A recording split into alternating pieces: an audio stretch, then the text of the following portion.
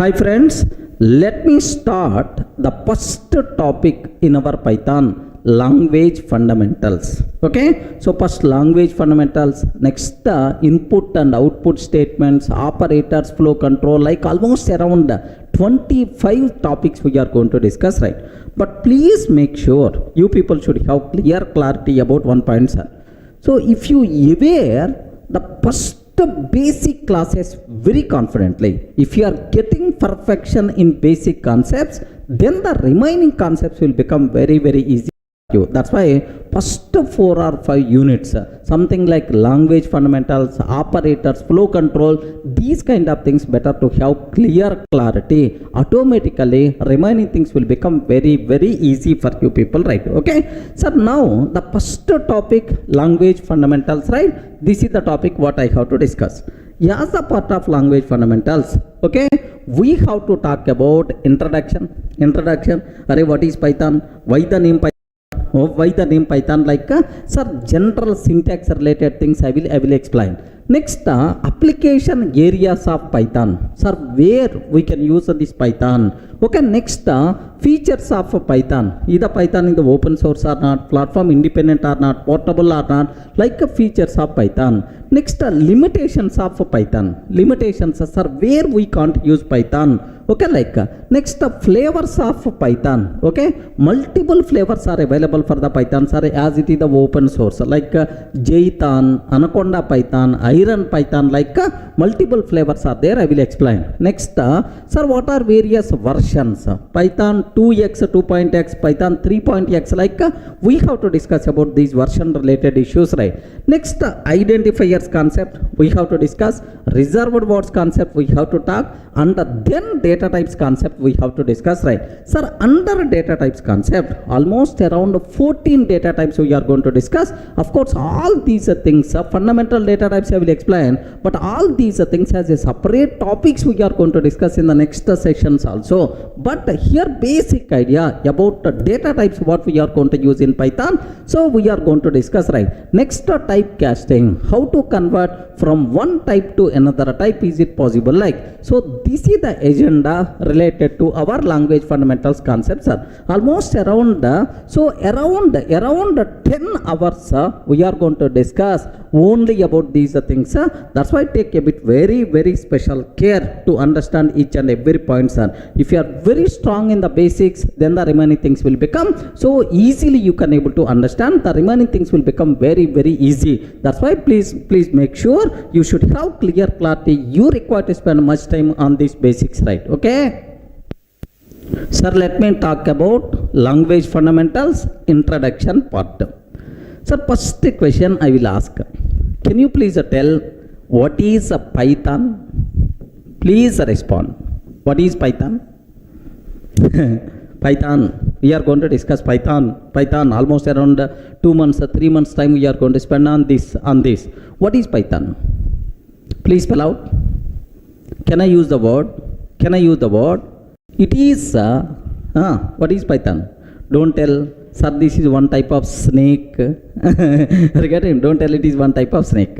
Sir, in our technical terminology, it is a programming language. Observe that it is the programming language, right? We can develop applications by using this language. It's a programming language. Okay, like small applications, web applications, like we can develop applications by using this Python.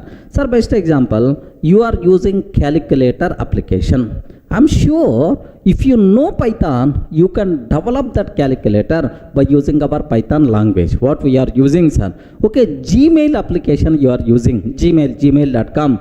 That Gmail application we can develop by using Python. Remember, so what is Python, sir? Python is a programming language. Okay, well, sir, now I can use the word Python is high level programming language.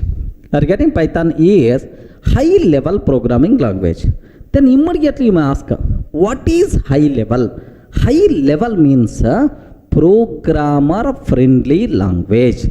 We are not required to worry about low level things. Are you getting right? It is a programmer friendly language, not a mission friendly language. Remember this one, sir. It's not mission friendly, programmer friendly. Programmer, by simply seeing the code, he can understand. He can write the code very, very easily, right? It is a programmer friendly language, but not a mission friendly language. Remember, low level activities. So being a programmer, we are not required to worry. Sir, what it means? Here observe that if I can take A is equal to 10, I am taking 10, B is equal to 20, I am taking, A is equal to 10, B is equal to 20, C is equal to 30, 30, if A greater than B, else 40 I am taking.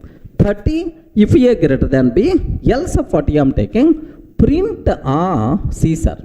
Are you getting print of C? Sir, here, do you know, if I can take this code, are you in a position to understand this code? Okay? You are not required to have any programming knowledge. Remember this one. You are not required to have any programming knowledge. Just observe A is equal to 10. Oh, the value of A is the 10. B is equal to 20. The value of B is the 20. C is equal to 30 if A greater than B. 30 if A greater than B. Else 40, sir. So A, what is the value of A? 10. 10 greater than 20. No. 10 is greater than 20 fails. So if it satisfied 30, otherwise it is 40. Then obviously, what is the value of C, sir? The value of C, we are going to get what? 40. Sir, if you have the kid, can you please show these 4 lines of the code to your kid? Array, can you tell what thing is happening? What thing is happening? Any person without having any programming knowledge, I'm sure, sir, that person can able to understand. Okay? This type of thing is called high level programming language. Remember that. What is the high level programming language? So just a programmer friendly. He can understand very easily. He can write very easily, right? Okay, well, sir, next low level activities are there. Memory management, next destroying objects, next security. These things will take care by my language itself. Being programmer, we are not required to worry. Such a type of languages are by default considered as high level programming languages. C language, C++, Java, next Python, C#, all these are high level programming languages, right? Then immediately you may have the doubt. Sir, you are writing just 4 lines of the code. Is really Python code? Is it going to work? Is it going to work? Yes, believe me, it is really Python code, sir. It is going to print 40 are the answer. If you want, observe a bit very carefully. Sir, same lines of the code I want to show so that you people can feel more comfortable, right? Sir, what is the code? A is equal to 10. What I am trying to take? B is equal to 20. C is equal to 30. If A greater than B, else sir 40 I am taking. Else I am taking 40. Print of C. That's all. Don't worry, sir. All these lines of the code we will explain in the next sessions very clearly. Just better to get the basic idea, sir. Okay, well. Now let me run this code. Sir, I have to save this code as test.py. Okay, means that so it is the Python file. Remember that I saved this code as test.py. I saved, sir. Now let me run this code, sir. Okay, let me go to that location. I saved this file inside d:\Durga classes. Okay, py test.py. Okay, we have to use py or otherwise Python test.py. Hey Python, can you please execute my test.py? Python, can you please execute my test.py like this, right? A is equal to 10, B is equal to 20, C is equal to 30, like sir, this is, if I execute this code, what is the answer by default you are going to get, sir? Simple, 40 itself is the answer you are going to get. Take a bit very special care. So means that don't get shocked, it is perfectly valid code only. Okay, this type of code is called high level programming language code. Programmer can understand very easily, programmer can write very easily. Low level things like memory management, security, these kind of things my Python is going to take care. So this type of language is called high level programming language. Are you in the position to understand, right? Okay, one thing. Next, one more. Observe that carefully, sir. It is a general purpose. It is the general purpose. It is the general purpose high level programming language. So what is the meaning of programming language? Which can be used to develop programs. Next, high level means programmer friendly. Programmer friendly. General purpose means, do you know, Python is not specific to particular area. Happily you can use for any type of applications, right? Desktop applications, web applications, next data science applications, machine learning applications, like everywhere happily you can use. It is a general purpose high level programming language. Itself is nothing but Python. Everyone can aware? Yes, friends. So only 3 words I covered. What is the first one? What is the first one? General purpose. For any type of application, happily we can use Python. High level means programmer friendly. Low level activities, we are not required to worry, like memory management, security, like. Next, programming language, which can be used to develop programs. This is nothing but Python, sir. Okay, well. Sir, now, who developed Python? Who developed Python, sir? Very simple. Do you know there is who is the father of Python? Okay, who provides food for most of the programmers across worldwide, like me and like you. Now everyone talking about Python means the person who created this Python. Who is the father of Python, sir? That person is here. Just observe. Can you please read this one? Can you please read? Guido van Rossum. Are you getting? Guido van Rossum. This person developed Python. So in which year? First, I want to show his face once, because our career, our life is going to be settled with this Python language. Compulsory we have to see, and we have to get the salute, man, because that person provided food for us. Okay, have a look once. I saved one image. This person image. Have a look once, man. Okay, the person who introduced Python, who is the creator of the Python? Yes, sir, this person, sir, Guido van Rossum. Observe that a bit carefully, sir. Great person who developed world the topmost easy simplified programming language. This person only. He is called Guido van Rossum. Okay, well, sir, when this person developed a Python programming language, sir, here there is one small point is there, sir. Until last year, okay, I learned only Java, C++, Java. We never heard about Python, especially in India. We never heard about Python. Okay, like, but suddenly Python, okay, now the people are start learning. Obviously, Python is the new programming language. Java is the old programming language. Some people are going to feel like this. Remember this one, sir. So, Java came in 1995. Remember this one. Sir, Java came in which year? 1995, sir. 1995, and officially released in 1996, sir. Remember.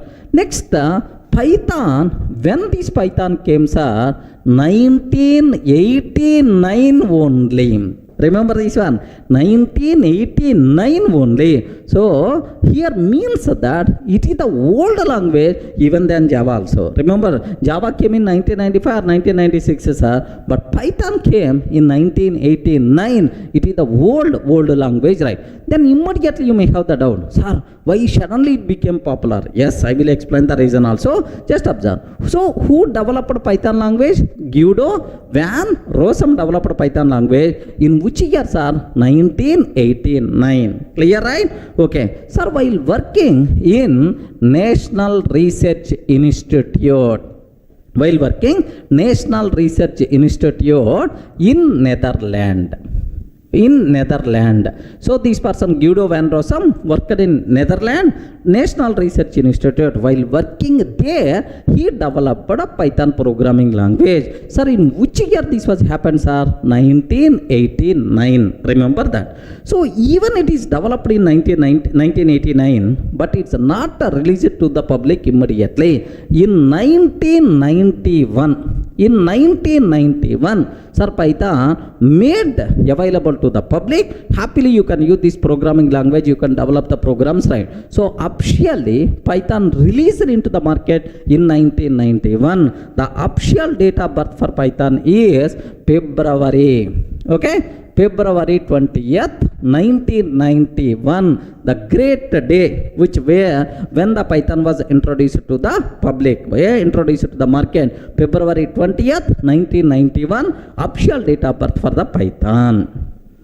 Friends, is it clear for all of you, right? Who introduced the Python, in which year this Python got developed, next officially when it released to the market. So it is developed by Guido van Rossum in 1989 while working in National Research Institute, Netherlands. But officially this Python made available to the public in 1991, February 20th, 1991 is the official date of birth for the Python. Up to this, any doubt? Clear, right? Now, immediately you may have the doubt. Sir, Python came in 1989, but suddenly why in the 2019 very popular, sir? Why it became popular? Everyone talk about this. Why it became trending language, right? Sir, very simple example. I will discuss. The market requirements keep on changing time to time. Market trends keep on changing time to time. Sir, now current market situation is everyone talks about simple language, easy to understand, sir. Simple. I want a simple language which is easy to understand. Regarding easy to understand, I want this type of language.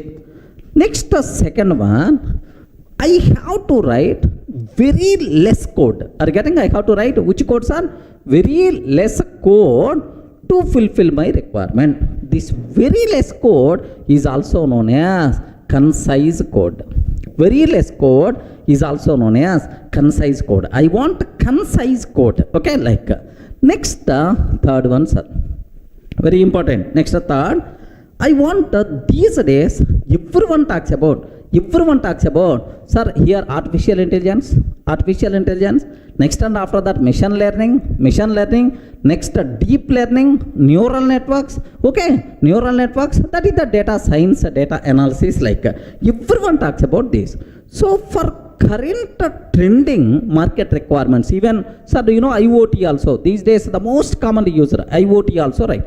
So for these trending requirements, best suitable programming language is the Python, sir. So now for these requirement, current market requirement, so what the best suitable programming language is the Python. That's why these days Python became popular and more popular. Everyone can aware. So you have some diamond is there, but when there is a value for that diamond is, if a market requirement is good for that, then automatically this diamond value is growing. Sir, Bitcoin was there. Earlier Bitcoin, no one bought Bitcoin. But these days Bitcoin, cryptocurrency, like everyone talks about that. Automatically Bitcoin price got raised like anything. Of course, now government's banned, slowly its value is rising down. Okay, so means that current market trending requirements, which language is going to be best suitable? Python itself is the best suitable. That's why Python language became more popular. Everyone can able to understand, right? So 2 points I covered. What is Python? General purpose, high level programming language.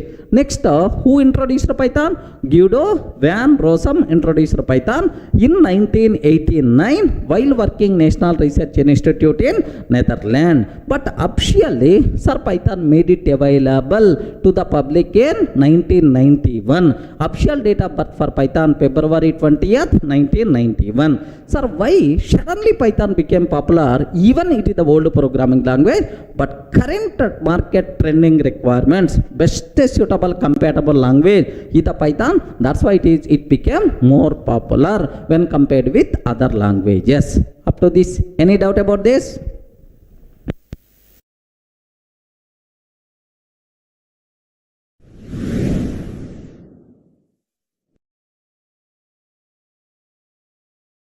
In the last video, we covered clearly what is Python, who introduced Python, what is the official date of birth for Python.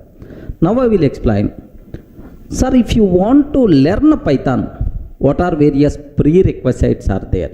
Sir, I don't know anything about programming. Can I learn Python or not? Sir, I know testing. I know manual testing. So can I learn Python or not? Sir, I'm coming from network background. No programming knowledge. Can I learn Python or not? Sir, these type of questions in my offline sessions, online sessions are very, very common, sir. So just aware only one point. If you want to learn Python, what thing is required? What prerequisite? What existing knowledge is? Simple, nothing. Remember this one. You are not required to know anything. If you know something, then it may be the problem. Remember that. You are not required to know anything to learn Python. Just are you in the position to read English statements or not? Okay, if you can read English, that thing is more enough to learn Python. Okay, that's all. So that's why even school kid also can learn Python, can write programs by using Python. That's why don't worry, sir. If you want to learn Python, if you have the kids, better to bring those kids also. If you are getting some doubt, your kid can clarify that doubt. Okay, that much easy programming language is the Python. Sir, orally you can tell any number of words, but can you please show some example? Really, is that much easy or not? Yes, man. Okay, if you learned any programming language, what is the first application? Hello world application. Correct or not? What is the first application we have to discuss? Hello world application. Sir, in C language, how many lines of the code we have to write to print hello world to the console? If it is the Java, if it is the Python, just I will show, sir. Example 1. To print hello world to the console. Sir, if you go for C language code, okay, here do you know main? Of course, C language code if you want, here hash include stdio.h. Sir, I don't know about this, not required. We are just, I'm showing, just see the basic difference. Sir, like now I'm taking main method, main function, like here just my requirement is print f of hello world. Print f of hello world, like this we have to take. That's all. This is the code related to C programming language, and we have to compile this code and we have to run this code, then hello world will be printed to the console. Assume that, sir. Sir, oddly 1, 2, 3, 4, 5 lines of the code I wrote. Okay, excellent. Now if I consider Java code, what we have to write in Java to print hello world, sir? Very simple. Public class test. In Java, everything we have to write inside a class because it is object oriented programming. Public class test, and then public static void main method, string array args. Public static void main string array args, and then system dot out dot println. Here we have to take hello world, like this I'm taking, sir. Hello world, and then I have to compile this code, I have to run this code. So to compile, most of the people already aware, Java C test.java, the code is going to compile. Once the code compile, now Java test. Are you getting? Once the code compile, Java test, this is now you can say hello world to the console, right? So if this is the Java code, what I have to write? To print hello world. Just let me show, sir. Now, instead of writing orally, let me show that output also. Matter of 1 minute. Have a look once. I have to write Java code. Okay, don't worry. Even you don't know Java, I want to teach Java. You are not required to worry, sir. So public class test I'm taking. Next and after that, public static void main method. Public static void main, and then string array accept. Okay, like now system dot out dot println of hello world like this I'm taking, sir, hello world, like, sir, now let me save this code as tester.java, like this I took, sir, tester.java. Now let me go to the console. Okay, java c tester.java. We have to compile. Yes, the code compiles fine. Java tester. Okay, like happily hello world will be printed to the console. Okay, how many lines of the code we require to write to do this? Almost around 7 lines of the code, 7 or 8 lines of the code we have to write. Okay, well, so now if it is a python, how many lines of the code we have to write? How many lines of the code we require to write? Okay, if it is a python, sir, can you please guess? If it is a C language, almost 4 or 5 lines. If it is a Java language, almost around 7 lines of the code we wrote. Can you please confirm? If it is a Python, how many lines of the code is required? Only 1 line. Only 1 line. What is that line? Is print of hello world.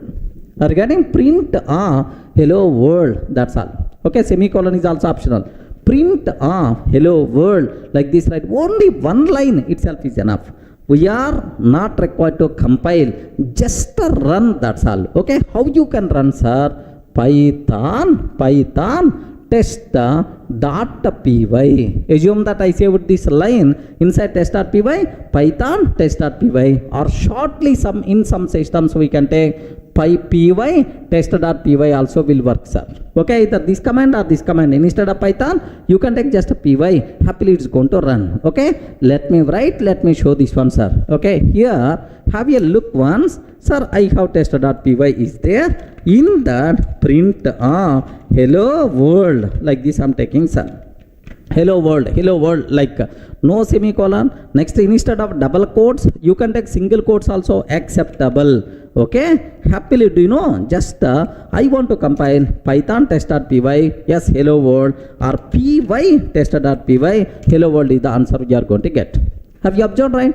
Now, just to print hello world, if it is the C language, how much code we have to write? If it is the Java, how much code? If it is the Python, how much code we have to write? Only 1 line. So, if you show this code to your kid, okay, you are a school student, some 3rd standard, 4th standard kid is there. Sir, can you please explain about this code? Like you can ask your kid, Dad, what you are doing? Are you getting? Dad, what you are doing? I didn't get anything. Array, what is public? What is class? What is test? What is public? Static, void, main, string array? Like he may not. So if any kid coming to learn the programming language, if I show in the first class, this is the hello world program, like do you know what will happen here? That kid will run like anything. I don't want this programming I don't want this programming like. But if you show this line, array, this is the simple, it is the easy way of programming, definitely that kid can be, yes, easily can able to understand, like. So when compared with any other language, either C language or Java language, C++ or your C#.NET, okay, the easiest programming language is the Python language, man. Okay, how many lines of the code we have to write? Please confirm, how many lines of the code I wrote? Only 1 line. That is what the concise code. Are you getting? That's what concise code. Not only hello world program. In every area, Python is always showing, yes, some kind of mechanism, some benefit when compared with other languages, right? Easiness, concise code, library support makes Python as more popular these days. Remember, are you in the position to understand, right? Simple hello world program. Let me go for one more example. What I want to take is array to print sum of 2 numbers. That's about my requirement. Are you getting? I have 2 numbers are there. To print sum of 2 numbers I require to print. Okay, have a look once, sir. I will go for that. Sir, I want to print the sum of 2 numbers. This is my next program. If it is the C, how we can write the code? Java, what is the code? Python, what is the code? So that is really Python is the beautiful programming language or not, you can able to observe, sir. Observe carefully. In C language, what's my requirement, sir? The sum of two int values I want to print. Okay, well, sir, here I'm taking hash include, okay, stdio.h, stdio.h. Next, main method like, some people may have the doubt, sir, you didn't keep return type. Default return type is int. Sir, if you are not writing return 0, automatically is going to take care. We are not required to worry. Main. Sir, in that, I'm declaring int a comma b. How many variables I declare? 2 variables. Both variables are what type? Int type. Int values, right? Now, a is equal to 10, b is equal to 20. What is that, sir? Can you please tell? A is equal to 10, b is equal to 20, like. Now, print f. Print f, the sum is percentage d, comma, the sum percentage d, comma, a plus b I have to take, sir. A plus b, like I have to take, end of the main method. Getting right? This is the code we have to write.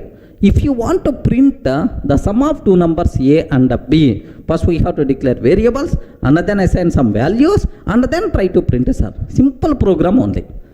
If it is the Java, for the same requirement, how we can write the code? Requirement is the same. How you can write the code, sir? Very simple. If it is the Java based, have a look once, sir. Class test, of course, public class test, public static void main method, public static void main, string array args. I have to declare two variables a and b, int a comma b. I have to declare two variables a and b, int a comma b. Next, a is equal to 10, b is equal to 20. Okay, just I declare a is equal to 10, b is equal to 20. Now, system.out.println, okay, the sum is plus, because println is always going to take only one argument, okay, the sum is a plus b, like this I'm taking. End of this one. Do you know how many lines of the code we wrote? Multiple lines of the code, sir. So we have to declare and we have to initialize and then we are going to take the print sum. Let me execute this code. Matter of 1 minute, right? Observe carefully. I hope already the skeleton is there with me, sir. Public class. Here I'm just declaring two variables a and b. A is equal to 10, b is equal to 20. Next, here the sum. Regarding here, the sum is plus a plus b I'm taking, sir. That's all. This is about my requirement. Let me compile this code. I hope this is the Java code, sir, to print the sum of two numbers, sir. This is the Java code. Let me compile this code. Yes, friends, Java C test.java and then Java test. What the answer we are going to get? The sum 30 is the answer we are getting, sir. Okay, well, this is the Java code what we have to write to print the sum of two numbers. How much code we have to write? Compulsory the person should aware what is class, what is main method, and then what is the system.out.println, like all these things must be required. But if it is our Python, our hero is coming, sir. If it is the Python, okay, Python, can you please spell out how many lines of the code I have to write? Listen very carefully, sir.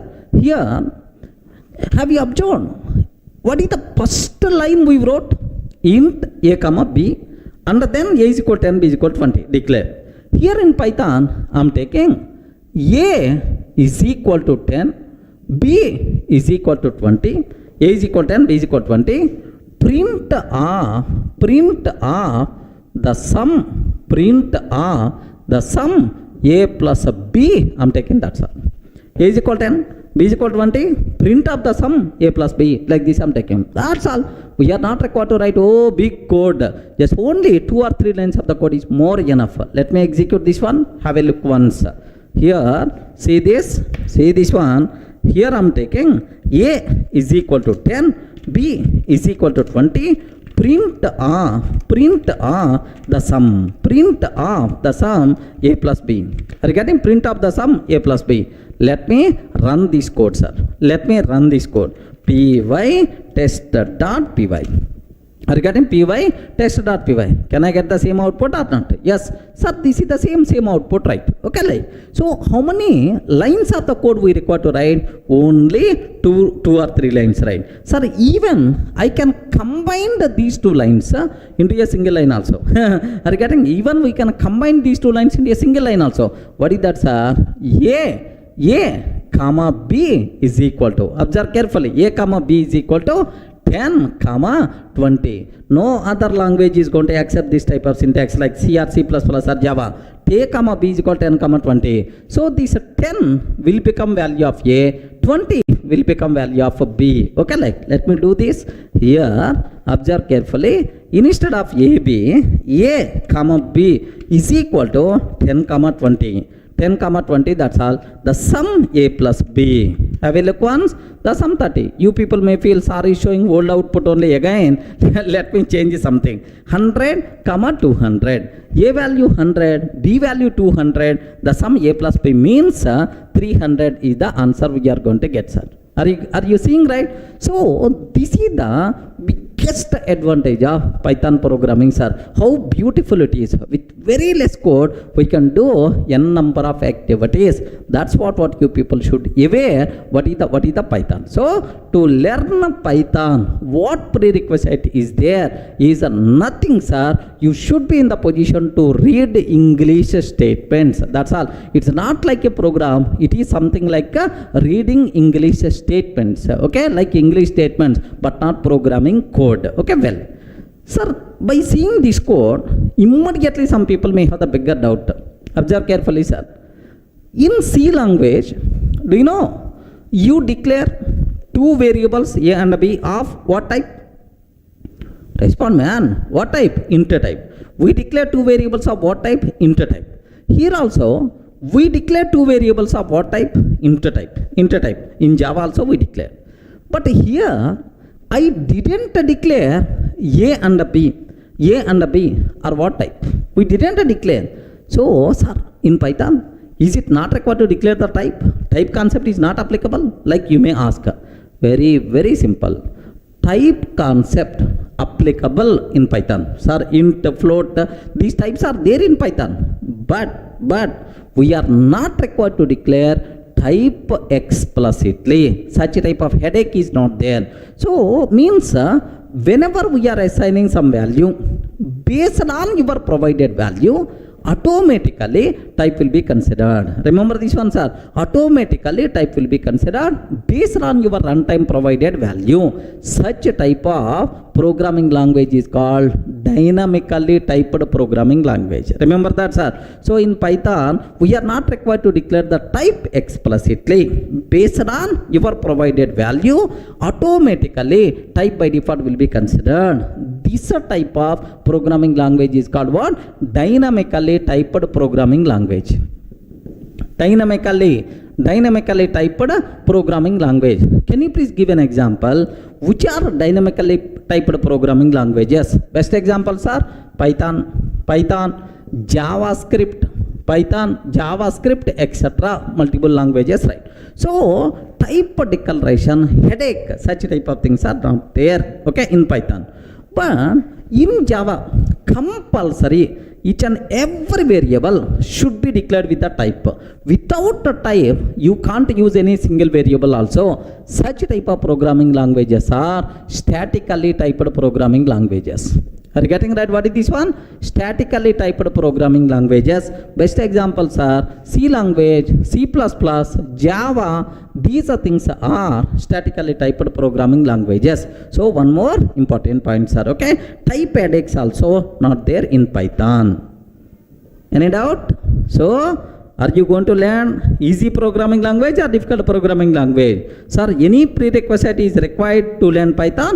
Nothing, sir. If you don't know anything, well and good. If you know something, then it may be the problem. Are you getting? Sir, I'm not having any programming knowledge. Can I learn Python? Yes, you are the best person to learn Python, man. Sir, I know Java. Can I learn Python? Yes, you can learn. But every time you are going to compare Python with Java, then obviously you may get confusion. That's why. So don't worry at all. So to learn Python, nothing, no prerequisite is required. Easily you can learn. That's why. So do you know? So for the beginner, yeah, the first programming language, if you want to learn, better to go forward. Yes, friends. Yeah, the first programming language for the beginner, if you want to learn, better to go for Python. That's why in our colleges, first C language, next C++, Java like, but that style got changed. Now first Python, after that any other language. Okay, so easy programming language is the Python. In schools in India, there are some schools are there, CBSE central syllabus, 8th standard or 9th standard Python programming language is there in schools. Remember, not in at least intermediate +2 also. In the school itself, the subject is there. That much easy programming language you people are going to learn. So be ready to give left and right to the Python. Clear? Sir, just now I told dynamically typed. Based on runtime value, automatically type will be considered. Correct, right? Sir, can you please show some idea? We didn't get much clarity about this one. Can you please show some idea? Like you may ask. Very, very simple, sir. Do you know, in Java, if you consider, int just I'm taking a is equal to 10. Observe very carefully, sir. In Java, if I can take a is equal to 10, immediately error. Hey, what is the type of a? Where you declare the type? Okay, like immediately error we are going to get. Type compulsory we have to declare. Regarding otherwise errors, sir. But in Python, a is equal to 10. So Python virtual machine never going to object what is the type of a, because so which value you provided? 10. So based on 10, automatically type will be considered. Sir, where is the proof? How you can tell that? It is 10. It is the int type. How you can tell it is the int type? Very simple, sir. Print type of a. Can you please print a type of a? Type of a. Now it is going to tell that int type, sir. Remember this one. It is going to tell int type. Let me show this one. Have a look once, sir. Very, very carefully observe that. Here let me take a is equal to 10. Print of type of a. Print of type of a. Now observe carefully, sir. What is the answer? Class int type. It is what type? Int type, sir. Suppose instead of 10, if I can take 10.5, if I can take 10.5 means float type. It is called float type. Next, sir, instead of 10.5, I'm taking true like this, right? What is the type, sir? Bool type, Boolean, true, false means bool type, like type will be considered automatically based on our provided value. Clear for all of you, right? Next, one more advantage I will tell, sir. What is that advantage is, in Java, if I can take int a is equal 10, observe carefully, int a is equal 10. Now a is what type? Respond. A is what type? Int type. What is the value? 10. Sir, now after some lines, a is equal to 10.5 I am taking, sir. In Java, a is equal to 10.5 I am taking. Java compiler will give left and right. Hey, it is int type. How you can assign double value? It is the int type. How you can assign double value? Like a compile time error. So throughout its lifetime, this a is always what types are? Int type only. Okay. But in Python, do you know what is the type of a? Int, sir. In the next line, a is equal to 10.5 I can take. Next line only, a is equal to 10.5. Now onwards, a is float type variable. If you want, you can print type of a. Now you are going to get float type, sir. Okay. Next, after that, immediately I am taking a is equal to Durga. A is equal to Durga. It is the string type. Again, now onwards, a is acts as Durga. So throughout life, a is always in type. throughout life, A is always float type, no such type of terminology. Whenever you are assigning different type of value, automatically type will be changed as per requirement. Are you getting? That's why same variable we can use with the multiple types possible, right? Okay, let me show this one. So A is equal to 10, I'm taking, sir.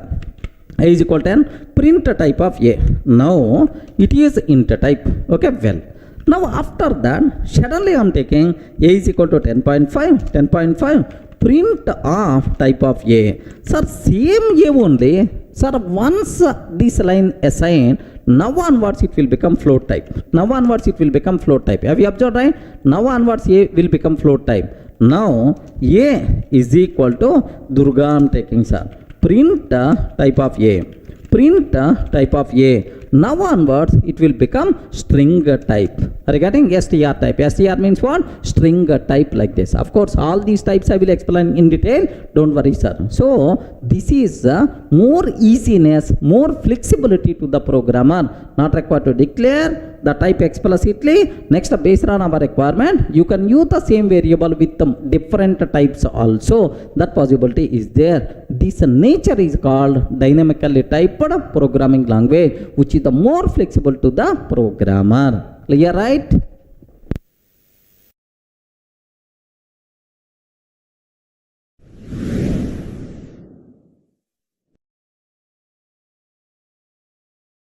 Now I will explain, sir, why Guido van Rossum selected the word Python. Okay, can you please, anyone, can you please guess why he selected the name Python for his programming language? Okay, he may select Guido language, Van language, or Rossum language, like why he selected Python? Can you please spell out? Sir, very simple. Very simple, sir. If you are fan of Sunny Leone, then automatically for your bike you will keep the name as Sunny. Are you getting? Something like if you are the fan of okay, just if you are very much impressed, you got impressed like anything, so maybe you are fan of some heroine or hero, so you are trying to use same names in your passwords, in your user IDs. It's a very common, right? The same way this Guido also very much impressed with one fun show, comedy show. Okay, in Telugu we have Jabardasti, extra Jabardasti, like full comedy shows are there. In India, Coffee with Karan, like there are some programs are there, sir. Comedy shows, fun shows in the TV, like. So there was one fun show is there. Okay, sir, the name is the complete Monty Python's circus. The complete Monty Python's circus. Okay, like. So do you know, this is the comedy show which was broadcasted in BBC. Okay, 1969 to 1974. Okay, Guido very much impressed. Our Rossum very much impressed with this show. So it's a fun. Okay, like a fun show. From this he selected the word Python to our programming language. Remember this one, sir. So, sir, why the word Python? Sir, because of snake or because of anaconda, like no such type of reasons, right? Why the word Python got selected? Okay, our who developer, our father of Python, this person very much impressed with this show, fun show, the complete Monty Python's circus. Okay, which was broadcasted in the BBC in 1969 to 1974. From this, the name Python came in the picture. Sir, not only this one, sir, for any name there is some story is there, sir. If you consider Java, sir, just only 2 minutes, I won't take much time. Java, why the name Java came in the picture? Do you know James Gosley, who is the father of Java, sir? Why the name Java came in the picture? He is very simple, sir. Do you know? They used the word, they developed some language, programming language. They required some name. So what, in the building, just beside their window, there are oak trees are there, sir. Oak trees are there beside the window. then automatically these developers thought that, James Gosling team thought that, array, we can keep Vogue name for our programming language. Like they decided Vogue as the name and went to the registration. But whenever they approach a registration, Vogue, this word already registered with some electronics company, sorry, we can't give this name. Then automatically they have to choose other name. Then usually, so they will very much fancy. The James Gosling, who is the father of Java, they are very much fancy about one coffee flavor, coffee flavor. That coffee flavor name is Java. Are you getting that? Coffee flavor name is Java. That's why they choose the Java name for that programming language. Are you getting? Just based on the coffee flavor name they used, that's why the name Java came in the picture. Next, do you know, somewhere you may heard about Hadoop. Hadoop, sir. For the Hadoop, what is the logo for Hadoop? Hadoop, big data, man. Big data. What is the logo for Hadoop? Logo for Hadoop is, do you know, something like a yellow elephant with cap. Correct or not? Yellow elephant with cap. If you want to observe that. Okay, some people may not aware. So do you know Java logo? Java. Here if you observe Java logo. Observe that. So do you know this is the Java logo. Okay? The logo, this is the Java logo. Why? Because James Gosling team, they are always prefer Java flavor tea, Java flavor coffee. That's why they used this word Java. That's why logo. If you consider why coffee cup logo in Java, the reason you know, right? Hadoop, what is the Hadoop logo? If you consider Hadoop logo, are you seeing right? Yellow elephant. Are you seeing yellow elephant? You can see, sir, yellow elephant. Sir, who is the father of Hadoop? Who is the father of Hadoop, sir? Just cutting some names, sir. Yes, cutting. Dog, cutting is the name. Sir, do you know why this yellow color elephant came? Anyone, can you please tell the reason? Very simple. The reason for that is, sir, Hadoop means big data. Big data means elephant is the big animal. That's why the name. Hadoop, big elephant. That's why they selected elephant as the logo. No. So they are discussing about logo, which logo we have to keep and so on. So this cutting and is a team, just they are analyzing which logo we have to keep like. So whenever these people are thinking about that, suddenly this cutting is son, he is playing with a small yellow color elephant. Okay, he is playing with a small yellow color elephant toy. Okay, small toy, yellow color elephant toy is playing, sir. Okay, then immediately, why don't you keep this name? Why don't you keep this one as the logo for our Hadoop? Then automatically this person selected. Remember that. By mistake, if his kid is playing with a red color snake, maybe red color snake, maybe logo, sir. Okay, please make sure. So there are some reasons are there internally why the names are coming. So for Python, from where the name is coming, sir? The complete Monty Python's circus. From here, the name came. Just if you want, here just have a look once, sir. What is the show name? Can you please spell out? What is the show name? The complete Monty Python's flying circus. Okay, the complete Monty Python's flying circus. If you observe that, these are various logos, right? Remember this one. These are various. So do you know these are various images related to that? Observe that carefully. These are various images. It's a simple fun show. Are you getting? This is the simple fun show, sir. You can see it is a simple fun show. Maybe, sir, in this, are you seeing Python? Friends, are you seeing Python? Pythons like. So from here the name Python came in the picture. That's all. This is the reason, right? Okay. Well, any doubt?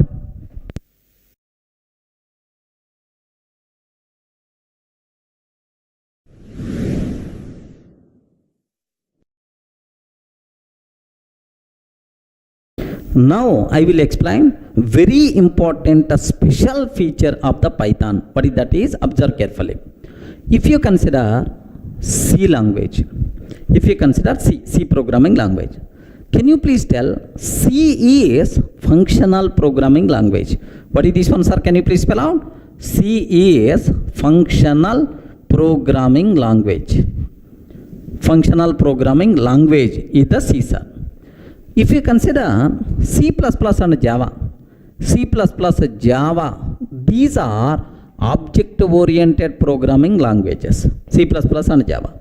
If you go for Perl, okay, Perl and shell script. If you go for Perl and shell script, these languages are scripting languages. Are you getting scripting languages, right? These are scripting languages. If you go for modular, okay, like these are scripting languages, right? C missing the benefits of object oriented because it's the functional programming language. Next, so if I can ask C, can you please provide support for inheritance, polymorphism, encapsulation, like C person is going to tell what all these things. I don't know, nonsense, I don't know, like. So because this person is not object oriented, it is missing the benefits of object oriented programming. If I can ask a C++ and Java, C++ person, okay, Java person, immediately, yes, I'm object-oriented programming language, so I can provide benefits of reusability, inheritance, code inheritance, next polymorphism, encapsulation, like all the things I can talk like. Array, can you please talk about functional programming like? If I can ask these people, sorry man, I can't. But slowly, Java, slowly lambda expressions, these functional, now these days these people talk, but actually they are not object functional programming languages. Next, scripting languages. These people, just a group of lines, one by one, we have to execute. That's all like this, right? So, every language having its own specific behavior. So, that specific paradigm benefits only they are going to get. Sir, what about Python? Is it functional programming? Or is it object-oriented programming? Or is it a scripting language, like you may have the doubt? Okay? Sir, very simple. While developing Python, okay, how the Python language, while developing Python, Guido borrowed functional programming features. Okay, functional programming features from C language.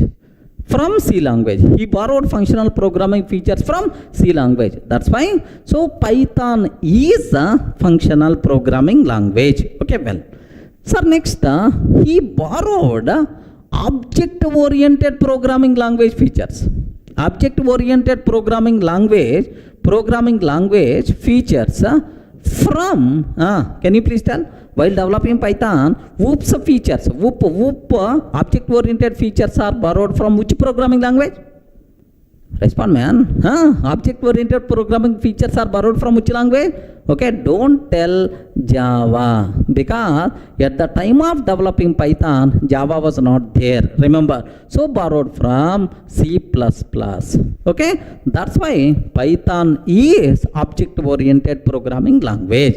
Next, he borrowed scripting language features. Scripting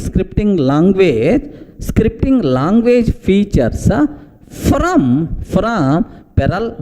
Perl and shell script. That's why Python is a scripting language. Remember. Sir, next, he borrowed modular programming features. Sir, you are not required to worry about this one. It's almost we are not using anywhere, sir. Modular programming features from okay, Modula 3. Okay, these days almost outdated, no one is using. Don't worry, sir. So he borrowed modular programming features, right? Sir, now can you please tell, either Python, either functional programming language, or object-oriented programming language, or scripting language, or modular programming language? What the answer you have to tell, sir? Python is all-rounder. Are you getting best word? Python is what? Please read. Python is what? all-rounder. Python is everything, sir.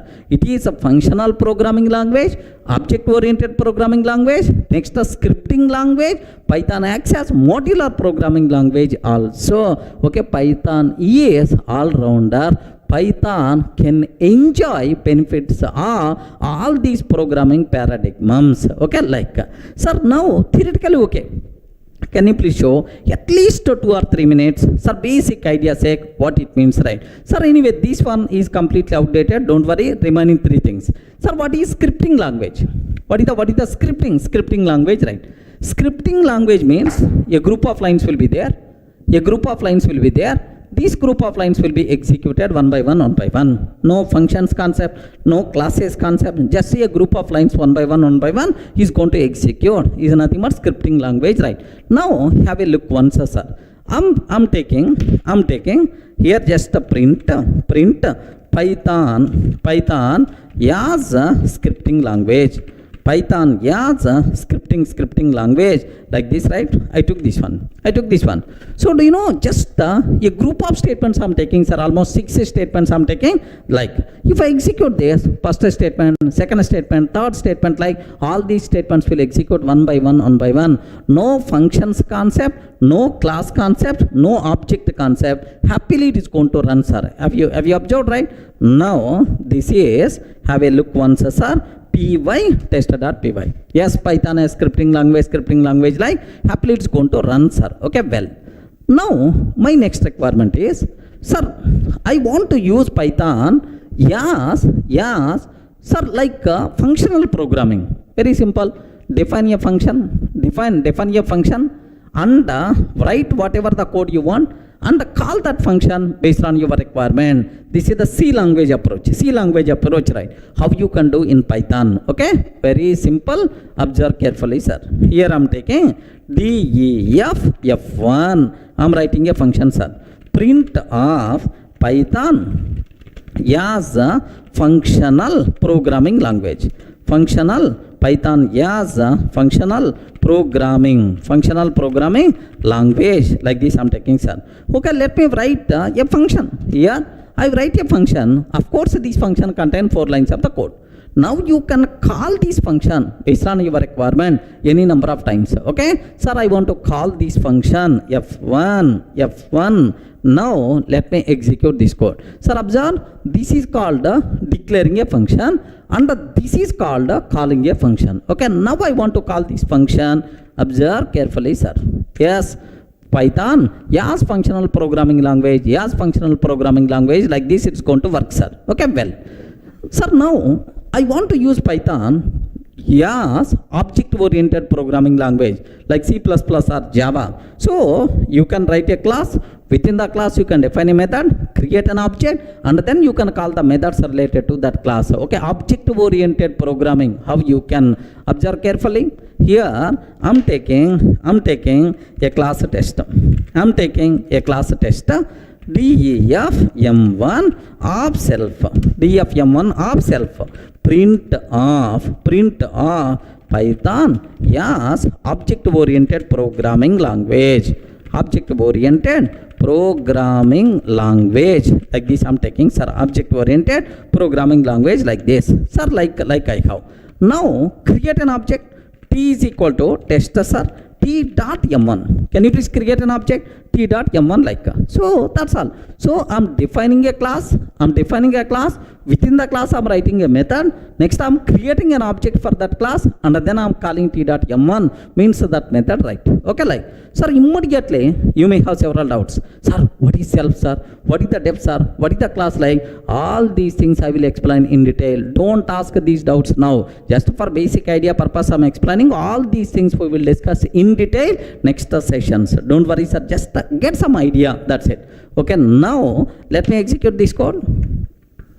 Python as object-oriented programming language like so. Now in the interview room maybe a chance to ask the question, what is Python? Is it functional programming language or object-oriented programming or modular or scripting language? Like simple answer you have to tell. Python is, respond man, Python is all-rounder. Regarding Python is all-rounder. Python acts as so every programming language paradigm. Python is a functional programming language. Python is object-oriented programming language. Python is scripting language. Python is modular programming language. Remember this one, sir. Next, most of the syntax used in Python are borrowed from, most of the syntax used in Python borrowed from C language and ABC language. Okay, C language and ABC language. So 1989 terminology this language, but these days people already forgot C and ABC languages. From these languages most of the syntax borrowed in Python. Clear for all of you, right? So what is Python? Next, which is syntax? What about programming paradigms? Clear?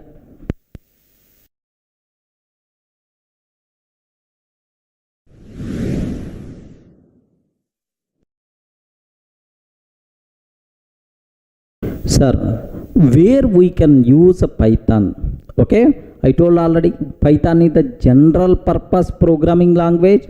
In every application area, happily you can use Python, sir. Sir, now we can use Python to develop desktop applications. Are you getting to develop desktop applications, right? Then immediately you must ask, sir, what is the desktop application? The applications which are running in a single system, standalone application, which are running in a single system are called what? Desktop applications, right? Best example, calculator is there. If you observe that, calculator is there, sir. So this calculator, sir, to work, this calculator program can run on a single system or not? Yes, 10 plus 20 itself is 30. We are getting. So here to execute, to run calculator, how many systems are required? Only one. Such type of applications happily we can develop by using Python, sir. Do you know? Develop calculator by using Python is a small mini project, a small application, right? Okay, well. Sir, next we can develop web applications, right? Okay, we can develop web applications. Best examples are, we can develop web applications like Gmail application, blog application, online e-commerce applications like like Amazon, Flipkart. Next and after that, like blog applications, we can Gmail application, Facebook, like so we can happily develop web applications by using Python. There are multiple specially designed frameworks are there to develop web applications like Django, Flask, Pyramid. Okay, like multiple frameworks are available, right? Okay. Next, even network applications also. Python networking. It's a very hot area, sir. Network applications also we can develop. Network applications also we can develop by using Python, sir. Okay, like charting applications, client server applications, like we can do that. Next, do you know, sir, we can develop games also. There are several modules are available. Games development, happily we can use Python programming language. Next, for data analysis applications, right? Next, machine learning applications, deep learning applications, neural networks, artificial intelligence, IoT applications, like everywhere happily we can use Python programming language. So that's why it is a general purpose programming language. Clear for all of you, right? So where we can use Python? So desktop applications we can develop, web applications we can develop, network applications, games development, data analysis, okay, data science, IoT, artificial intelligence, like all these areas happily you can learn. Okay, this happily you can use Python. Sir, do you know in Amirpet somewhere in our regular courses, data science course is there. Data science through Python, data science through R language. Are you getting? By R language, by Python, like Python is the best choice for data science applications also. That's why you should aware. Once you learn Python, yes, everywhere next level, yes, happily n number of opportunities by default will be there for you. You can enter into multiple domains. Okay, like next, which software companies are using Python? Okay, which companies are using Python, sir? Sir, Python used by Google, sir. Google using Python. Next, Yahoo using Python. Okay, Yahoo. Facebook using Python. Facebook using Python. Next, NASA using Python, sir. NASA itself. Next, do you know NASA itself is using? Next, Dropbox using Python. Netflix, okay, like multiple companies are using Python. Okay, so if you want, just have a look once, sir. I'm just searching in the Google. I want to just search in the Google saying top companies using Python. Okay, top companies using Python. Okay, like just I'm clicking this one, sir, just searching for this. Now observe that.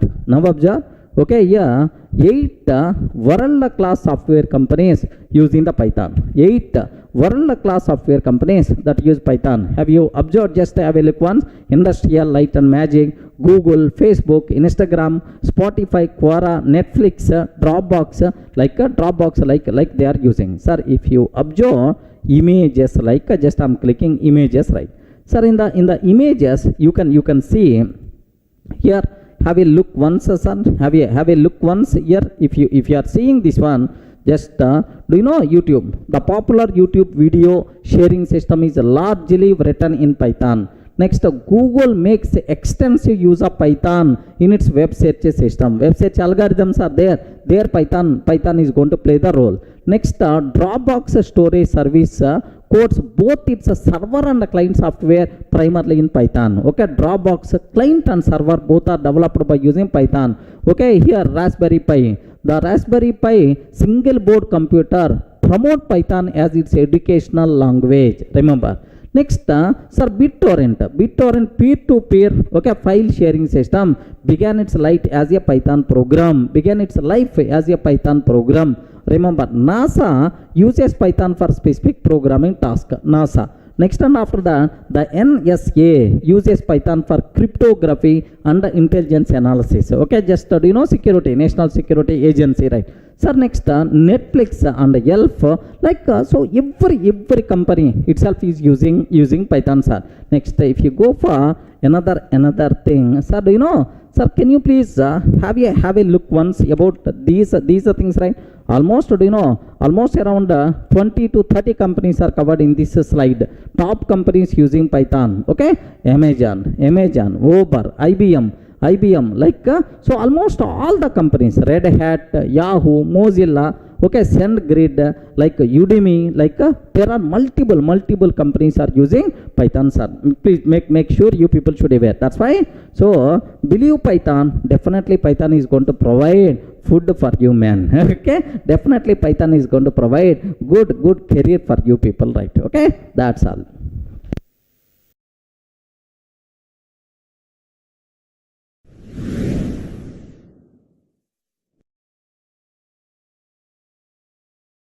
Hi friends, in the last videos we covered very clearly the basic introduction to Python. What are various application areas when compared with other languages? What is the advantage of Python, like we covered, right? So now the next thing what I have to discuss, what are various specific features are there for the Python. Okay, Python features we have to discuss about Python features, right? Sir, do you know Java person is going to come, he is going to dance in front of you. Okay, array, can you please spell out what is the specialty of your Python when compared with Java? C programmer is coming, so he is going to dance in front of us. When compared with C, what specialty you have? Like we should be in a position to give left and right to Java person, to C person. So what extra features are there? What specialties are there for the Python? Compulsory you people should have clarity, sir. Sir, now some important features just I list out. We are going to perform post-mortem about these features, right? Okay, have a look once, sir. What is the first one? Simple and easy to learn. Simple and easy to learn. First one. Next, freeware and open source. It is the freeware and open source. Next, high level programming language. It is the high level programming language. Platform independent. Next, portability. Next, dynamically typed. Yes, this is a bit very important, sir. Even you have some basic idea about this one, dynamically typed. Next, both procedure oriented and object oriented, sir. It is also a big specialty for our Python. Both it is all rounder, both procedure oriented and object oriented, right? Next it is interpreted. Next extensible, embedded, extensive library. Are you getting extensive library? It is also a big specialty for the Python. Are you getting? So these are 11 features whatever I listed, so that we have to perform discussion, we have to perform post-mortem about these things, right? Are you able to understand, right? What is the first one? Simple and easy to learn. Second one, Freeware, it is open source, high level programming language. Next, platform independent, portability, dynamically typed, both procedure oriented and object oriented, interpreted, extensible, embedded, and extensive library. These are various important features of Python, sir. Okay, now let me talk about the first one, sir. Now the first feature related to Python, it is a simple and easy to learn. Simple and easy to learn programming language is a Python. Sir, very simple. If you want to learn any language, whether it is a general speaking language or programming language, first we have to aware words, which words are there in that language. Like suppose if you consider English language, English general speaking language, right? How many words are there in English? I'm not talking about alphabet symbols. Alphabet symbols 26. But how many words are there? Okay, do you know? Crores of words are available, sir. Crores of words are there. Words are there in English. So do you know, if you consider dictionary, almost this size dictionary also will be there. Oxford dictionary, this size dictionary also will be there. So each page in that dictionary contain thousands of words. So if you want to learn English very perfectly, compulsory you have to aware all these words. Remember that. But if you consider Java programming language, okay, I want to learn Java programming language. How many words are there? Just 53 words you have to aware, sir. Remember that. So when compared with English, learning English language, Java language is very simple. But if you consider Python programming language, just we have to aware only 33 words, 33 reserved words. The person who can understand these are 33 reserved words, then automatically the expert in the Python. Are you getting? So it is a very small, chota programming language. Is the Python very easy to learn, simple programming language, right? Next, if you consider, sir, Java code also, not only reserved words, right?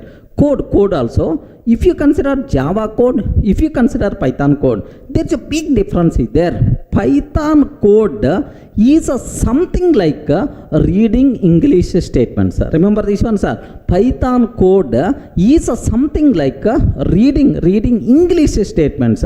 Best example, sir. If you observe, ternary operator is there in Java, sir. Have a look once. Suppose x is equal to, here I'm taking 10 greater than 20, colon question mark 30, like this I have. Now observe very carefully, sir. So 10 greater than 20, question mark 30, colon 40.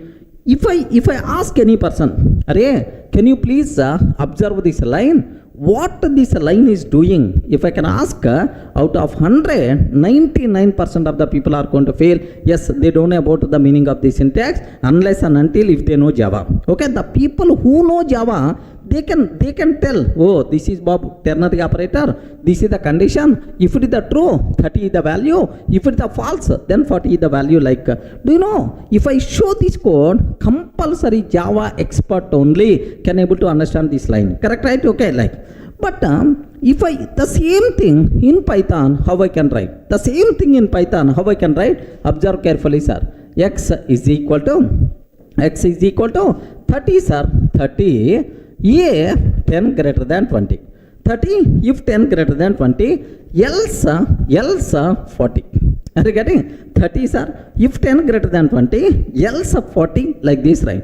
Now, if I can ask this one, to 100 non-programmers, array what it is doing, everyone can tell, even school kid also can tell, array if 10 greater than 20 then 30 sir, otherwise 40 is the answer. So you never going to feel that it is you are reading. So programming instruction, it is something like a English language. Remember that sir, not only conditional operator, almost every syntax in Python itself is very simple, resembles English language, right? Suppose I'm taking sir, I have a is equal to 10 is there, b is equal to 10 is there.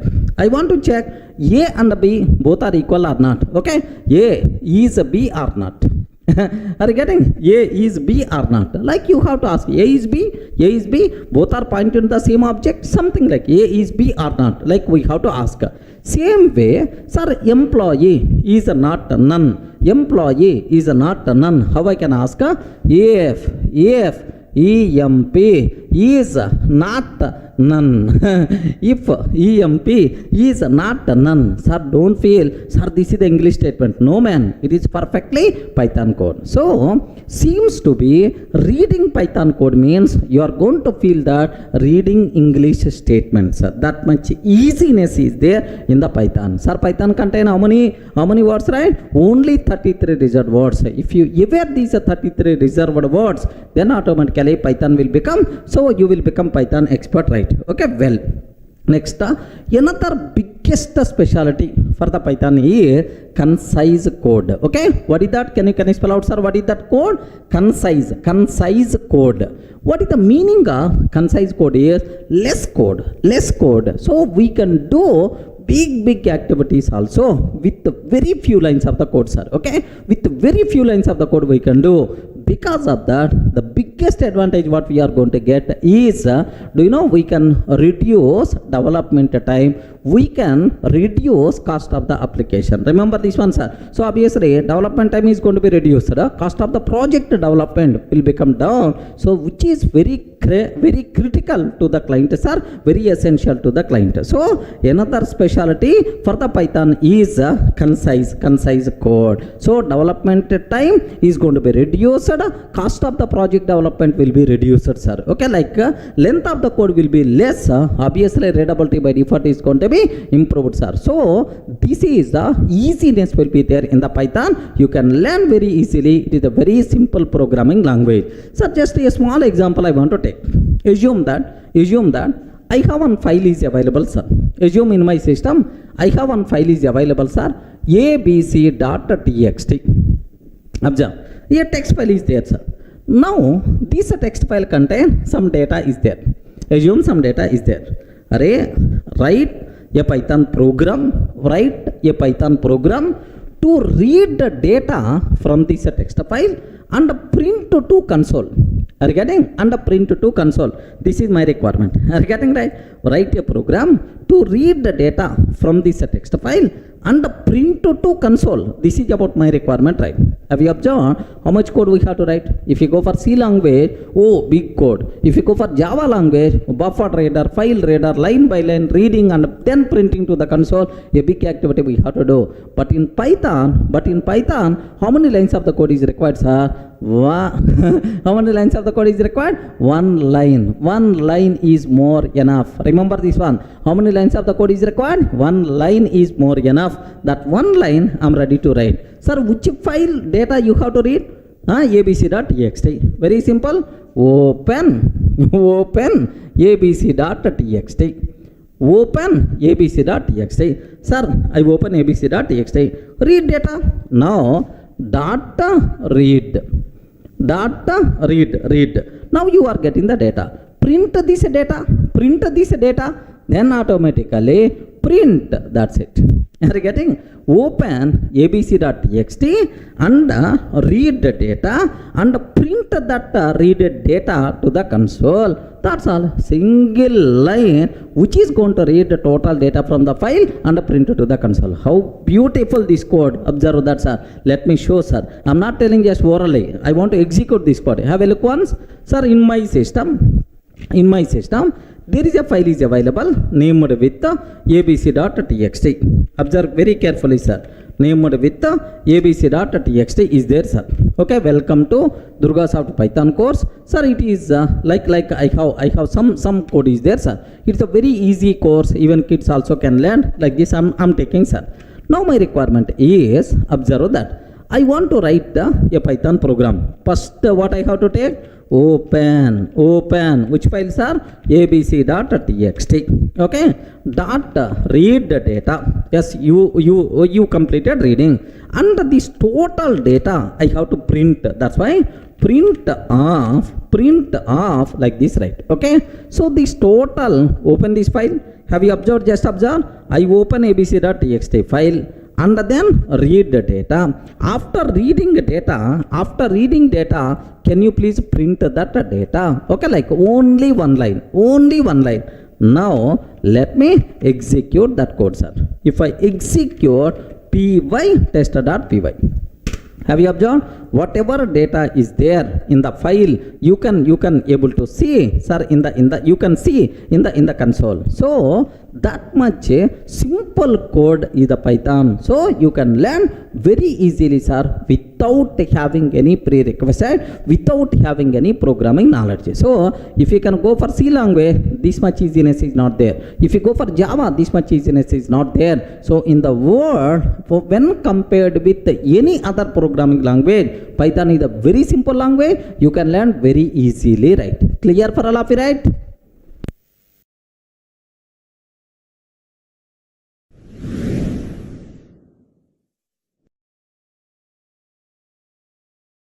Sir, the second important feature of the Python is it is freeware and open source. Remember this. Sir, most of the people are having confusion.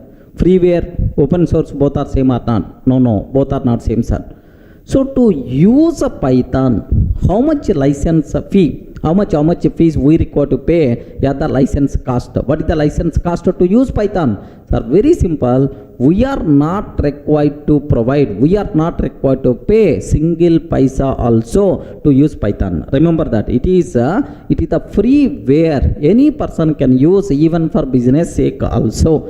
Do you know, if you go for Java, okay, Java is who is the vendor for Java? Currently Oracle, sir.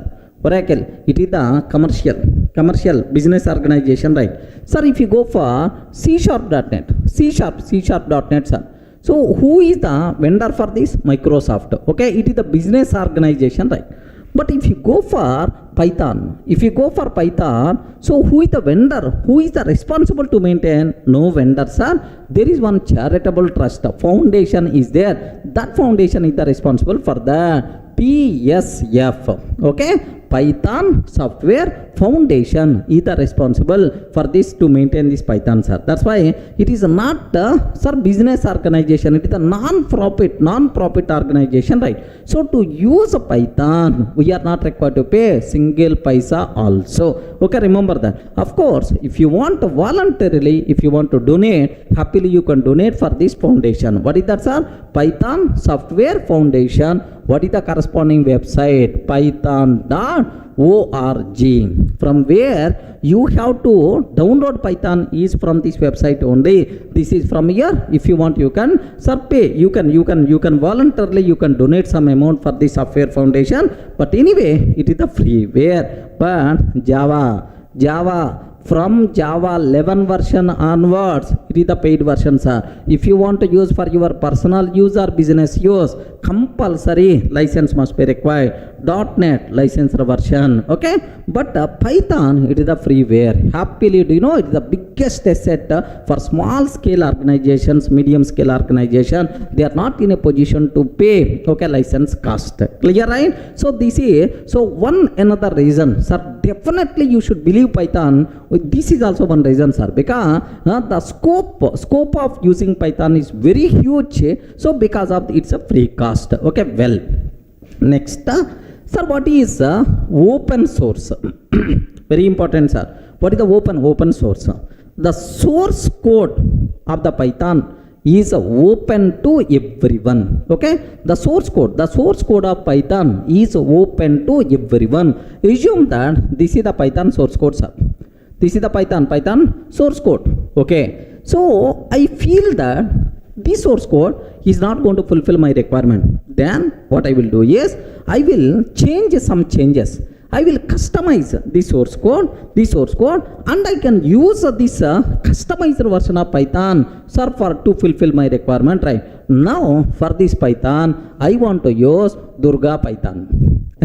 Are you getting? I want to use Durga Python. So customization for the Python is possible because of this open source. Clear, right? Sir, do you know because of the multiple flavors of Python is possible? One is Durga Python, another is Nagur Babu Python, something like next, if you want to work with Java applications, which Python we require to go for Jython. Are you getting?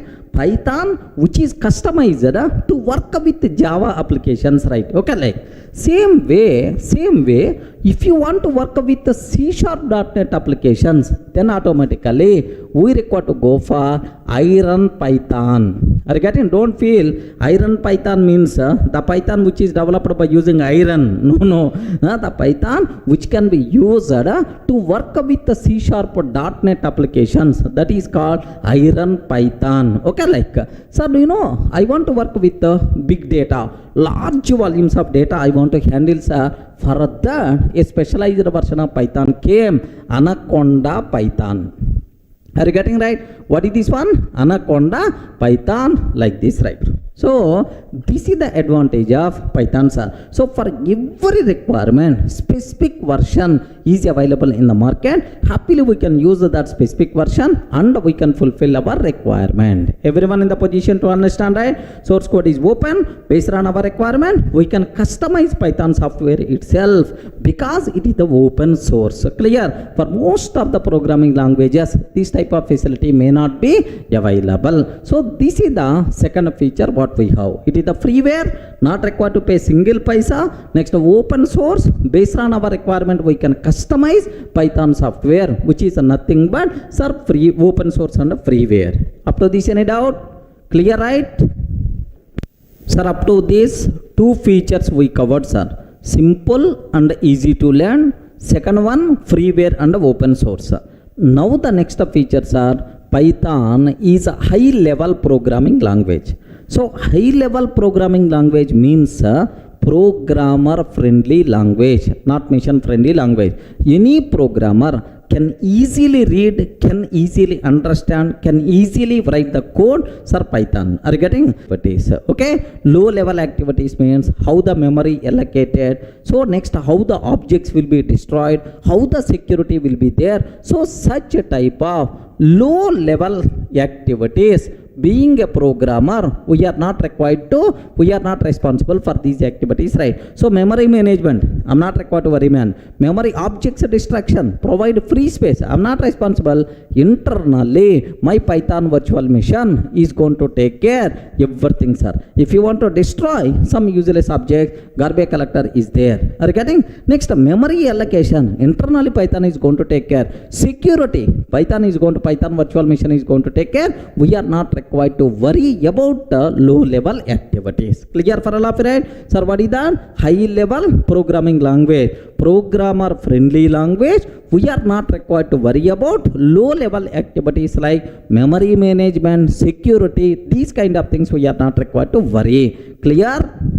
The next very important feature of the Python is it is a platform independent programming language. Then immediately you must ask, sir, can you please explain how Python is platform independent? What is the meaning of platform independent nature? Just observe. I want to go for a C program. Assume that I have one C application is there, sir. C program is there. I have three platforms are there. Means three missions are available, sir. One is Windows platform. I mean Windows mission is available with me. Next, one is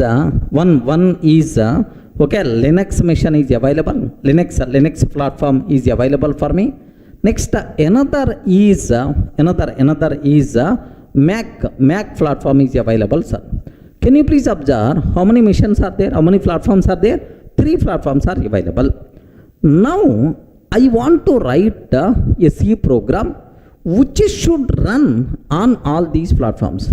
Are you getting on all these platforms? Because I want to distribute one C application for the clients who are using different platforms, right? Then what will happen is, then what I have to do is, for Windows, okay, a separate C program must be required. C application for Windows. C application for Windows.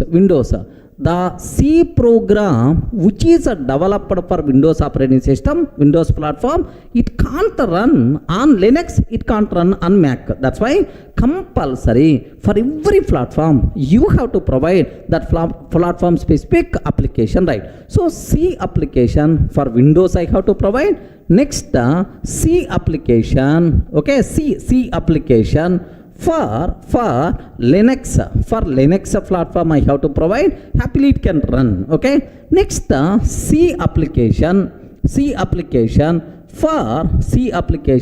for Mac we have to provide like this, right?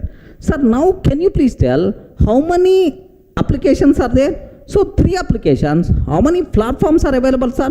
3 platforms are available. So now, sir, C programming language is the platform dependent programming language. Remember this one, sir. So for every platform, we require to maintain separate application, separate C application. That's why this behavior is called platform dependent. Platform dependent, right?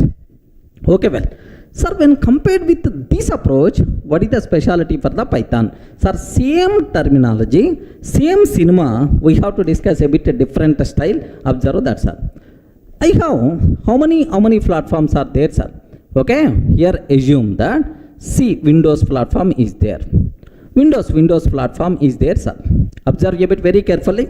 Next, Linux platform is there. Linux platform is there, sir. Next, Mac platform is also there. Mac platform is also there, sir. Okay, like 3 platforms are there. Now, I want to write a Python application. Sir, assume this is the Python application, right? So, can you please spell out how many platforms are available? 3 platforms.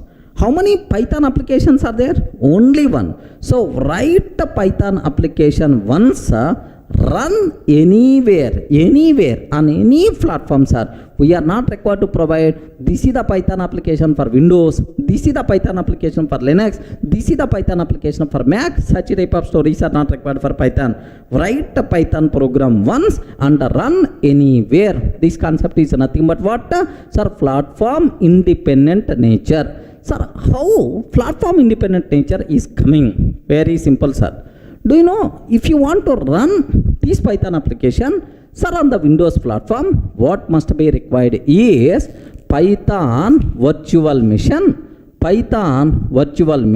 PVM. Remember, PVM, Python virtual machine for Windows is required. If I provide my Python program to this PVM is responsible to convert this program into Windows specific and to execute, sir. Interpret into Windows specific form and execute. Who is the responsible, sir? This PVM is the responsible. Compulsory PVM for Windows must be required. Okay. Same way, Python application, if I want to provide for Linux platform, so compulsory we require to install PVM for Linux. Compulsory we require to install PVM for Linux. This Python virtual machine for Linux is responsible to convert this Python application into Linux specific form and execute, right? Okay. Same way, if you want to run on Mac, sir, okay, PVM for Mac must be required. PVM for Mac must be required. Observe carefully, sir. PVM for Mac must be required. That PVM is responsible to convert Python application into the Mac style. Sir, now my question is, here, how many Python programs are available? Only one. But how many platforms are available? three platforms are available, sir. Write once, run anywhere. Write once, run anywhere is the concept of platform independent nature. Who is going to take care? Platform specific conversions, Python virtual machine is going to take care. If the PVM is not there, then Python also should be platform specific. But anyway, because of this PVM, Python program is not platform dependent, it is the platform independent, right? Are you in the position to understand? Now, sir, what is platform independent nature? Write once, run anywhere. Write once, run anywhere is the concept of platform independent nature. Okay. Internally, who is the reason for platform independent nature of Python? Internally, Python virtual machine is the reason, sir. Sir, next I have one small doubt. Python is platform dependent or platform independent? Python program is platform independent. But Python virtual machine is the platform dependent, because for Windows separate PVM is required, for Linux separate PVM is required, for Mac separate PVM is required. So platform specific PVM we have to install, sir. Means the PVM is the platform dependent, but my Python application is the platform independent. Clear for all of that? But what about this C language? Please respond. What about the C language? C language is the platform dependent or platform independent? Platform dependent. For every platform, separate applications we have to write. For Windows, Windows a specific application. For Linux, Linux a specific application. Mac specific application we have to write. C is the platform dependent, but Python is platform independent. Clear for all of it? This is. So maybe a chance to ask, what is the meaning of platform independent nature? Can you explain how it is the platform independent? You should be in the position to tell. Clear, right?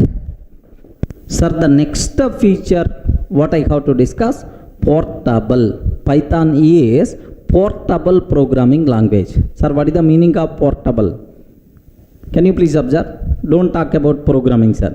Normally in our day-to-day life, where you had portability, like have you remembered at our childhood we had the word portable TV.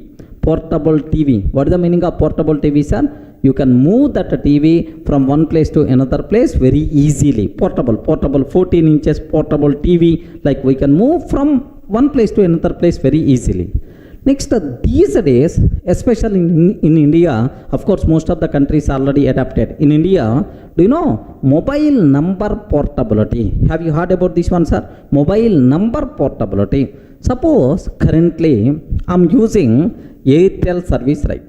Okay, currently I'm using Airtel mobile service I'm using, sir. My mobile number is, okay, this is my mobile number. Okay, like I'm using currently Airtel service.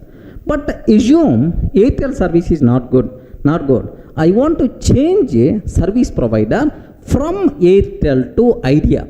Are you getting? I want to change my service provider from Airtel to Idea, sir. Idea. So now, sir, can I get the same number or not? Yes, can I get the same number or not? Without affecting your number. Okay, without changing your number, you can migrate from Airtel to Idea or Idea to Airtel. No problem at all. This type of thing is called mobile number portability. Are you getting that? What is this word? Mobile number portability. Mobile number portability, right?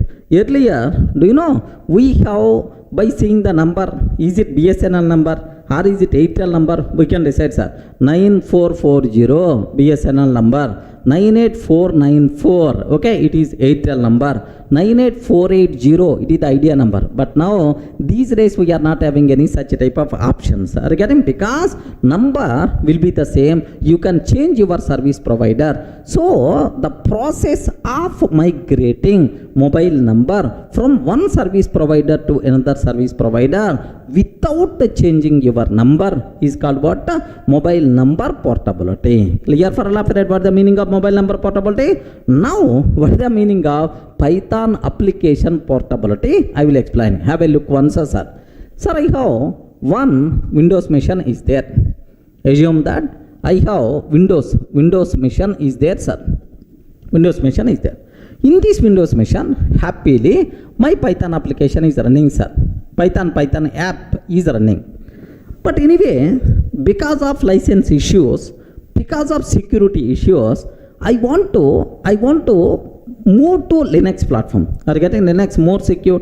Next up for Linux, no license cost and so on. That's why I decided I want to migrate this Python application to the Linux platform, sir.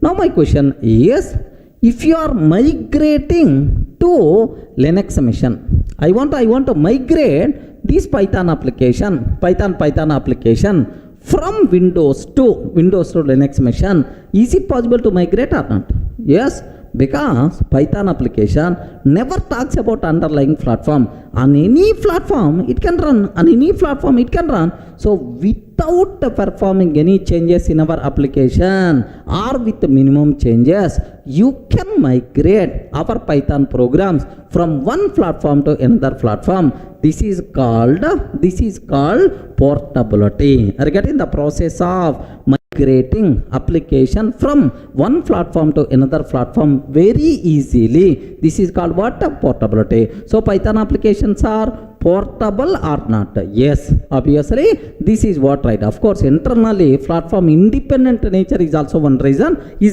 right? But migrating from one platform to another platform very easy, sir. You are not required to perform any changes in your application, which is nothing but portability concept. Any doubt? Clear?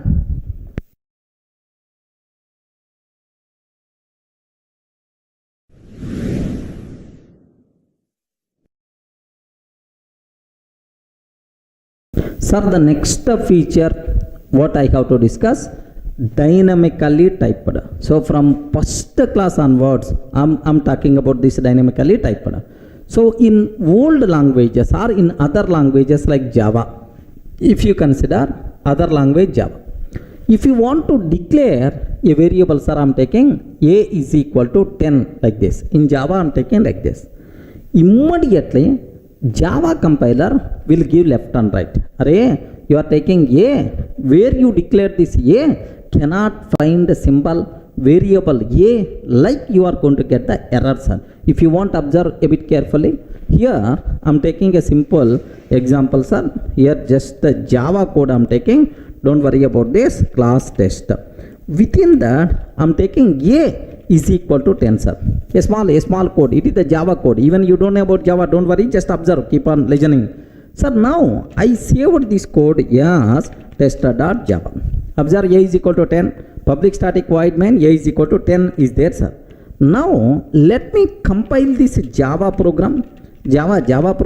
If I compile this one, immediately compiler will give left and right. Boss, where you declared a, where do you declare a? You didn't declare the a. What is the type of this a? Like a compiler is going to object, sir. Can you please have a look once? Cannot find the symbol. Are you getting? Cannot find the symbol. Which symbols are variable a? I'm unable to see this variable a. Like that, compile time error you are going to get. So means that each and every variable you have to declare with the type, then only it is going to be accepted. So compulsory we have to take int a is equal to 10. Remember this one, we should do that. Int a is equal to 10, then only it will be acceptable in Java. Have a look once. So if I can take int, if I can take here just int a is equal to 10. Int a is equal to 10 like this, right? Now it will be accepted, no problem at all. It is accepted, sir. Okay, well, so in other languages like Java, compulsory we have to declare the type explicitly. Such a type of languages are called statically typed languages. What is this word, sir? Statically typed languages. Type compulsory we have to declare at the beginning only. Sir, but in Python, what is the story? What is the story, sir? Very simple. Sir, I'm taking a is equal to 10, sir. So, is it accepted or not? Perfectly, it is accepted. Array, I didn't declare the type. Still, it is going to be accepted. In Python, we are not required to declare type explicitly. Of course, we can't declare. We are not required to declare type explicitly. Based on your provided value, automatically the type will be considered. Based on your provided value, automatically the type will be considered. This nature is by default considered as dynamically typed programming language. Sir, what is the type? What is the type of A? Can you please print the type of A? Like print type of A, sir. Print type of A. Simple. It is going to tell that int type, sir. Okay, int type. Have a look once, sir.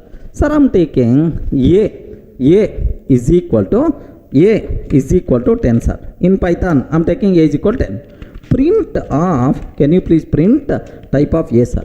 Print of type of A. I didn't declare the type, but now I'm asking the type, sir. What will happen here? Py test.py. Py test.py. Have a look once. What is the type, sir? Int type. So, in Python, we are not required to declare the type explicitly. Based on our provided value, the type will be considered automatically. This type of nature is by default considered as what? Dynamically typed programming language. Are you getting? Dynamically typed programming language. Okay? C++, Java are statically typed. Compulsory we have to declare the type explicitly. Next, Python, JavaScript, these are dynamically typed programming languages. We are not required to declare the type explicitly. Is it clear, right? Point number 1. Next, because of this dynamically typed, there is one more advantage is there. What is that advantage is? Observe this one, sir. In Java, I have int A is equal to 10, sir. After some time, I'm taking A is equal to Durga. Like this I'm taking. A is equal to Durga. Durga is a string type, string value I'm trying to assign, sir. Immediately, compiler is going to give left and right. Arey Durga, pagal ho gaya, mental ho gaya, mental. So, you declared already what type? Int type. You declared already int type. How you can assign string value? Incompatible type. String cannot be converted to int. Like this we are going to get this error, sir. Have a look once. In Java, if you consider int A after some code, A is equal to Durga, like this I'm taking, sir. A is equal to Durga like this I'm taking. Sir, now what comparative method you are going to get? Have a look once. Incompatible types, string cannot be converted to int. Incompatible type, string cannot be converted to int. Like this comparative method, right? But the same thing I want to do in Python. No problem at all. We didn't specify the type explicitly. Sir, A is equal to an int type. Next, in the next line, I'm taking A is equal to Durga, sir. A is equal to Durga. Now onwards, A acts as string type. Now the type of A will become string. Int type is override with string type. Print type of A, sir. Print type of A. Now onwards, it will become str type. So, a variable in its life, we can use the same variable for multiple types in Python, but once we decided the type, throughout its life, this variable is always int type only. Are you seeing the difference, right? So, this is which is the more flexible to the programmer. More useful to the programmer, okay? More flexibility to the programmer is this type of thing, right? So for int type, one variable, for string type, another variable, for float type, another variable, we are not required to declare. Same variable we can use for multiple types also acceptable, sir. Let me show this one. Have a look once, sir. In Python, in Python, here A is equal to Durga I'm taking. Now onwards, what is the type of A, sir? Print type of A. Print type of A. Have you observed that? Sorry. This is the Java code. Have you observed, right? Sir, observe. So at the beginning, it is the int type, but now it became string str type, sir. Sir, now I'm taking A is equal to true, sir. A is equal to true. Print of type of A. print of type of A, like this I'm taking. Have you observed what the answer we are going to get? Now onwards it is the bool type. So means that the same variable we can use for multiple types based on our requirement. Okay, the type is not fixed in Python. So more flexibility to the programmer. Sir, how many variables I declared? How many variables I am using? Only one variable. But what is the type of this variable? Sometimes I am using for int type, sometimes I am using for string type, sometimes I am using for Boolean type. This type of thing is not possible in other languages like Java. Are you in the position to understand, right? So what is the advantage of dynamically typed? What is the meaning of dynamically typed? Very, very simple, sir. In Python, we are not required to declare type explicitly. Based on provided value, automatically type will be considered. This type of thing is called dynamically typed language. Same variable in its life we can use for multiple types, more flexibility to the programmer. Any doubt? Clear, right?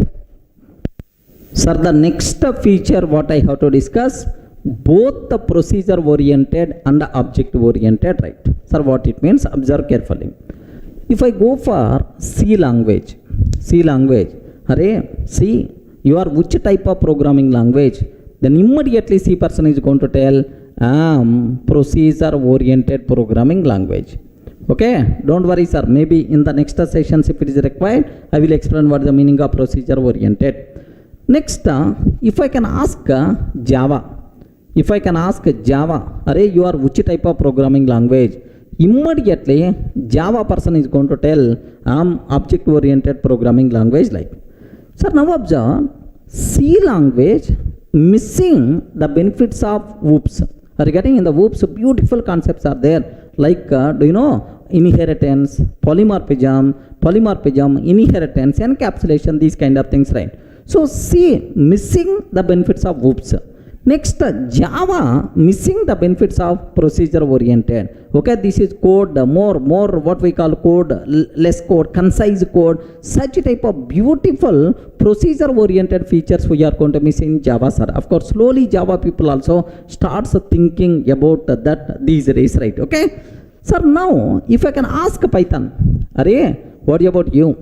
Array, what about you? If I can ask Python is going to tell, very simple, man, I am all-rounder. Are you getting? Python is what? All-rounder. Yes, myself is procedure-oriented language. Procedure-oriented programming language. Myself is object-oriented programming language. Myself is scripting language. Are you getting? Myself is scripting language. So, Python acts as modular programming language. Are you getting? Modular programming language. Python is all-rounder. Based on our requirement, you can use Python as procedure-oriented language, or object-oriented, or scripting language, or modular programming language. All the features are there. We never going to miss any benefit of any programming paradigm, because my Python follows each and every programming features, right? Are you in the position to understand? Beautiful facility, man. Other languages won't provide this type of support. If you want class and object oriented, you can use Python. If you want just write functions, call that function. Write functions, calls that procedure oriented, right? So just a group of lines, line by line I want to execute, scripting. All facilities are there. Based on your programming requirement, you can use Python in any style, so it's more flexible to use. Clear, right? This is Python is what? Python is what? All-rounder. Python is all-rounder. All benefits we are going to get in Python. Remember. Sir, now the next feature what I have to discuss, interpreted. Python is interpreted. Sir, do you know, we are not required to compile Python program. Remember this one, sir. It is the interpreted programming language. We are not required to compile Python program. Sir, if you consider C program, if you consider C program, we have to compile and execute. We require to compile and execute. If you consider Java application, we have to compile and run or execute, both are the same. But if you are considering Python, we have to run that's all. We are not required to compile. Internally, interpreter is responsible to compile. Programmer, we are not required to compile explicitly. Inside Python virtual machine, interpreter is there. That interpreter is responsible for performing compilation, right? If any syntactical mistakes are there, then immediately interpreter is going to raise syntax errors, right? But all syntactical mistakes got cleared, then only Python virtual machine starts its execution. So more flexibility to the programmer. We are not required to compile. We are not required to compile explicitly. Remember this one, sir. Okay. So it is the interpreted. Okay. So programmer will get more flexibility, right?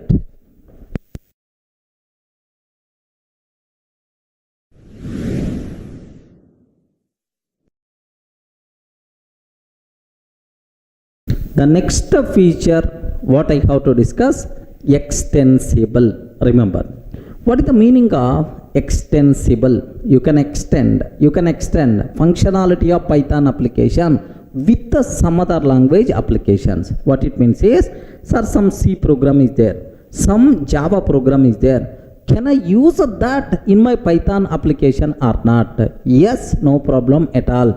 We can use other language programs in our Python. Sir, what is the need? Very, very simple, sir. I want to develop a Python application. Assume that this is the Python application I want to develop, sir. This is my requirement.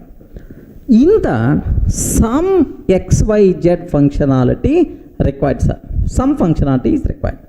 But anyway, there is some Java code is there for this functionality. Java code is already there for XYZ functionality. Okay. So it is a non-Python code.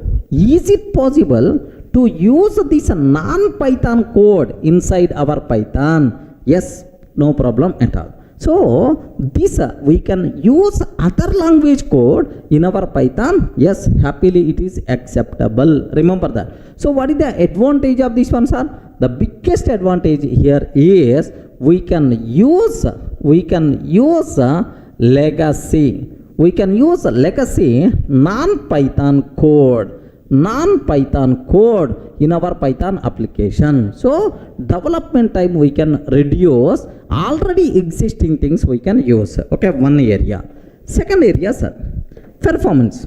Assume that there is one area is there. Here performance is the very important, sir. Assume that some x, like some area is there where performance is the very critical. Assume that this wherever performance is the critical, sorry, Python is not that much good performance wise. What I have to do is I will develop that functionality by using C code. I will write C code and I can start using that C code in my Python. Are you getting that? I can write C code so that the biggest advantage of this approach is performance of the application. Overall performance of the application will be improved, sir. Overall performance of the application will be improved. Remember that. I hope everyone in the position to understand, right? So the main important point, we can use other language applications in our Python code. What advantages are there? Legacy, already existing, non-Python code, happily we can use. Second thing is, so performance gaps are there. Those performance gaps also, happily we can able to fill with other language code. Clear for all of it? What is the meaning of extensible? Okay, like. Next, embedded. Next feature I have to discuss, right? Sir, 10th one, embedded, sir. Okay, embedded. What is the meaning of embedded? Same thing, extensible in reverse. Means we can use a Python code in any other language applications, right? Sir, I have Java application is there. Okay, for a particular task, Python I want to use, sir. So Python code to can work with the Java application. Jython version of Python we require to use. So Python code inside Java application happily we can use, happily it can use, right? Similarly, I want to develop one C#.NET application. C#.NET application. In that, can I use Python or not?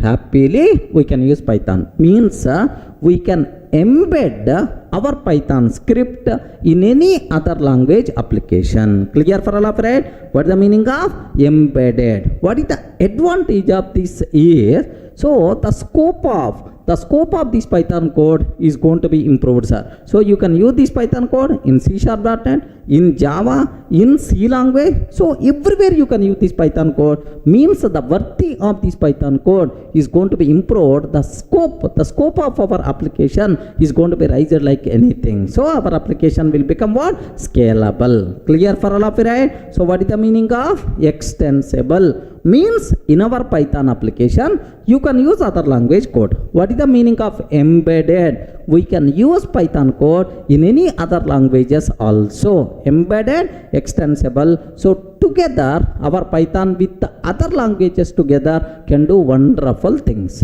Any doubt?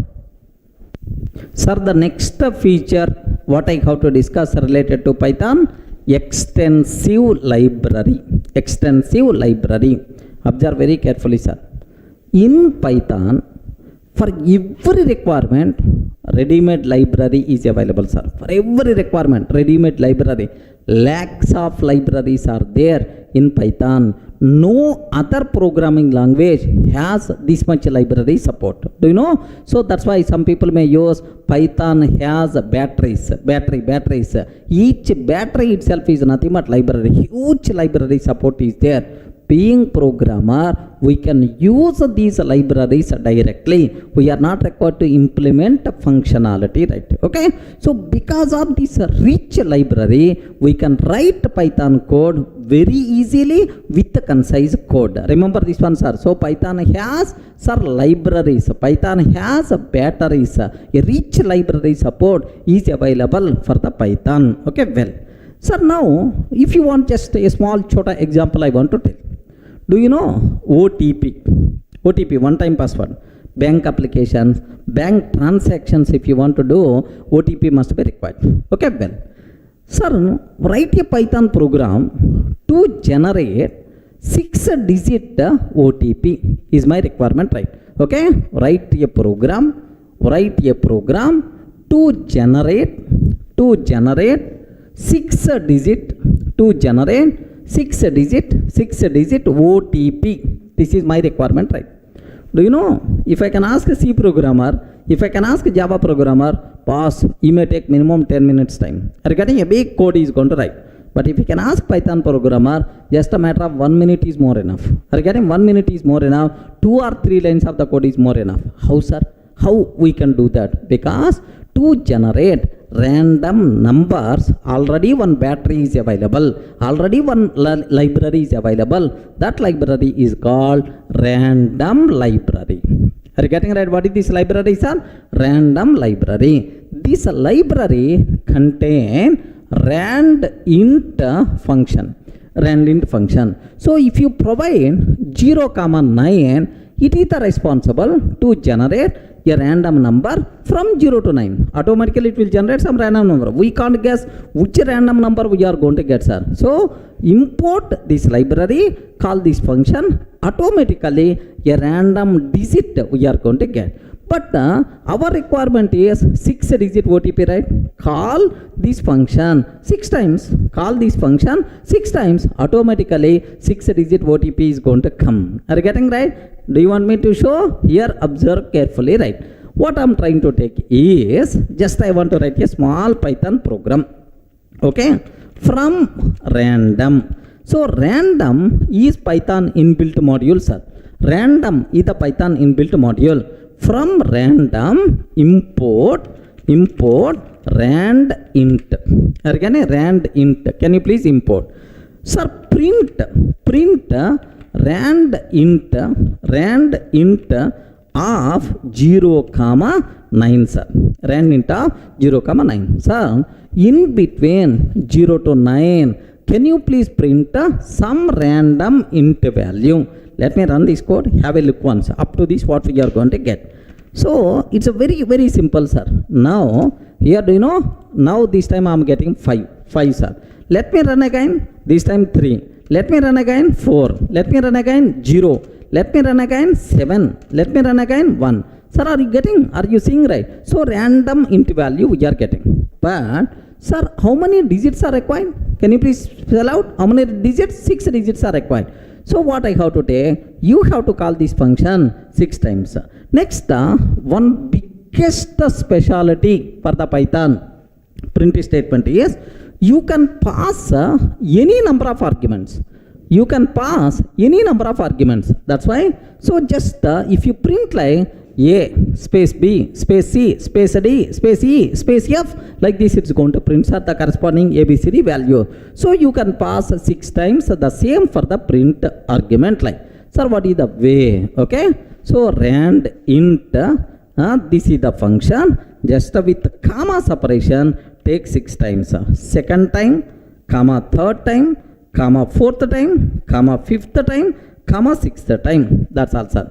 Comma sixth time. So, total, how many times I considered, sir? 6 times I considered. Now, your 6-digit random OTP is ready. Are you getting? 666602. Don't feel, sir, this one is always going to generate 6. No guarantee. Now, if you observe 813405, if you observe 455294, if you observe 309841, okay, 3600135, 608, okay, like it's going to generate from 0 to 9 some random number, okay, like 6-digit random number. Then immediately you may ask, sir, I don't want space. I don't want space in the middle, sir. So, can you please remove the space? Just one small argument I have to take. What is that argument is? So, A, comma B, comma C, comma D, A space B space and so on, comma last SEP is equal to empty. Array, I don't want any separator. Like I have to pass SEP is equal to empty. Of course, we will discuss in detail. Don't worry, sir. Have a look once. SEP is equal to at last comma SEP is equal to empty. Separator is equal to empty. Empty means no space. No space in the middle. Have you observed? 503157. Next 738857. 104 like this. Have you observed, right? Like it's going to come, sir. This is the way how to print, how to generate a random 6-digit random number. How many lines of the code is required? How many lines of the code is required? 2 lines. If you can ask a Java person, C language person, oh, they are going to write this much lengthy code. Remember that. So, that is the biggest advantage of Python concise code. Suppose, sir, I don't want 1 OTP. I want to 10 OTPs. I want to 10 OTPs. Just use a small for loop. Have a look once. How easy to use for loop. So, for I in range of 10, sir. For I in range of 10. That's all. For I in range of 10, sir, print, so means this for loop is going to execute 10 times, 10 OTPs will be generated. Have a look once. Yes, friend, 10 OTPs are generated. No 2 OTPs are the same. Can you please observe that? Okay. Now let me execute again. Let me execute again. This is that much simple. So, even big lengthy requirements also, complex requirements also, because of library support, we can write very easily with the Python batteries, Python libraries. Clear for all of you, right? These are various important features related to Python.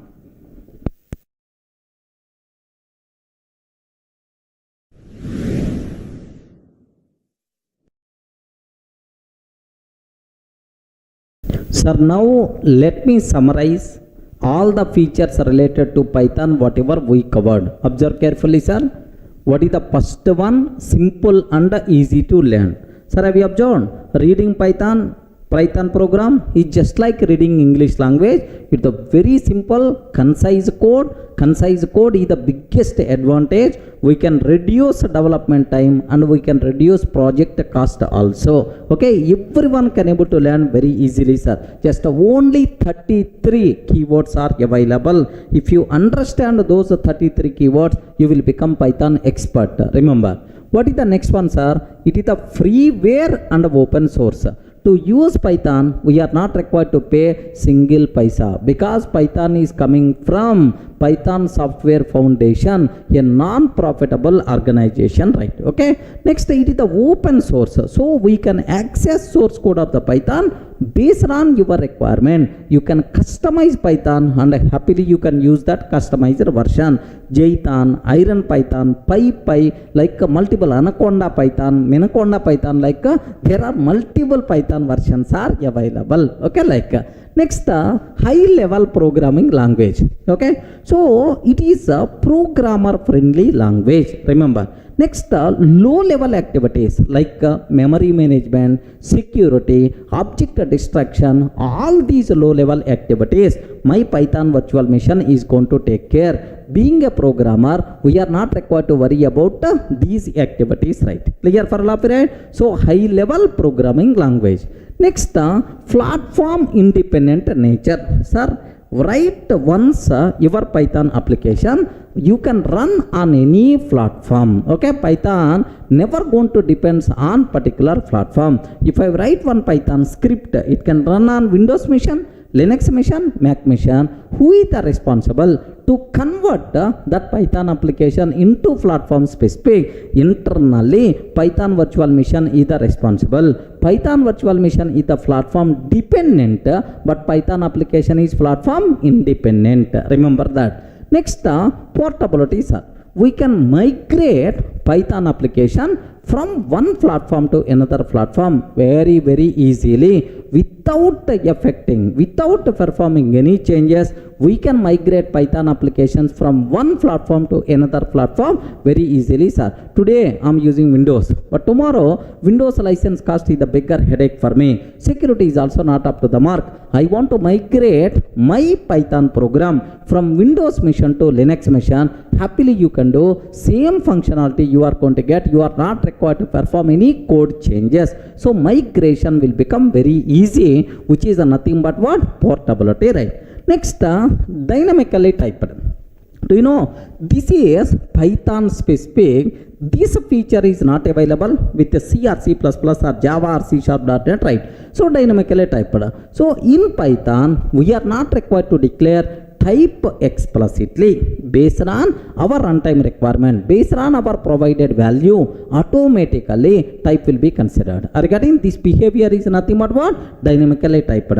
We can use the same variable for multiple types based on our requirement. That flexibility is also there to the programmer. Okay, like next, both the procedure oriented, object oriented, sir. Sir, you know Python is all rounder. He can perform keeping, he can perform bowling, he can perform batting also. Okay, like same way. So Python is object oriented, procedure oriented. Okay, like even scripting language, modular programming language based on your requirement. In any style you can use Python. Happily Python can mold based on your requirement, right? So Python can enjoy the benefits of procedural programming, object-oriented programming, next scripting language benefits, modular programming language benefits. All those benefits by default will be available to the Python. Sir, it is also Python-specific behavior which is not there for C, which is not there for Java, which is not available for C, C++ or C#.NET, right? Okay, Python-specific. Next, Python is interpreted. We are not required to compile. Internally, Python interpreter is going to take care about compilation, syntax checking, all those things Python interpreter will take care, sir. We are not required to compile. Python interpreter is a part of Python virtual machine. Of course, internally take care. Just we have to execute Python code. Okay. Next, extensible means you can use other language applications in Python. Okay, inside Python, Java application you can use, .NET application you can use, C language application you can use, right? Python application will become extensible. Okay, like next embedded, sir. You can use your Python application inside C application, Java application, right? Python applications can be embedded anywhere, okay? Which is nothing but what? Embedded. So, if you have embedded capability, your application will become powerful. The scalability of application is going to be raised like anything, sir. Okay, well. Next, Python having extensive library. Tons of libraries are available inside Python, inbuilt libraries, third-party libraries, right? For every requirement, libraries are available. Do you know even complex requirements also? With these libraries, happily we can write the code, sir. Do you know it is also Python specific behavior? This much library support, no other language having, sir. What is this one? Extensive library. Each library itself is a battery. Python has batteries. Means that Python has libraries. Clear for all of you, right? So these are, sir, 11 important features what you have to explain. If any person is asking, can you please explain features of Python? But especially these three: dynamically typed, procedure oriented, object oriented, all rounder. Next, extensive library. These are specific to Python. These features are not supported in Java or C or C++ or .NET, right? Is it clear for all of you, right? That's all, sir. By mistake, any person is asking, can you please explain features of Python? Give left and right to that person. Clear, right?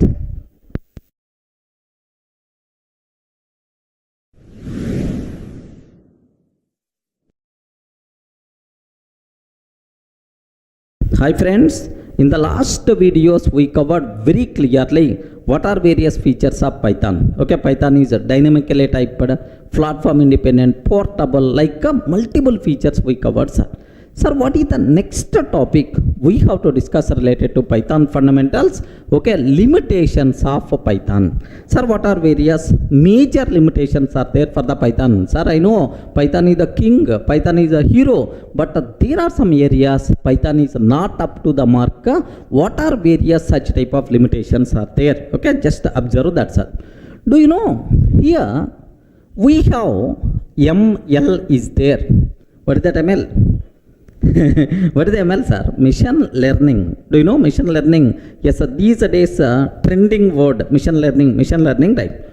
To develop machine learning applications, sir, Python is the best choice. You know, right? Python itself is the best choice to develop machine learning applications. Then immediately we may ask, why, sir? Why? The reason is Python there are several libraries are available. By using those libraries, we can develop machine learning applications very, very easily, sir. Have you heard about NumPy? NumPy, just for mathematics support.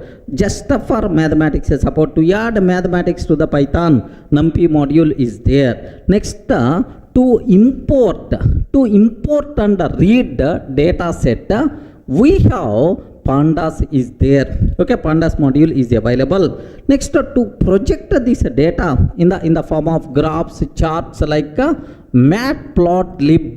Matplotlib is there, sir. Okay, like sir, Python contain several libraries to build ML applications very easily. That's why Python is the best choice for machine learning applications. Okay, well, sir, you are talking about limitations. Why you are telling about this one? Within a minute you can get. Are you in the position to understand, right? So Python can be used to develop machine learning applications or not? To build machine learning models, Python is the best choice, right? Because Python having, sir, library support to build up ML applications very easily, right? Okay, NumPy module, Pandas module, Matplotlib, next and after that sklearn, scikit-learn, like multiple modules are available, right? Okay, now the point is, sir, I want to develop mobile applications. Regarding I want to develop mobile application, Python is the worst choice. Remember this one, sir. Python is not suitable to develop mobile applications. Then immediately you must ask, why, sir? Why? The reason is Python not having library support to develop mobile applications as of now. Maybe in the future, maybe as of now, library support is not there. That's why if you want to develop mobile application, okay, Python is not at all suitable programming language. Remember this one, sir. Then immediately ask, sir, which programming language is the best choice to develop mobile applications? Android, iOS, Swift. Are you getting Android and iOS, Swift are the kings in mobile application development. Sir, Java, C++, Python, these type of languages are not suitable to develop mobile applications. Clear, right? Okay, sir, because library support is not there. Now I hope you can understand, sir, why Python is the best choice for ML? Library support is there. Why Python is not a choice for mobile applications? Library support is not there. Similarly, I want to develop enterprise applications, right? Observe that. Enterprise. I want to develop end-to-end enterprise applications. Like, sir, can you please give an example for enterprise application? Banking application, telecom application, like there multiple services are required. Transaction management, messaging, like multiple services must be required. Such type of applications are called enterprise application. Best example, banking applications, banking applications. Next, telecom applications, banking applications. Next, telecom applications, like so to develop these end-to-end applications, enterprise application, Python is not the best choice. Simple reason, no that much library support, sir. Okay, sufficient library support is not available. Everything we have to do is kilometers code we have to write. That's why not at all suitable for enterprise applications of Python. Remember that. So if any person is asking what are various limitations where Python we can't use, one is mobile application area, second ones are enterprise application area. Can you please give an example for enterprise application, banking application, telecom application? Like it is going to expect huge number of services like transaction management, security, next messaging services, like multiple things are required. Here library support is not there. That's why Python is not the best choice, right? Next, one more important thing. Have you remembered Python is interpreted programming language. Somewhere we covered in the features, right? Python is interpreted programming language. The execution should be happen line by line. Sir, first line, and then second line, and then third line, and then fourth line, like line by line execution is going to be happen. That's why performance wise Python is not good because it is interpreted programming language. Usually interpreted programming languages performance wise not up to the mark. That's why so performance is low when compared with other languages because of it's interpreted in nature. C++ and Python, C and C++ too good performance wise, but Python is not that much good. Remember that. Sir, next to improve performance, now the people added JIT compiler concept to the Python virtual machine. Okay, so JIT compiler concept to the Python virtual machine. Instead of interpreting one by one, line by line every time, a group of lines will be interpreted only once, and every time that interpreted code it's going to use directly. Something like JIT compiler concept is there, which is responsible to do that. So JIT compiler added to the Python virtual machine, that flavor is called PyPy. Okay, if you want performance, then obviously better to go for PyPy version. which is also known as Python for speed. Remember this one, Python for speed. This version is available, but still performance wise not up to the mark of this Python, right? So these are various important limitations are there for the Python. Can you please spell out, sir, what limitations are there? First limitation, for mobile applications Python is not suitable, not choice. Next, for enterprise applications like banking application, telecom application, end-to-end services are required, Python is not best choice because library support is not there. Next, Python is the interpreted programming language. Interpreted programming languages are lack of performance rate. That's why performance is low relatively. But to improve performance, JIT compiler concept came in the picture. JIT compiler concept with the Python, which is also known as PyPy, to improve performance, but still not up to the mark. Remember, these are various limitations related to our Python. Clear for all of you, right? Sir, up to this it is very clear about limitations of Python. Next, I have to discuss about flavors of Python. Flavors of Python, right? So do you know, in the last videos I covered, Python is freeware and open source. Somewhere we discussed freeware and open source.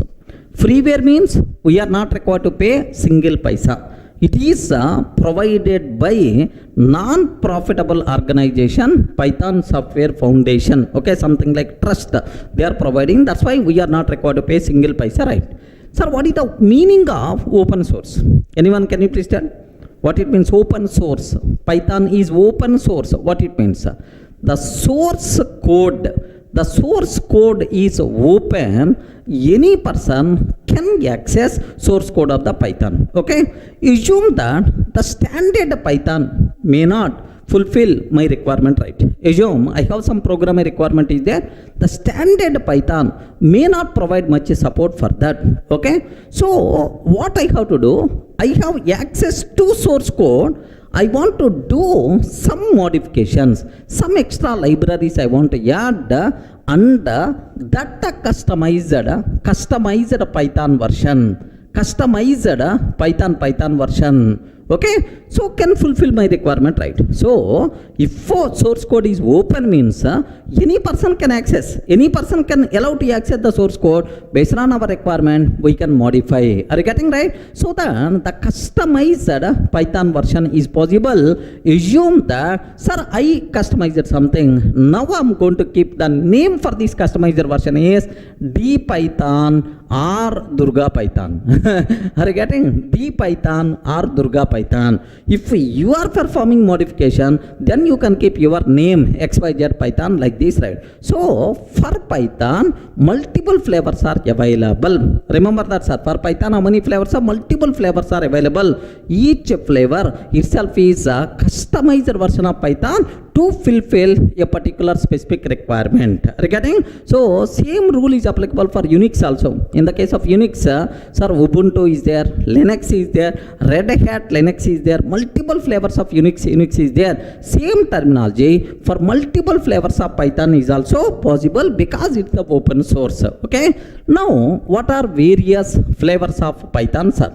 Sir, the first Python, the standard version of Python is C Python. Observe this, the standard version of Python is the C Python, which is provided by Python Software Foundation. It is C Python. It is the standard version, best suitable to work with the C language applications.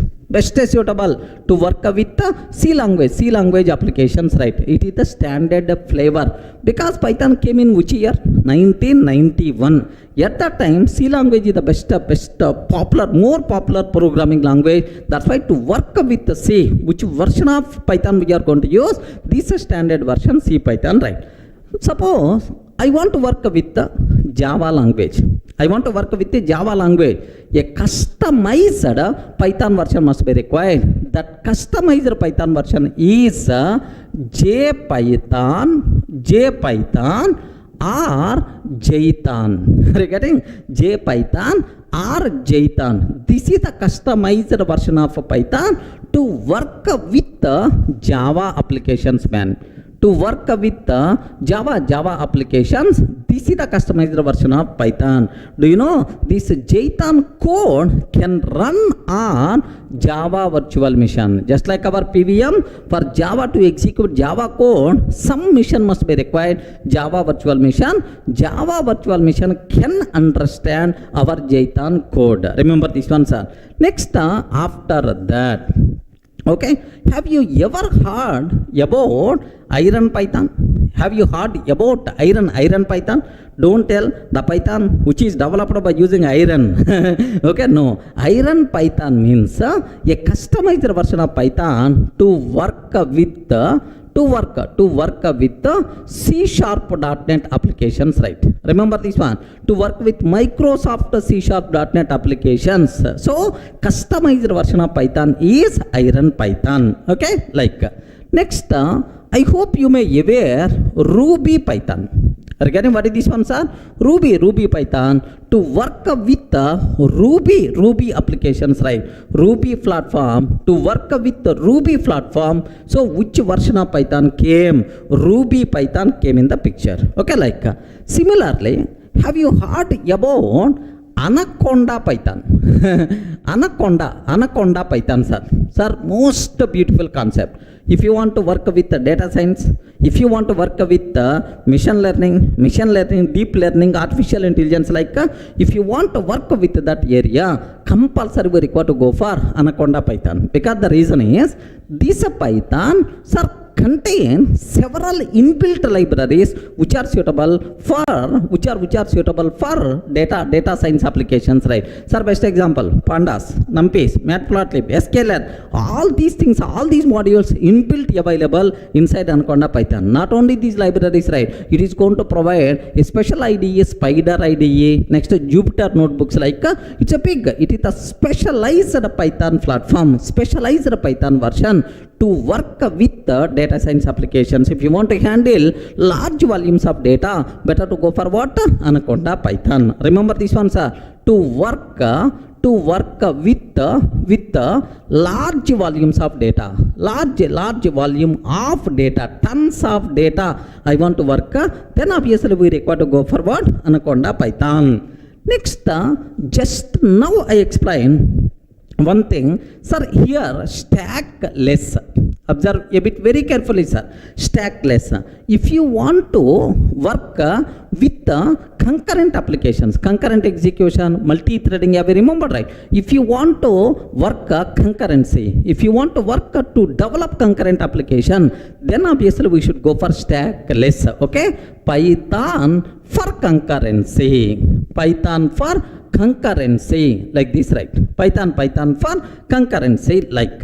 Sir, next, very important point, sir. Have you remembered PyPy?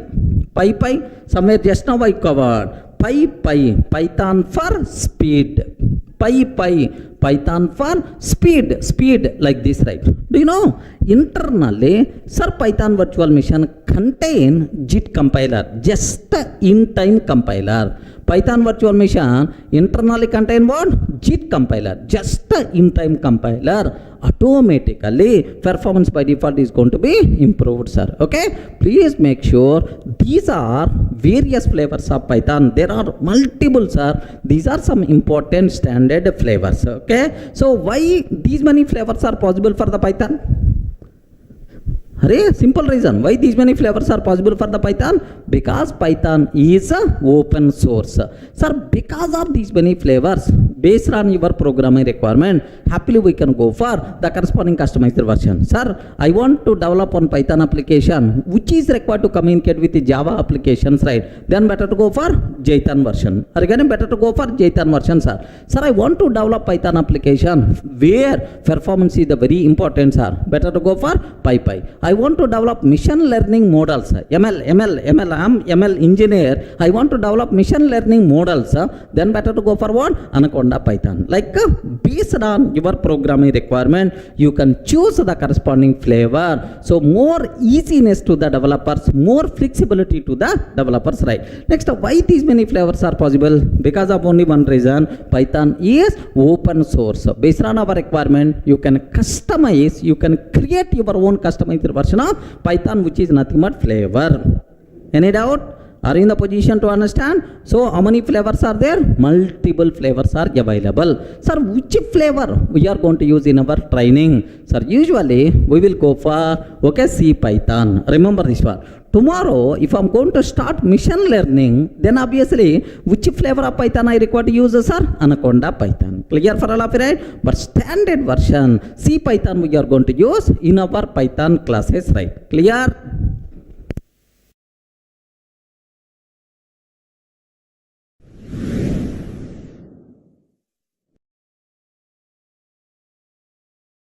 Sir, in the last video, we covered very clearly what are various limitations of Python.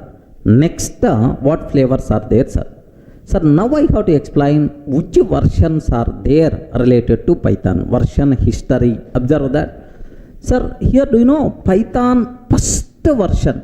Python label 0.9.0 is the first version of Python, original version, sir, which was released on February 20th, 1991. Have you remembered, right? Okay, this is official date of birth for Python, February 20th, 1991.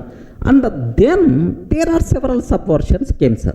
But whenever Jan 1994, okay, Python 1.0 came. So 1.x version came in Jan 1994, sir. Okay, like next Python 2x 2.0 version came on October 16, 2000, right? Sir, here several subversions are there. Okay, like I will show all these things, right?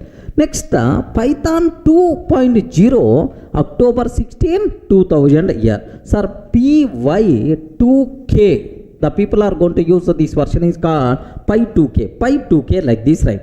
Sir, now do you know multiple subversions came? Next Python 3.0 came December 3rd, 2008, Py3K. The people are going to use, right? Py3K. These versions are December 3, 2008. Okay. So these are major versions which was released. These are the major Python versions which was released by Python Software Foundation, right? Now observe including subversions also. If you want to just have a look once about these things, right? Observe that. Python 0.9.0 original version of Python came February 20th, 1991. Remember that, okay? Sir, next several subversions came 0.9.1, 0.9.2, 0.9.4, are getting 0.9.5, 0.9.6, like there are several things came. Maybe August, it may be, okay? This is the August, like, okay, like February, like. Sir, this is Python, like these are various subversions related to Python 0.9 series, right? Next, Python 1.0 came in January 1994. These are various subversions, right? 1.2, 1.3, 1.4, 1.5, 1.6. Similarly, Python 2.0 came October 16, 2000, 2.1, 2.2, 2.3, 4, 5, 6, 7, like this, right? So this is a 2K, Py2K version, right? Next, Python 3.0 came December 3rd, 2018. Okay, like these are various subversions what we have. The most recent version of Python is Python as of today, Python 3.7.2 version, sir. Remember this one, Python 3.7.2 version. Sir, where is the proof for that? If you observe that, if you observe python.org, observe this. This is the official website for the Python, sir. Python.org. If you observe, now if I want to install, download, observe that which version is there? Python 3.7.2. This is the most recent version, sir. Remember this one. Sir, now I want to talk, of course, the most latest is Python 3x, right? Now I want to talk very important point related to Python 2x and Python 3x. Very important conclusion. Please listen, sir. Python 2x versus Python 3x. So now before that, just aware, if you consider Java versions, As of today, sir, latest version of Java is Java 11, sir. 11, maybe in the next month, Java 12 may come, Java 11. Sir, now Java 10 was there, next Java 8 there, Java 7 there, Java 9 there. Okay, like Java 1.0 version is also there, sir. Now my question is, sir, when compared with Java, Python, full trending, growing language, right? The very speedily growing language is the Python when compared with Java today. Like now, sir, if you observe, what is the most recent version of Java? Java 11. Very important, sir. Please listen carefully this 5 minutes discussion. Java 11. Java 11 should provide support for Java 10 or not. If I install Java 11 in my system, Java 10 program can run on Java 11 or not. If I install Java 10 on my system, is it going to provide support for Java 9 or not? Java 8 or not? Java 7 or not? Okay? Please make sure, sir. Every new version software should provide support for all old versions. Remember this. Every new version software should provide support for all old versions, right? That's why this feature is also known as backward compatibility. What is this one, sir? Can you please spell out? Backward compatibility. This feature is also known as backward compatibility. If you install Java 11 in your system, it can provide support for Java 10, Java 9, Java 8, like this. This support is called what? Backward compatibility. Advantage is there, problem is also there. Slowly we will discuss what is the problem. Advantage is every new version should provide support for all old versions, right? Okay, well. So same way, now I will ask the question, Python 2. If I install Python 3x, 3.7 or 3.6, like, is it going to provide support for Python 2.x or not? Respond. With this knowledge, you can tell very easily. If I install Python 3x, is it going to provide support for Python 2.x or not? Yes or no? Yes or no? Listen very carefully, very dangerous point, sir. Sir, Python 3x is not advanced version of Python 2x. Remember, Python 2x, it is one language. Assume that. Python 3x is not extension to Python 2x. It is developed as completely independent language. Remember this one, sir. Python 3.x developed as completely independent language. This language, sir, not extension to Python 2.x version. Remember that. That's why if it is the next new release, it should provide support for old versions. But it's developed like a complete brand new programming language. That's why Python 3.x version won't provide support for Python 2.x. Remember this one. In Python 2.x, sir, do you know long data type is there, which is not there in the Python 3.x?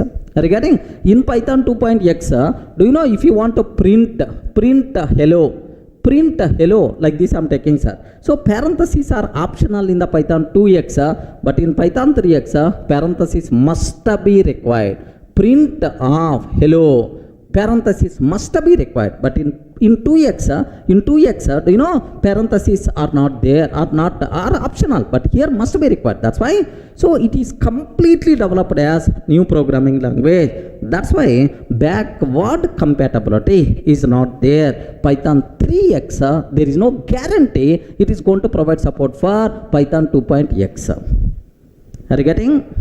Are you in the position to understand clearly, right? Sir, this is. So, what is it a problem or not? Yes, obviously, backward compatibility is not there. It is the problem. But, what is the advantage? So, if you are missing something, you are going to get something. What the advantage here is, sir, if I want to add any new feature to this one, I never worry about is it going to be provided support in the Python 2x, is it going to be provided support in the Python 1x or not, because we are not required to worry about backward compatibility. Our hands are completely free. You can add any new feature to the Python 3x. Remember this one, because Python 2x, Python 1x are old 1991 time languages. But today 2019, maybe programming requirements rapidly got changed. Then if I want to use old version only, it is a bigger problem. That's why, so it is the brand new, you can add any type of libraries as per current trending requirement. That's why, so advantage here is you can add the new features very freely, very easily because backward compatibility is not there. That is the biggest advantage, right? So because if it is implemented as the language, separate language, advantage, what is the advantage? So it will become more powerful as per current market requirement, but the problem, backward compatibility is not there. Is it clear for all of you, right? Sir, but in Java 11 or Java 12, if I want to add one small new feature, I have to think about 1.0 supported, 1.1 supported, 1.2 supported. By considering all these things, okay, this feature not recommended to add because Java 7 may not provide support. So it's a bigger problem, sir. That's why, because of this backward compatibility, Java people hands are very tight. They are not in a position to add new features that much freely, right? Okay, but here in Python we are not having such type of problem. Remember this, if any Java person is going to ask, "Arey Durga, Java is going down," so to make Java powerful, what we have to do, what we require to do, if any Java person, if Oracle people are going to approach me, my suggestion is always, sir, Java came in 1995, almost around 24-25 years before language. You are keep on adding that feature, this feature, that modification, this modification, and so on. So there the programming requirements are different, current programming requirements are different, current day-to-day programming requirements are different. Better to release a brand new Java, then definitely you are going to succeed. If you are keep on adding that modification, that feature, this feature, definitely it will be graph going down only. Remember that. That's why, so compulsory recommended brand new programming language as per current market trending requirements. That's why, so are you able to understand, right? Python 2x, Python 3x, both are different, both are developed as independent languages, or it is extension to Python 2x. No, independent language. The advantage is you can add new features very easily. The problem is backward compatibility is not there, sir. Clear for all of you, right? Next, sir, do you know a small analogy? Okay, your grandfather, so almost around 30 years before, constructed a small house, sir. Assume that a small house your grandfather constructed. Assume that. Then you have to do modifications for the same house. Okay, do that modification, do this modification, do this modification, and so on. What will happen? What will happen? How many modifications you can do for that for that old house? If you keep on modifying, adding some new feature, at certain day this one is going to be down, this one is going to be collapsed. Are you getting? That's why what you have to do after 20 years or after 25 years, instead of performing modifications to the old one, better to construct a new house. Again, better to construct a new house. If I construct a new house today as per market requirement, I can add the required features. Are you getting? So in Python people did constructing the new house, but Java people are doing, what is that? For the same old house only, they are doing that modification, this modification. That is the reason why Java is slowly going down. I hope everyone in the position to understand, right? Okay, well, next 2x, 3x, which one is the recommended? As per current market requirement trends, compulsory we should go for Python 3x. We are not required to learn Python 2x, sir. Sir, next, make sure from 2020 onwards, Python people updated no support for Python 2x. Okay, only support is available for Python 3x. That's why if you want to learn Python, our hand should go for what? Python 3x version. Any doubt? Are you in the position to understand, right? What are various Python versions? Which version is the recommended? When compared with Java, what facilities are there in the Python 3x? Backward compatibility, what is the story? Like this, right? Clear for all of you?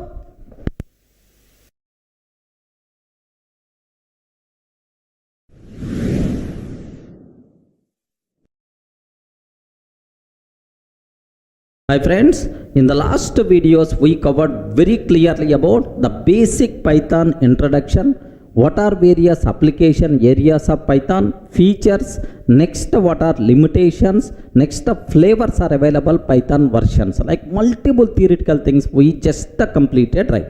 Sir, now the next thing what I have to discuss, sir, slowly programming we require to start. Before starting, the next basic things are identifiers. Identifiers and reserved words we have to discuss. Sir, the next, let me talk first Python identifiers. Okay, this is the topic what we are going to start, sir. So now can you please tell what is identifier? Yes, friends, identifier, what it means? Suppose in my class, almost around 10 students are there. Assume that. How I can identify each person? Is Ravi, Shiva, Pavan. Okay, like by name I can identify each person. A name in Python program is called identifier. Sir, here human names. We are using student names to identify the student.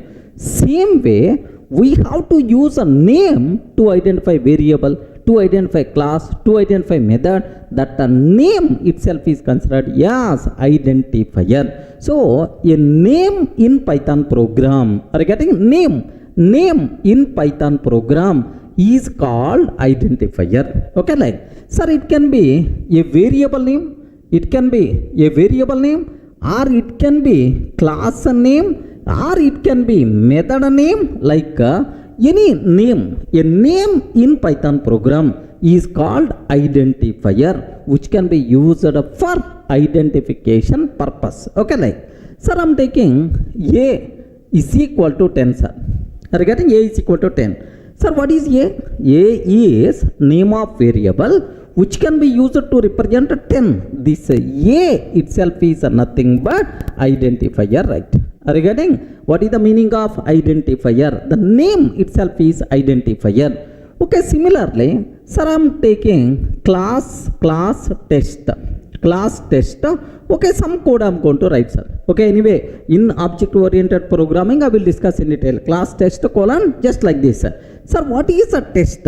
Test is name of the class. This name itself is nothing but identifier. Are you in the position to understand, right? What is identifier? Identifier is a name. It can be a method name, variable name, class name, which can be used for identification purpose. If 10 variables are there, how I can identify each variable? By using its name. If 10 classes are there, how I can differentiate each class? By using its name. Sir, same for methods and modules also. Okay, well, so now just assume you have one kid is there. Do you have the kids? Hey, respond, man. Do you have the kids? Yes or no? Do you have the kids? Okay, don't tell no. Even you are not having the kids, don't tell no. You have to tell soon. Okay, the reason is you are learning very trending programming language Python. After completing Python learning, you will get the job. Once you got the job, obviously you will get the marriage. Once you are getting the marriage, obviously blessed with the kids. Don't worry, sir. Just soon you are going to get the kids. Okay, well, now assume you have one kid is there. You have to name your kid. You have to create name for your kid. Okay, like, so you compulsory, you have to choose, do you know, something like a naming ceremony in our families. It's a big festival. Okay, it's going to celebrate like anything, man. Naming ceremony for the kid. It's a great ceremony in the houses. Okay, like, assume you have to create name for your kid. Okay, compulsory the name is going to reflect either God name or goddess name, or otherwise your ancestor name, like your grandfather name or grandmother name, something like it's going to reflect. Or if you are very modern person, open the Google, the most stylish name, Hindu name or Muslim name starts with K, like you are going to search, and then you will keep the name. So you are doing the great research to name your kids. Correct, right? It's a very common, sir, in our houses. The same way, if you want to create Python name, compulsory we have to follow certain rules and regulations. Okay, what rules are there for Python identifiers? Almost around 4 to 5 rules are there. These things I have to discuss, right? Okay, just observe a bit very carefully about these terminologies. Rules to define identifiers, like rules to define or create Python identifiers. Okay, what rules are there? Like, sir, the first rule, sir, the only allowed characters in Python identifiers are alphabet symbols, either small a to z or capital A to Z. Okay, either small a to z, capital alphabet symbols are allowed. Digits are allowed, 0 to 9 digits are allowed. Next, underscore symbol is allowed. Are you getting underscore symbol is allowed. The only allowed characters in Python identifiers are, these are the things, right? A to Z, capital A to Z, 0 to 9, underscore symbol. By mistake, if you are using any other character, immediately syntax error we are going to get. Python virtual machine will give left and right. Remember that. Suppose if I am taking example CASH is equal to 10, I am taking CASH is equal to 10. Is it valid or not? Valid. CA $H is equal to 20, I am taking. Immediately syntax error we are going to get. But the reason for that is dollar is not allowed symbol in Python identifier. Are you getting right? So only alphabet symbols, digits and underscore symbol only. No other symbols are allowed. Dollar not allowed. Okay, like, sir, similarly, sir, all at the rate hands. All at the rate hands is equal to 30 I am taking. If we can take like this, immediately error we are going to get. What is the reason for that? At the rate symbol we are not allowed to use. Are you getting right? First rule, which symbols are allowed? Okay, these are only allowed symbols. By mistake, if you are using any other character, immediately you will get error. Have a look once. Observe carefully, right? Here I am taking. So CASH is equal to 10. Valid, sir. Perfect. CA $H is equal to 20 I am taking. Have you observed? Syntax error, invalid syntax. Syntax error, invalid syntax. Next, all at the rate hands. All at the rate hands is equal to 30 I am taking, sir. Again syntax error, something like all at the rate hands is equal to 30. Again it is the syntax error like this. So the important conclusion what you people should aware, these are the only characters which are allowed in Python identifiers. By mistake, if you are using any other symbol, syntax error. Okay, well, now the second rule, sir. Do you know? If I can take like this, can you please confirm? Total 1, 2, 3 is equal to 10 I am taking. 1, 2, 3 total is equal to 20 I am taking. Can you please confirm among these two which is valid, which is invalid? Or both are valid or both are invalid? Do you know this rule is applicable in almost every programming language? Don't feel it is Python specific, sir. Do you know? Perfectly this one is valid, second one is invalid. Perfectly first one is valid, second one is invalid. Why? What is the reason for that? What is the reason for that? Very simple. The reason is identifier should not start with digit. Observe that. Identifier should not start with the digit. By mistake, identifier starts with the digit. Immediately, syntax error again. Remember, what is the second rule, sir? Identifiers cannot start with the digit. Observe carefully. Here, I am taking total 1, 2, 3 is equal to, total 1, 2, 3 is equal to 10 I am taking. If I can take total 1, 2, 3 is equal to 10, perfectly valid, sir. Perfectly valid, no problem at all. 1, 2, 3 total is equal to 10 I am taking. Immediately syntax error we are going to get invalid syntax. Identifiers should not start with the digit. Are you getting right? So second rule is very clear for you people, right? Identifier can't start with the digit. Next, third one, sir. Here observe carefully. Here I am taking third rule. If I can take total is equal to 10, total is equal to 20. Sir, total is equal to 30. How many variables I'm taking? 3 variables. But what is the difference? Difference in the values. Difference here with the case also. Here all are lowercase. But next one, only first letter is uppercase. But the next one, all are uppercase. So, can you please tell, case is important in Python or not? What answer you have to tell? Python is case sensitive programming language where case is important, sir. Of course, Python identifiers also case sensitive. Are you getting? So lowercase and uppercase, there is a difference there in the Python identifiers, right? So Python identifiers are case sensitive or not? Yes, of course, Python itself is a case sensitive programming language. Sir, have a look once. Is it real or not? Okay, I'm taking total is equal to 10. Total is equal to 10.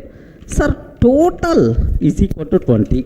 Sir, now total is equal to 30 I'm taking. Sir, how many variables I declared? 3 variables I declared, sir. So, with respect to case, you can differentiate. Suppose I'm asking total. What is the value I have to get, sir? 10 is the answer. If I can take total, what is the answer? 20 is the answer. If I can take total, what is the answer we have to get, sir? 30 is the answer we are going to get. So, terminology is the very clear for you people, right? So, Python identifiers are case sensitive. Okay, well. Sir, now, fourth rule, very important rule, sir. Of course, this rule is applicable everywhere. Do you know, is there any length limit for Python identifier? Can you please confirm, is there any length limit for Python identifier? No length limit. If you want, you can take 1 crore length identifier also acceptable, man. There is no length limit. Are you getting? No length limit for Python identifiers. Remember that. Have a look once, sir. Here I'm taking, sir, x, and so on is equal to 10 I'm taking. Yes, perfectly, itself is valid, sir. If I'm trying to print, what is the value? If I'm trying to print, what is the value of this one? Yes, 10 we are going to get. It is acceptable, sir. Now here, assume that I'm taking one variable, sir. What's my variable? Is x and so on. Don't get shocked. Okay, now I'm taking y like this I'm taking, and then I'm taking z like this. I'm taking z like I'm taking, sir. Its value I'm trying to take just a 10. Its value I'm trying to take just a 10, sir. Okay, observe a bit dangerous line what I'm trying to take. Was its value is the 10. Wow, this is the variable, sir. Now I want to print the value of this variable. Sir. Now I have to use print of, okay, like this I'm taking. Print of like, sir, anyway, instead of 10, let me take 7777, like this I'm taking. I'm trying to print, sir. Can you please confirm, is it going to work or not? Is it going to work or not? Okay, let me go for Durga classes, py test.py. I wrote a beautiful application, sir. Now I'm trying to execute. Yes, perfectly, it's going to work. It's working. It's going to print 7777, sir. Now I called one expert programmer. Observe, one expert person I called. I wrote beautiful Python program. Have a look once. Like I showed this code, sir, to the Python expert. Then he asked. He saw first. What is the feeling he saw from top to bottom? Durga, what you did? Sir, I declared one variable. I'm trying to print the value of this variable. To declare a variable and trying to print the value of variable, this much code is required. What it means? Is it a designer? Is it a Python program? Like he's going to get left and right, I'm sure. So means that, sir, even there is no length limit for the identifier, but not recommended to take too lengthy identifiers. unnecessary. Readability by default is going to be down. Everyone in the position to understand, right? Readability by default itself is going to be down, sir. Not recommended to take too lengthy identifiers. Length of the identifier should be okay, medium. Next, the name itself is going to reflect the purpose of that identifier. Okay, don't take 100 length, 200 length, 300 length identifiers. Not good programming practice. Okay, well, sir, next, the next point, sir, very important point, like no length limit. Sir, now if I can take x is equal to 10, valid or not? X is equal to 10, perfectly valid, no problem, right? If I can take if is equal to 20, if I can take if is equal to 20, immediately error we are going to get. The reason for that is, in Python, if is a keyword. Regarding if is a keyword, reserved word. Okay, so in Python, keywords are there, reserved words are there. These keywords or reserved words having some special meaning or functionality. We can't use these keywords or reserved words as identifiers. By mistake, if you are trying to use, immediately error we are going to get. Any doubt about this terminology, sir? Okay, this is another important point. Have a look once. Sir, I'm trying to take, sir, I'm trying to take if x is equal to 10, valid, no issue at all. If is equal to 10, I'm taking, sir. If I can take if is equal to 10, syntax error, invalid syntax. Okay, syntax error, invalid syntax, right? So these are various important conclusions what you have to follow while defining identifiers, right? So total how many rules are there? 5 rules. What is the rule number 1? The only allowed characters in Python identifiers are alphabet symbols, digits, underscore symbol. Next, the second rule, Python identifiers can't start with the digit. Okay, by mistake, if you are trying to start with the digit, immediately error you are going to get. Second rule, sir. Third rule, sir, Python identifiers are case sensitive. Lowercase and uppercase, there is a difference there. Of course, Python language itself is case sensitive programming language. Okay, well, next, there is no length limit for Python identifiers. No length limit for Python identifiers, but not recommended to take too lengthy identifiers, right? Next, reserved words or keywords are there.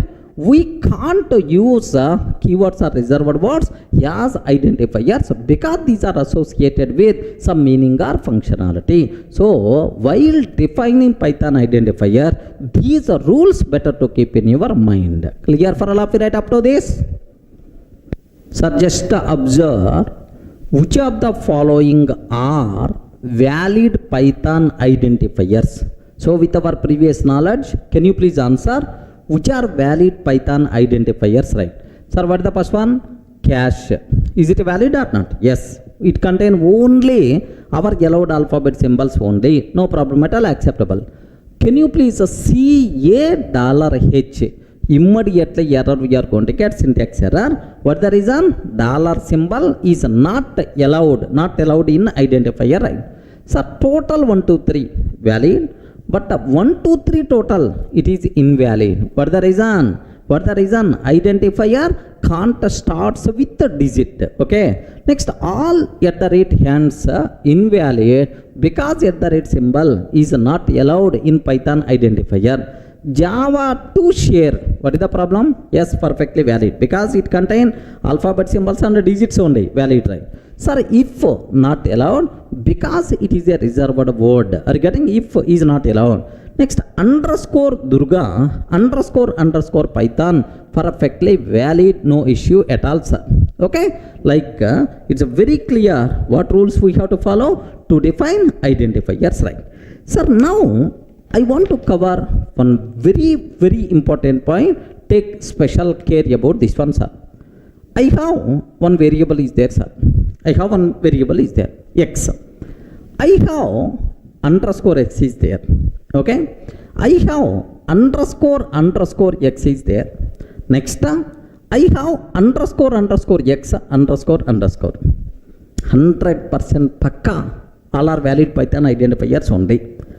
Now, do you have any difference between these things? Can you please spell out?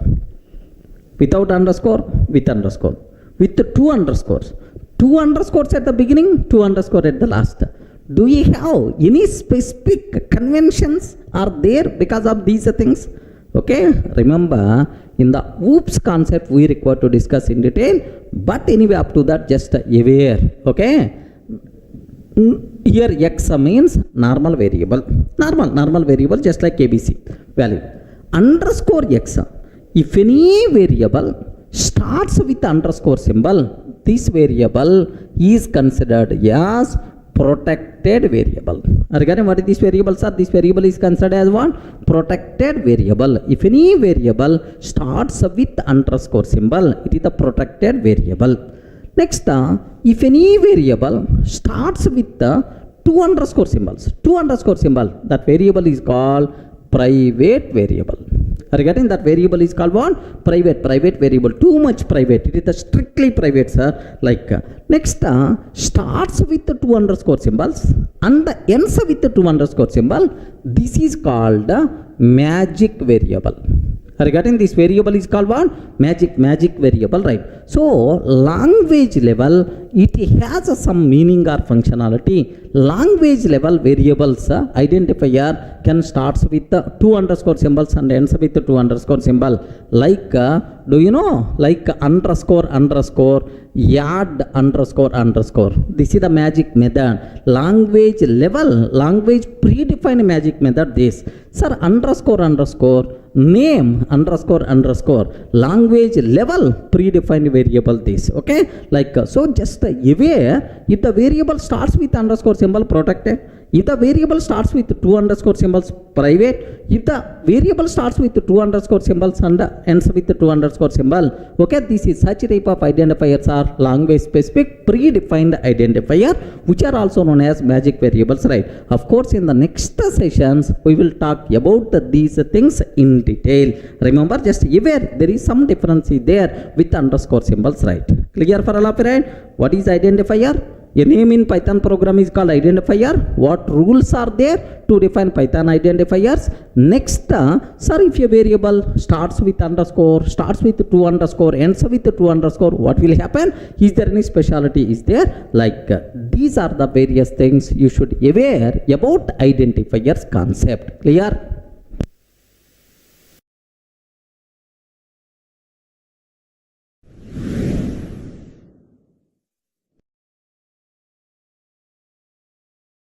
Sir, in the last videos we covered very clearly about identifiers concept.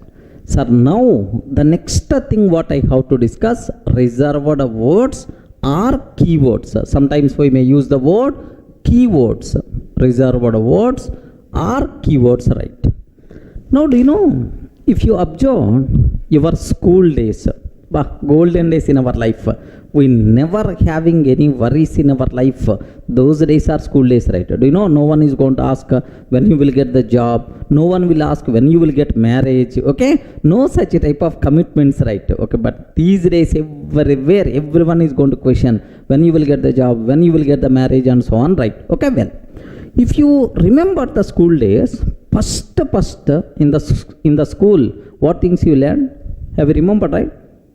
Alphabet symbols, A, B, C, D, like alphabet symbols we learn. Next, after completing alphabet symbols, what we learned next? Have you remembered? Words, A for, A for apple, B for banana, C for, C for cat, like some words we covered, right? We learned in the school. Do you know, like, so these words, what we learn in English, these words are called reserved words related to English. Remember this one, sir. In any language, it may be general speaking language like English or programming language like Python or Java. In any language, there are some words are reserved to represent some meaning or functionality. Such type of words are called reserved words. Sir, if you consider English language, okay, English. In the English language, apple, okay, apple, this word is reserved to represent one type of fruit. Are you getting? Next, banana, this word is also reserved to represent one type of fruit only, right? Sir, cat. This what is reserved to represent one type of animal, cat like. Sir, do you know, like there are multiple number of reserved words are there, sir. In English, how many reserved words are there? How many are there? Crores. Do you know, if you observe Oxford dictionary, this much size a dictionary you can see. So there are crores of reserved words are there in English. That's why learning English is a too much dangerous language, right? Okay, like. But if you consider programming languages like Python, do you know Python? Next Java. Java, if you want Java also. Sir, here also there are some words are reserved to represent some meaning or functionality. Reserved words are there. In Java, how many reserved words are there, sir? 53 reserved words are there. Oh, when compared with the English language, learning Java is the very easy. Just how many reserved words are there? 53 reserved words are there. Small chota programming language, right? But if you consider our Python contain just 33 reserved words only. You are getting how many reserved words? 33 reserved words only. If you understand these 33 reserved words, you will become Python expert. Remember this one. So that's why when compared with Java, when compared with English, Python is very small chota programming language. We can learn very easily, right? Okay. So now I will list out all 33 reserved words which are available in Python. Okay. First you have to tell what is the reserved word. What is the reserved word? The words which are reserved to represent some meaning or functionality. Such type of words are called reserved words. Remember that. Sir, let me list out all 33 reserved words in Python. Have a look once. Sir, these are 33. If you want, you can count 33. You can see, sir. Sir, first true, false, none. Are you getting? Just these are true, false, none like. Next, and, are, not, is operators like. Next, if, elif, else. If, elif, else. Okay. Else, if, elif, else. Okay. Like if, else related.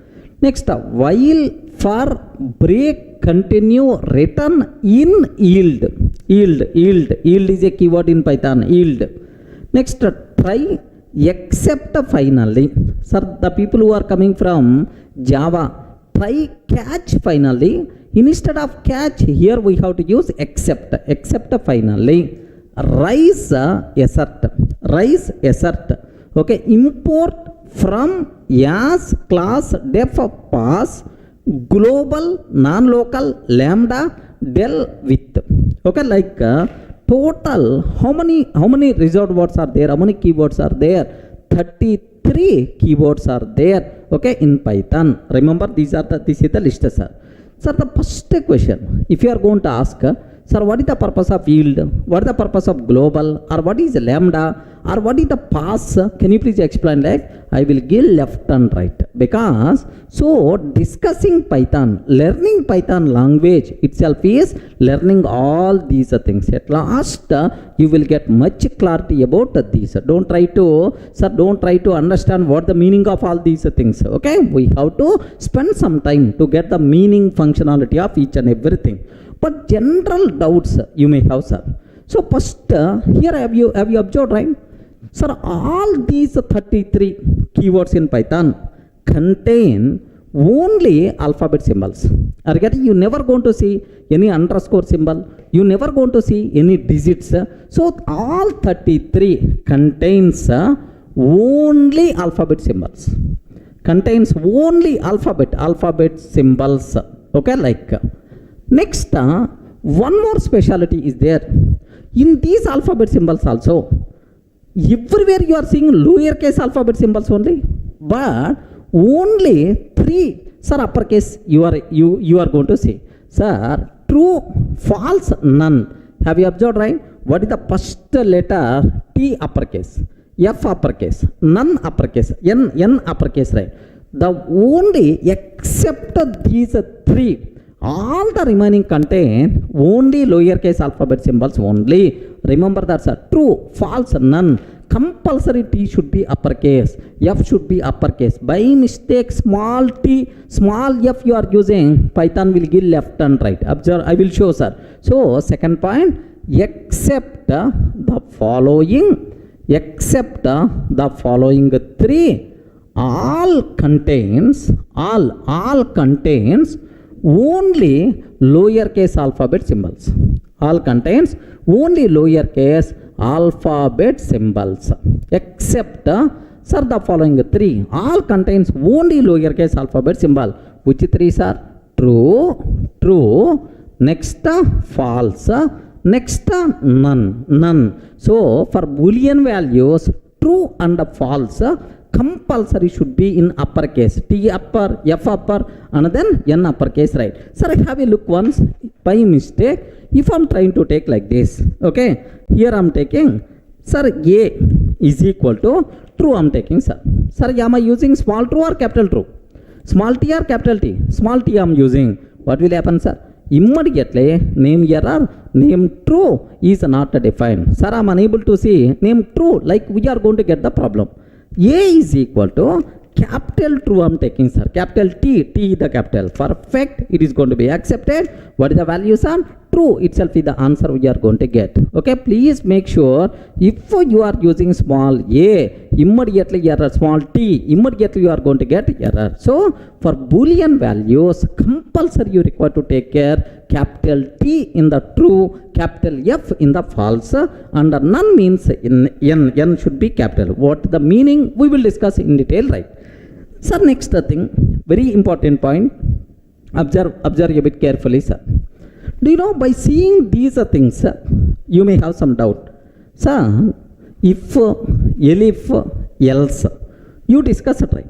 But what about switch statement? Sir, in C language I have switch statement, in Java language I have switch statement. Sir, where is the switch statement? Please make sure switch concept is not there in the Python. Switch variables concept not there in the Python. Okay, remember. Next, similarly, sir, I have while loop is there, for loop is there. But we missed one more loop, do while. So, do while, such a type of looping concept is not there in Python. Okay, do while, there is no such a type of concept. Okay, well, sir, these concepts are not applicable in Python. Switch statement is not there, do while, this concept is also not there, sir. Next, one more point. Sir, I saw somewhere in Java, int, float, Boolean, char, these are reserved words. But here we are not having any such type of reserved words like the reason for that is in Python. Sir, here I am taking a is equal to 10, that's all. Am I required to declare type explicitly like int type? No, because Python is what? Dynamically typed programming language. We are not required to declare the type explicitly. Based on value, automatically type will be considered. So, being programmer, you never going to use type explicitly, right? That's why int, float, Boolean, such type of reserved words or keywords are not required. Remember, int, float, complex, such type of keywords are not required in Python. So, what are various reserved words are there or keywords are there? Next, what are the rules, right? Contain only alphabet symbols except the first three, all the remaining contain lowercase alphabet symbols only. Next, switch statement, do while, that concepts are not there. Next, int, float, complex like data types are not reserved words in Python. Everyone can able to understand? Sir, I want to know, can you please show practically, these are the only available reserved words. I want to see, sir, can you please show practically like, yes, there is a way, sir, I will show programmatically, right? What is the way is, sir, here, observe that. Import keyword. There is one module is there, named with the keyword module is there. What is the module we will discuss? Sir, keyword dot KW list, keyword list. If you can ask keyword module KW list, it is going to list out all 33 reserved words or keywords present inside Python. Shall we check this one, sir? Have a look once. Okay, I'm taking import, can you please spell out, sir? I forgot. Import keyword. Okay, like next keyword dot KW list, keyword list, KW list. Now have a look once, sir. These are the keywords what we have in Python, sir. These are various keywords whatever there in Python. Let me copy paste these things, right? Okay, observe a bit very carefully, sir. Here like we have now here, if you want you can count these things also, right? Sir, false, none, true, and, as, assert, break, class, continue, def, del, elif, else, except, finally, for, from, global, if, import, in, is, lambda, non-local, not, or, pass, rise, return, try, while, with, yield. Okay, here alphabetical order, it is displayed according to alphabetical order, but anyway, total if you want you can count 33 reserved words or keywords you can get. That's all, sir. These are various important things related to keywords, reserved words, right? Now I will explain data types concept in the next video. Clear for all of you, right?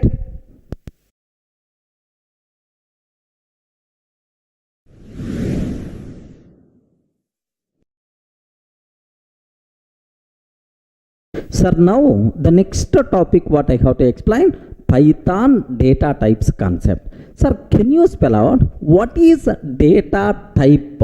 The name itself indicates the type of data what we are using. Regarding its data type represents what? The type of data stored inside a variable or represented in our program. Suppose I am taking 10, sir. This 10 is what type? It is int type. Assume that it is int type, integral data type. Okay, not having any decimal point. Next 10.5 is what type? Something like float type. Float types are true. We are considering true is what type? Itself is what? Boolean type like. So the data types represent the type of data what we are using in our program. Clear for all of you? What is data type? Now the next point, very important point for the entire room, take a bit special care, sir. In C language or Java or C++, how to declare a variable? Just observe. If I can take in Java, sir. If you don't know Java also, don't worry, just listen. Int a is equal to 10 I am taking, sir. Sir, I am declaring a variable a, sir, with what value? 10. This a, can you please spell out what is the type? Anyone, can you please tell what is the type? Int type. Regarding int type I am declaring, it is int type, sir. So if I can take float f is equal to 10.5 f, okay, like we have to declare. So it may be C language or C++ or Java. Usually we can declare variables, okay, in this style. Sir, in Python, how you can declare this one? Very simple. A is equal to 10, sir. A is equal to 10. That's all. We are not required to declare the type explicitly. Remember that, okay? In Python, we are not required to declare the type explicitly. Just assign the value. So based on your provided value, the type will be considered automatically by the Python virtual machine. Now, A is what type, sir? Of course, it is int type. Int type, sir. Where is the proof? I will show programmatically. Don't worry, sir. So in Python, we are not required to declare the type explicitly. Based on your provided value, automatically type will be considered. Such type of programming languages are called dynamically typed programming language. Are you getting what is this one, sir? Dynamically typed programming language. But in C language or Java or C++, compulsory we have to declare the type explicitly. That's why these languages are called statically typed languages, right? Are you getting? These languages are called what? Statically typed languages. But Python itself is a dynamically typed programming language. Is it clear for all of it? So A is equal to 10. Now I am taking type of A. Sir, I want to know this A is what type. I want to know this A is what type, sir. This A is what type if you want to know. Type function is there which is provided by Python. By using that, automatically we can get what is the type of this variable, right? Of course, it is the int type. Okay, well, sir, I'm taking B is equal to true, sir. B is equal to true. Can you please tell B is what type? Respond. B is what type? Boolean type. Are you getting? We are not required to specify type explicitly. The type will be considered automatically by the Python virtual machine. Now, if you can ask a type of B, now it is what type, sir? Bool type. Remember this one, sir. So the most valuable important question for the interview room, what is the meaning of dynamically typed programming language? So in Python, while declaring variables, we are not required to specify type explicitly. Based on your provided value, type will be considered automatically. Such type of languages are called dynamically typed programming languages, right? Best example, Python. Even JavaScript also. Do you know JavaScript also? We are not required to specify the type explicitly. Automatically, based on the value, the type will be considered, sir. Sir, where is the proof for that? Okay, just observe a bit very carefully, sir. I'm taking here, let me open my Python editor, sir. Okay, Python console, Python console. Now, A is equal to 10, I'm taking. A is equal to 10. Sir, can you please observe type of A? A is equal to 10. What is the type of A? Sir, can you please observe that? What is the type of A, sir? Int type. Regarding type of A is int type. B is equal to 10.5. 10.5. Can you please spell out what is the type of B? Yes, what is the type of B, sir? Float type. Remember that. Next, sir, C is equal to true. I'm taking, sir. What is the type of C? If you consider bool type, right? Okay, that's all. So, is it clear for all of you, right? What is the meaning of dynamically typed programming language? We are not required to declare the type explicitly. Based on our provided value, type will be considered automatically. This type of nature is called dynamically typed programming language. What is about C language? C++, Java. These languages are statically typed. Compulsory. We have to specify type explicitly. But in Python, we are not required to specify type explicitly, dynamically typed. So best example, sir, Python, JavaScript, these are best examples for dynamically typed programming language. Clear, right? Now I have one small doubt, sir. I have two statements are there. Can you please spell out among these two, which statement is correct? In Python, type concept is not applicable. Okay? In Python, type concept is not applicable. Just I'm taking, this is the first statement, right? Second statement I'm taking, in Python, type concept is available.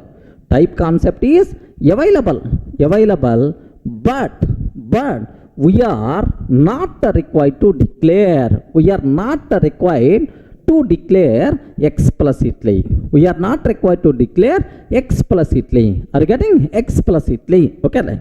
Can you please confirm among these two, which statement is the correct? Is the type concept not available in Python? In Python, type concept is available, but we are not required to declare type explicitly. The type will be considered automatically based on provided value, which is nothing but what? Dynamically typed programming language nature. Clear for all of you, right? Most valuable important point, what is dynamically typed? Can you please give an example? Which languages are dynamically typed?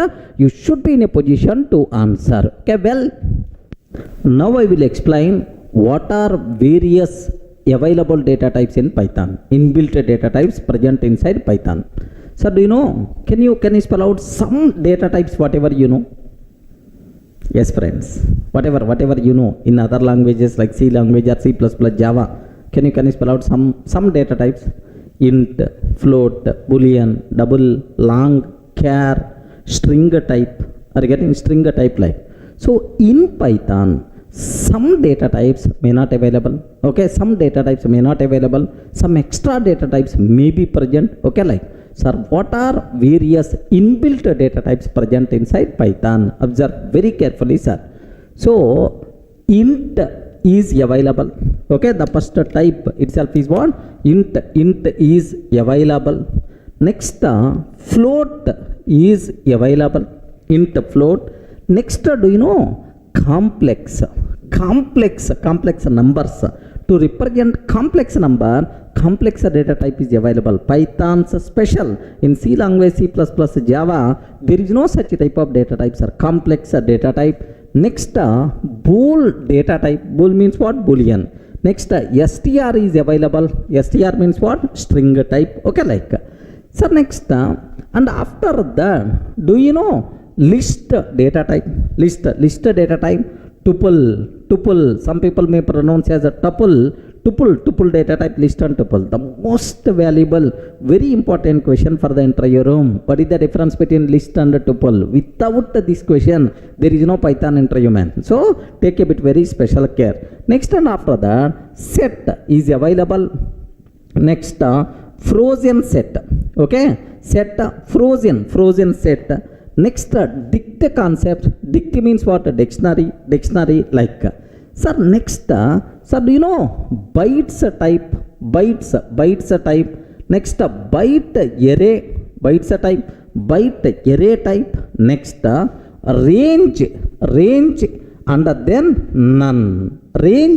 then none.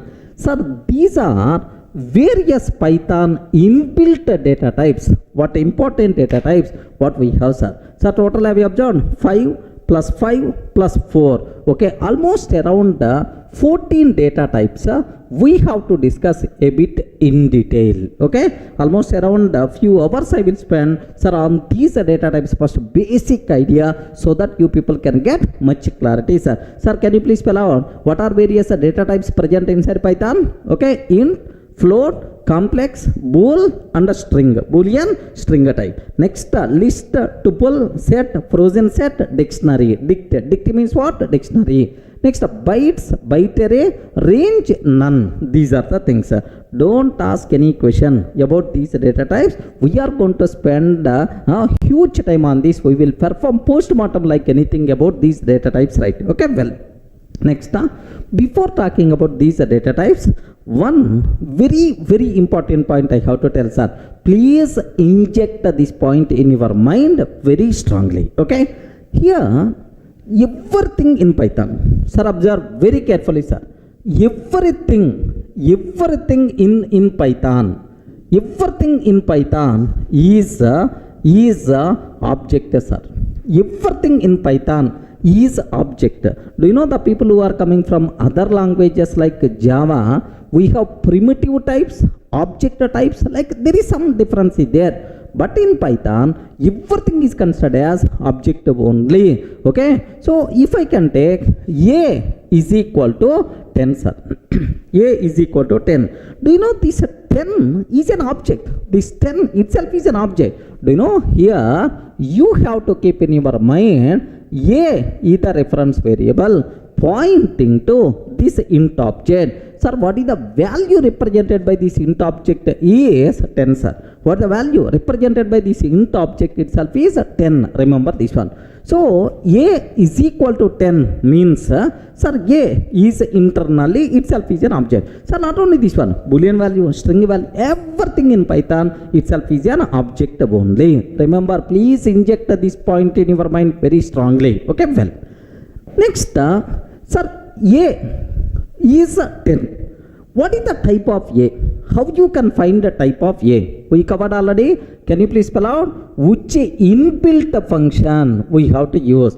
Type itself is inbuilt function, Python's inbuilt function to know the type of A. Okay, well. Next, once it is an object in the memory, in the Python virtual machine memory, where this object will be stored? What is the address? What is the address of this object? If you want to know address of object, then we have to use ID function. What is the function we have to use? Can you spell out, sir? ID function, ID of A. What is the address of this object, right? Next, I want to print the value of A. Can you please spell out what is the value of A? 10. Can you please print the value of A? Then we require to go for print of A. So the most commonly used Python inbuilt functions are type function, id function, and then what? Print function. To know the type of a variable, type functions are. To know address of the object represented by a variable, sir, id is the function. To print the value of a variable, then we require to go for what? Print function. These are the three inbuilt functions most commonly we are going to use in Python. Just have a look once, sir. Sir, I'm taking here a is equal to 10 I'm taking, sir. Have a look once. Can you please observe? A is equal to 10. 10 I'm taking. Can you please tell what is the type of A, sir? What is the type of A? Sir, it is int type. It is class int type, sir. Okay, well, int type. Sir, what is the address of this? ID of A. What is the function? Please spell out ID of A. Here are you seeing, right? Yes, sir, this is the address. ID of A means this is the address, right? Similarly, okay, what is the print of A, sir? What is the value of A? What is the value of A, sir? 10. So these three are Python's inbuilt functions most commonly used. So before starting our data types concept, if you have clarity about this, I can use repeatedly this in our next discussions, right? Clear up to this?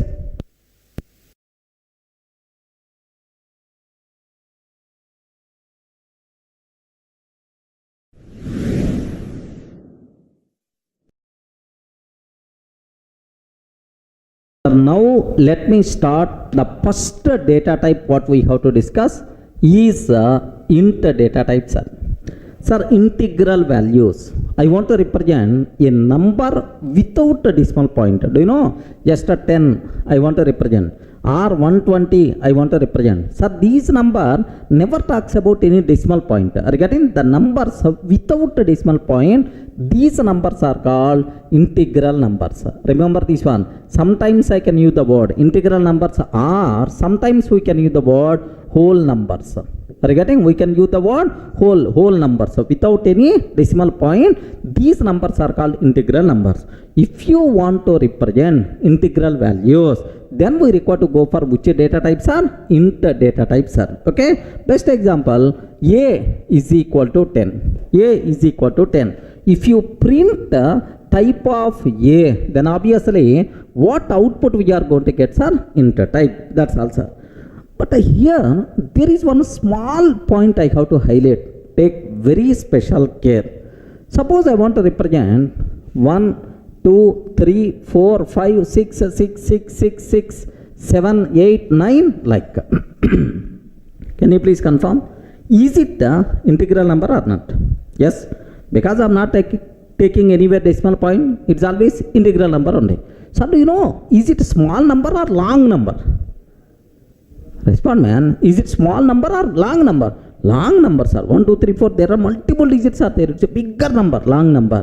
So to represent very long integral values, we have long data type is there. Remember this one, sir. What is that? Long integral values, long type is there. Sir, small integral values, int type is there. Remember that. If you consider Java, byte, short, int, long, like 4 types are there just to represent integral values.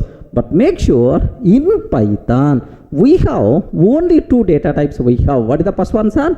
Int, second one, sir? Long. Small int values, small integral numbers, int type. Sir, long integral numbers, long types, sir. But take very special care. This long type is applicable only in Python 2. Are you getting? Only in the Python 2, but not in Python 3. Remember this one, sir. It's available only in Python 2, but not in Python 3. So which version we are discussing? Python 3 version. That's why in Python 3, long data type is not there. Even long values also we can represent by using which data types are? Int type only. I hope is clear for all of you, right? So maybe a chance to ask in the interview room, Hare, in Python, long data type is available or not? Yes, sir. Long data type is available to represent long integral values. but this long data type concept is applicable only in Python 2 but not in Python 3. Even long values also happily we can represent by using int type only in the Python 3. Everyone can able to understand? Sir, have a look once. Suppose I am taking a is equal to sir 1 2 3 4 5 6 6 6 and so on, 7 like 8 like I'm taking 9, sir. Wow, how big it is, man. So it is a long value. Have you observed, right? It is a long value, sir. Now I'm taking what is the type of a? What is the type of a? Because I'm using Python 3x. That's why, sir, type of a itself is what? Int type. There is no long data type in Python 3. It is applicable only in Python 2. Everyone can able to understand, right? So maybe a chance to ask long versus int like this, right? Next, sir, to represent int value, what are various possible ways are there in Python, sir? So we can represent integral values by using 4 ways. Remember that. So we can represent, sir, this a is equal to 10, this integral value. In how many ways, right? 4 ways are available. First one, decimal form. Are you getting? What is the first one, sir? Decimal form. This decimal form is also known as base 10. Decimal form is also known as based on our common normal approach, right? Second one, sir, octal form, or let me go for binary form. Okay, binary form. Binary form is nothing but base 2, sir. We can represent by using binary form, which is nothing but base 2. Next, third one, sir, octal form. Okay, octal form itself is base 8. Octal number system itself is base 8. Next, hexadecimal means base 16. Remember that. So integral values, so int type values in Python, in how many ways we can represent, sir? 4 ways are available. What is the first way, sir? Decimal form. Second way, binary form. Third one, octal form, and then hexadecimal form. Sir, let me talk about these types in detail, sir, these forms in detail. Sir, first one, decimal form. Okay, assume decimal form means base 10, sir. In base 10, do you know this is the default number system what we are using? We are always going to talk about numbers with respect to base 10 only. Okay, base 10 is the default number system, right? Sir, which digits are allowed? Allowed digits are 0 to 9. Allowed digits are what? 0 to 9. Suppose I am taking a is equal to 123. Acceptable. A is equal to 986. Acceptable. Like this, right? Okay. 0 to 9. Any digit is allowed. This is the default number system. Not required to discuss much more about this one, sir. Sir, now the same integral value you can represent by using binary form also. Are you getting? By using binary form also we can represent, sir. Binary means what? Base 2. Sir, in base 2, what are the allowed values? Can you please spell out in base 2 what are the allowed values? Zeros and ones. Are you getting? What are the allowed values, right? Zeros and ones. That's why, do you know? So allowed digits are 0 and 1. Remember, 0 and 1. Okay, like suppose I am taking a is equal to, listen carefully, very important point. A is equal to 1 1 1 1. I am taking a number. Can you please confirm, is it a binary number or not? Respond, friends. Is it binary number or not? Yes, sir, it's a binary number only because you are using zeros and ones. Only ones binary number. Now I am taking print of a, or what is the a value like? Sir, please take a bit very special care. If I consider like this, it is not treated as binary number. What is the reason for that is, by default, every number is always going to consider decimal only, but not binary, sir. Okay, that is the default number system is base 10. That's why its value is considered as 1111, like that it is going to be considered. It never going to consider as binary value 1111. Remember this. Sir, now I have to convey. Array, can you please consider this one as a binary value? Please consider this one as a binary value. Like how you can specify? Very, very simple, sir. If this a number prefixed with 0 small b or 0 capital B. If any number prefixed with 0 small b or 0 capital B, this number is considered as what? Binary number. Now A is equal to 0b 1111. Now then only it is considered as binary number. Have you observed, right? By default, even you are taking 1111 also, it is treated as what? It is treated as what? Decimal only. By default, base 10 only. I want to specify, hey, Python virtual machine, please consider it is a binary number. How you can specify explicitly? Okay, 0b, either small b or capital B, no problem at all. Now you can print a, sir. Can you please print a value? Very simple. What is the output you are going to get? This is the binary number, right? This is the binary number. This is a binary number converting into decimal. That decimal value we are going to get. So you have the choice. You can represent values either by decimal or binary or hexadecimal or octal. But Python virtual machine is always going to provide value only in decimal form. Remember that. So only in the decimal form means 1111. Binary number 1111. Can you please convert to decimal, sir? At your childhood, in your mathematics somewhere you may heard 2 power 0 into 2 power 1, 2 square, 2 cube, like 1 into 2 cube 8 plus 1 into 2 square 4 plus 1 into 2 power 2 2, 1 into 2 power 0 1. Sir, what about its values, sir? 15. Now what output we are going to get, sir? 15 is the answer we are going to get. So clear for all of you, right? About binary number system. In binary, base 2 allowed digits are 0 and 1. Remember that, 0 and 1.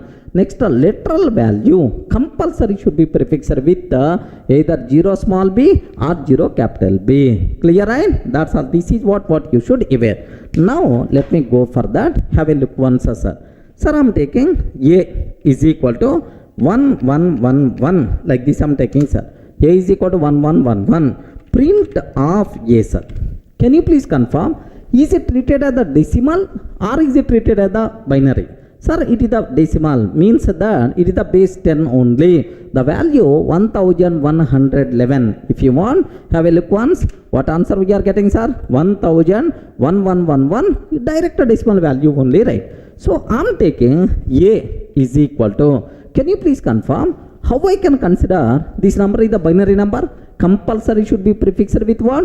0 small b or 0 capital B. Okay, like now I'm taking 0, sir, capital B. Anyway, small b or capital B, 1111. Like this I'm taking, sir.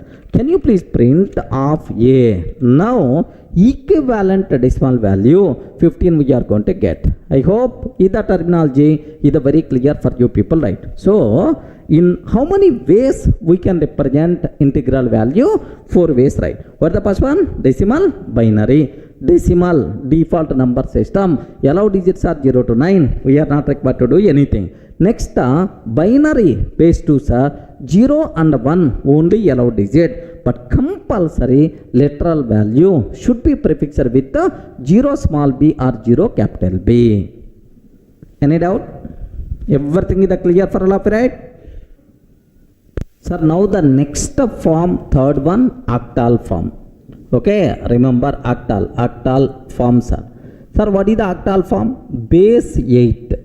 Observe carefully, base 8. Sir, allowed digits are 0 to 7.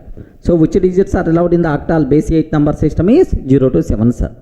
Compulsory literal value should starts with the 0 small o or 0 capital O. Remember this one, sir, not 0 0. 0 small o or 0 capital O. If the number starts with 0 small o or 0 capital O, this number is always treated as octal number. Remember, suppose A is equal to 0 small o, 0 small o or capital O, anything you can take. Sir, now 1, 2, 3 I'm taking. Yes, perfectly it is octal number. If I print the value of A, what is the answer we are going to get? I told already, Python virtual machine always provide in which formats are decimal only. Convert this octal number into decimal, sir. How to convert octal to decimal? At our childhood we covered already, we discussed already, right, in our school days. Okay, now 3, 8 power 0, 8 power 1, 8 square. So 1 into 8 square means 64. 2 into 8 means sir 16. 3 into 8 power 0 means 8 power 0 is 1. 3 into 1 means 3.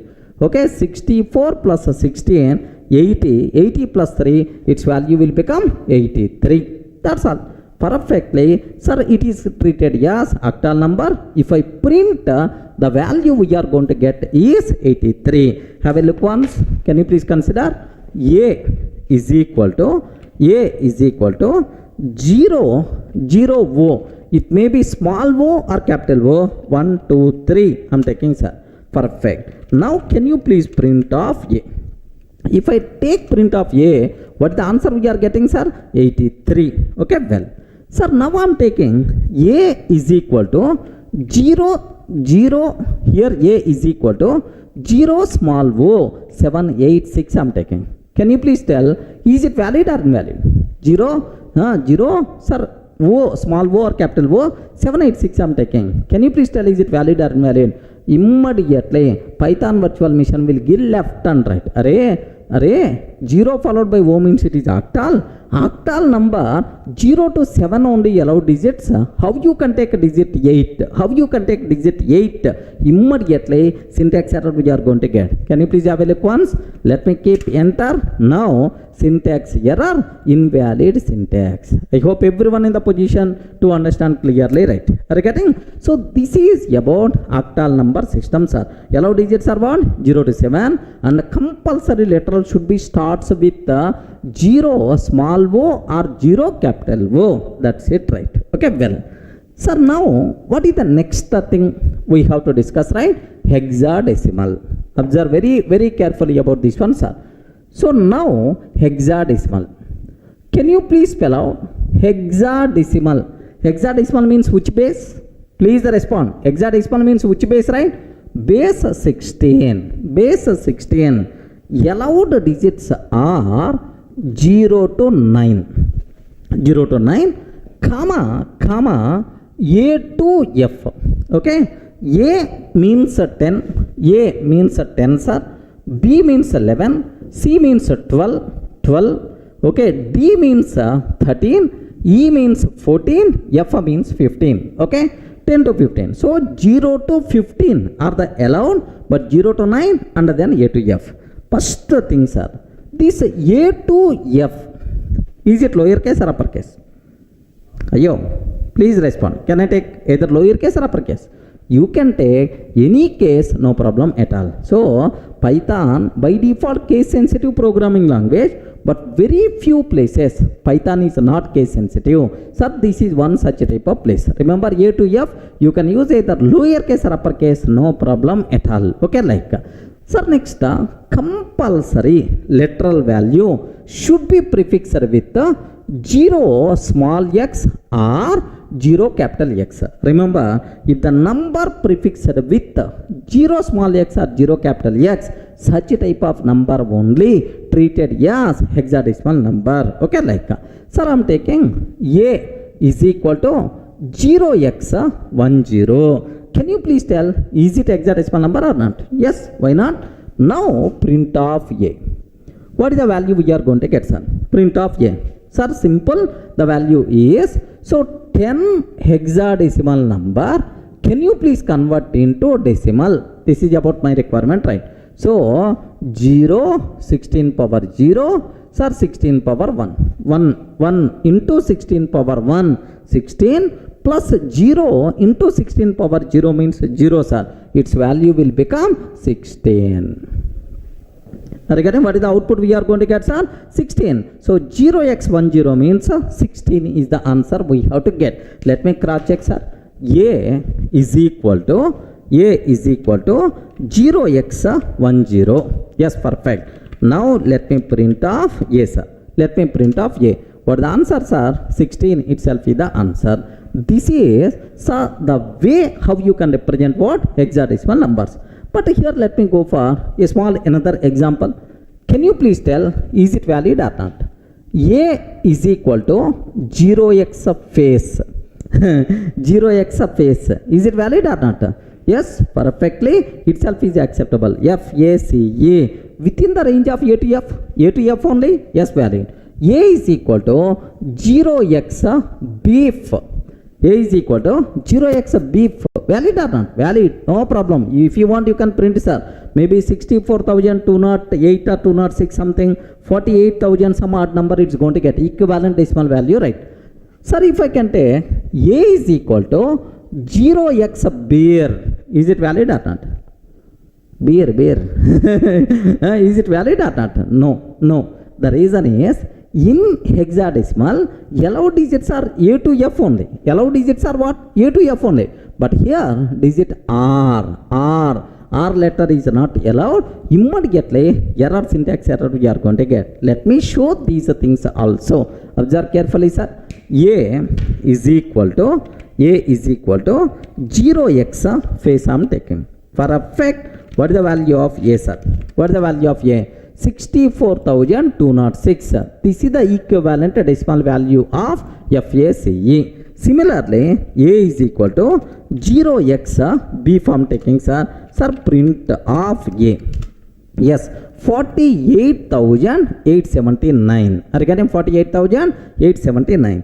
A is equal to 0x, okay, beer I am taking. Beer. Immediately, error we are going to get, sir. Have you observed? Syntax error, invalid syntax. Okay, like you should aware, sir. That's all, friends. These are various possible ways are there to represent int values, right? How many ways we can represent int value? Decimal form, binary form, octal form, hexadecimal form. Decimal form, base 10. Allowed digits are 0 to 9. Okay, default number system.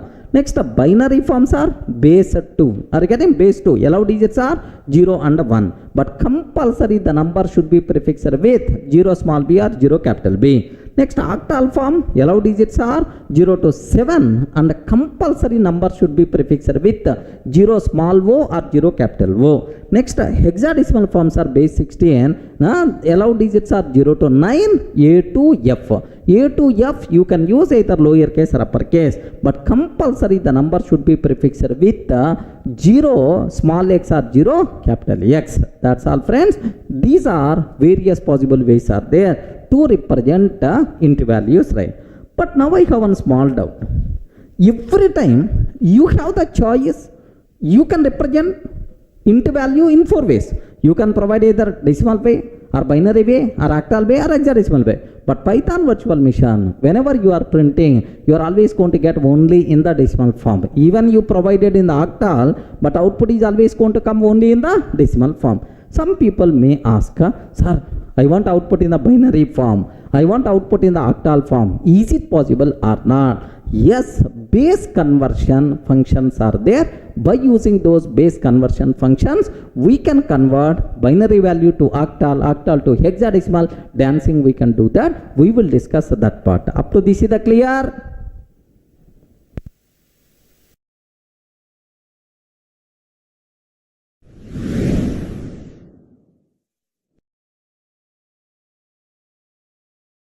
Hi friends, in the last videos we covered very clearly the basic introduction to data types and the first data type int. Sir, now I want to talk about how to convert integral value from one base to another base. Sir, I have binary value is there. I want to convert into octal value. I have octal value is there. I want to convert into hexadecimal value. So for these base conversions, Python provide there are 3 inbuilt functions. We require to discuss these base conversion functions. So what is our topic name, sir? Base conversion functions. Okay, sir, Python provide 3 inbuilt functions for these base conversions, right? The first function is bin function. Okay, binary function. Are you getting what is the function name? Bin. Second ones are octal, oct function, not octal, oct function. Third function is hexa function. Are you getting hexa? To convert into hexadecimal number. So bin function can be used to convert from any other base to binary. Boss, I want to get binary representation for the given number. Then we require to go for bin. I want octal representation for the given number. Then we require to go for octal. I want hexadecimal representation for the given number. Then I require to go for hexadecimal, right? So to convert from one base to another base, these are the three functions what we have. Now observe this one, sir. Sir, first let me go for bin function. Bin of, suppose I am providing, sir, just the 15. It is the decimal value. Now the corresponding binary representation we will get. Sir, what is the binary string for this? 0b. Of course, it's the binary. 0b 1111. Okay, like. Sir, how to convert 15 to binary? You know at your childhood, I hope we discussed it, right? 15. Can you please convert into binary means 2 7 jar 1. Okay, 2 3 jar 1. 1 is the remainder. 2 sir 1 1. So what is the value, sir? 1 1 1 1. This is the equivalent binary representation, sir. Similarly, I have 0 O 1 2 3 is there. Can you please spell out 0 O 1 2 3? What is this one? I respond. What is this one? 0 O 1 2 3 itself is what? Octal number. I want to convert this octal number to binary. Similarly, I have bin of 0x face. 0x face. Sir, what is this number? Hexadecimal number. Hexadecimal number to binary if you want to convert, then this is the way, sir. Are you getting? Bin function can be used to convert the number from other bases to binary or to binary number system, right? Let me go for this small example, sir. Here I am taking here just a bin of okay, just I am taking 15, sir. What is the answer? 0b1111. Bin of 15. Boss, can you please convert decimal number 15 to binary? Okay, what the values are? 0b1111, like bin of 0o123, like this I am taking, sir. Equivalent binary value 0b1010011, something like we are going to get. Sir, here bin of 0x face I am taking. 0x face I am taking, sir. Now this is the equivalent binary number for this 0x face. Okay, like clear for all of it, right? So how to use bin function? What is the purpose of bin function, right? The same way, next one, sir, let me consider octal function. Octal. Sir, I have 100 decimal value is there. 100 decimal value. I want to know what is the equivalent octal value. Then OCT is the function. Sir, similarly, OCT of 0b 111101, something like. I don't know. Sir, this is the binary number. Can you please provide equivalent octal value like this, right? Sir, octal of here 0x face. Hexadecimal number, can you please convert into octal? Binary number, can you please convert into octal? Decimal number, can you please convert into octal? So from any other base to octal, if you want to convert, then we require to go for what? Octal. OCT, oct itself is the method, sir. Clear for all of it, okay? Have a look once, sir. Here I am taking OCT of 100 I am taking, sir. If I can take OCT of 100, 00144, this is about the equivalent octal value, sir. OCT of 0b111101. I don't know what about its value. I want to get equivalent octal value 075. Sir, OCT of 0x face I am taking. Have you observed? This is the equivalent octal value for the given hexadecimal number. So, for the given hexadecimal number, If you want to convert into octal, then these are the ways, right? Okay, well, sir, what is the next cinema? Okay, sir, hexa function, sir. So for the given hexadecimal number, for the given any other base, if you want to get hexadecimal number, then we require to go for a hexa. Sir, I have 1000 is there, sir. 1000 is the decimal value. I want to know equivalent hexadecimal value. Similarly, hex of 0b 1011 1111 something like this. I don't know what is the equivalent hexadecimal value I want. Sir, hex of 0 1 2 3 4 5 6 like this. If you want to know corresponding hexadecimal number, then we require to use a hexa function, right? Okay, well, have a look once here. Hex of 1000 decimal value. Can you please convert into hexadecimal number? Can you please convert into hexadecimal number? 0x3e8 like this, right? Okay, similarly, hex of 0b 1111 like this I'm taking, sir. What is the answer? 0xbf. Okay, 0xbf, it is the equivalent hexadecimal number. Hex of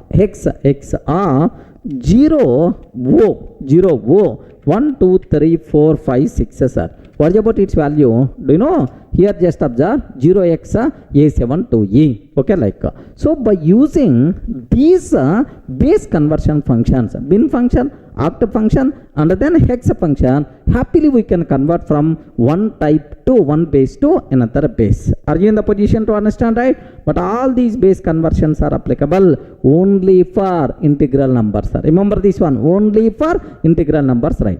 Then immediately you may have, sir, to convert into binary, you have bin function.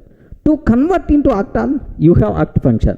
To convert into hexadecimal, you have hexadecimal. But I want to convert into decimal. Where is the function? Array, to convert into the decimal, no function is required, because default number system is always by default decimal only. If you are not using this conversion function, the output is always going to come in which style, sir? Decimal only. Is it clear for all of you right up to this? That's also, these are base conversion functions which are applicable for int data type values, integral data type values, right? Clear?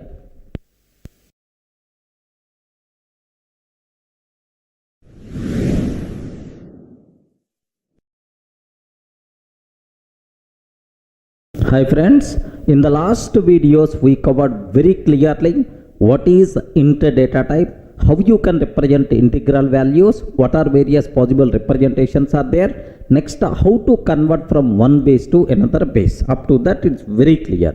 Sir, now the next data type what we have to discuss is float data type, sir. Sir, now I have a number is there 123. It is the whole number, sir. Okay, 123 whole number without decimal point. Happily you can represent this by using int data type.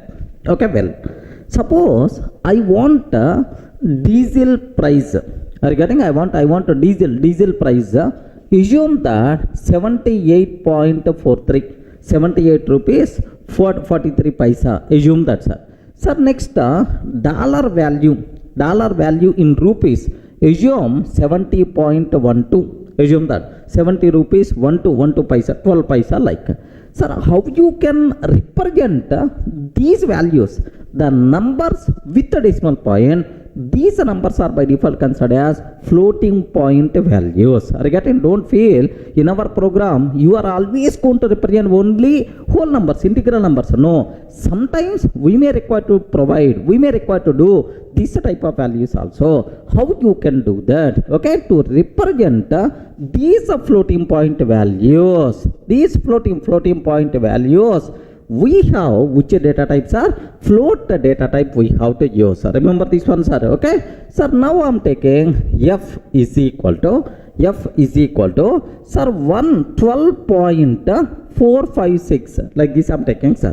Can you please spell out what is the type of f? If I print the type of f, now I will get what? Float.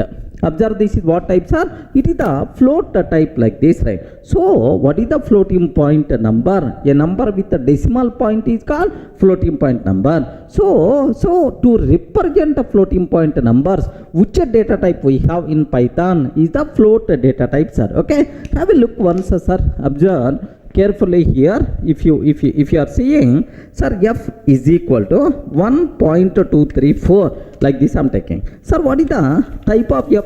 What the type of f? If I can ask a type of f is what types are? Float type. Just observe 1.234 float types are. To represent floating point values, we require to go for what? Float type. Okay, well, sir, here there is one very important point is there. Take a bit special care about this one, sir.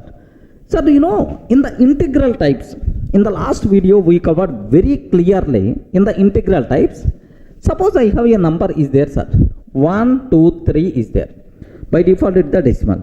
Similarly, if I can take 0B1111, it is a binary number. Binary. 0O123 octal number. 0x123 hexadecimal number. Sir, all these things are integral values. Remember this one. All these things are what? Integral values, right? Same way, I want to take like this. Just observe carefully, sir, about this one. F is equal to, sir, 1.234. Okay, one style. F is equal to 0B1.1011. I'm taking, sir. Next, f is equal to 0 small o, sir, like 123.456 I'm taking. Sir, f is equal to 0x 123.57, something like this. Can you please observe? This is the decimal float value. This is the decimal float value. Can you please tell what about this one? Respond. What about this one? Float value represented in binary form. Next, float value represented in octal form. Float value represented in hexadecimal form. I hope everyone can able to understand, right? So, respond. Everyone can able to understand, right? Remember, if you are going to feel like this, I will give left and right. The reason for that is floating point values we can represent only in decimal form. Are you getting? Floating point values we can represent only in decimal form. Binary, octal, hexadecimal, such type of conventions are not allowed for the float values. These representations are applicable only for integral types, but not for floating point types. In all these cases, we are going to get syntax error. Okay, error by default we are going to get. Sir, very important point. Integral values you can represent 4 ways: either decimal, binary, octal, hexadecimal. But floating point values you should represent only in the decimal form. Okay, binary, octal, hexadecimal, such type of conventions are not applicable. Everyone can ever write. Sir, let me show this one. Have a look once, sir. Suppose I am taking f is equal to 1.234. Perfect, no problem at all. It is the decimal value, sir. It itself is the decimal value. F is equal to 0b 1.1011. I am taking 0b 1.1011. Immediately Python virtual machine is going to give left and right. Hey Durga, 0b means binary, but 1.1011 float in binary. No such type of thing. What it means, like Python virtual machine will give left and right. Observe carefully, sir.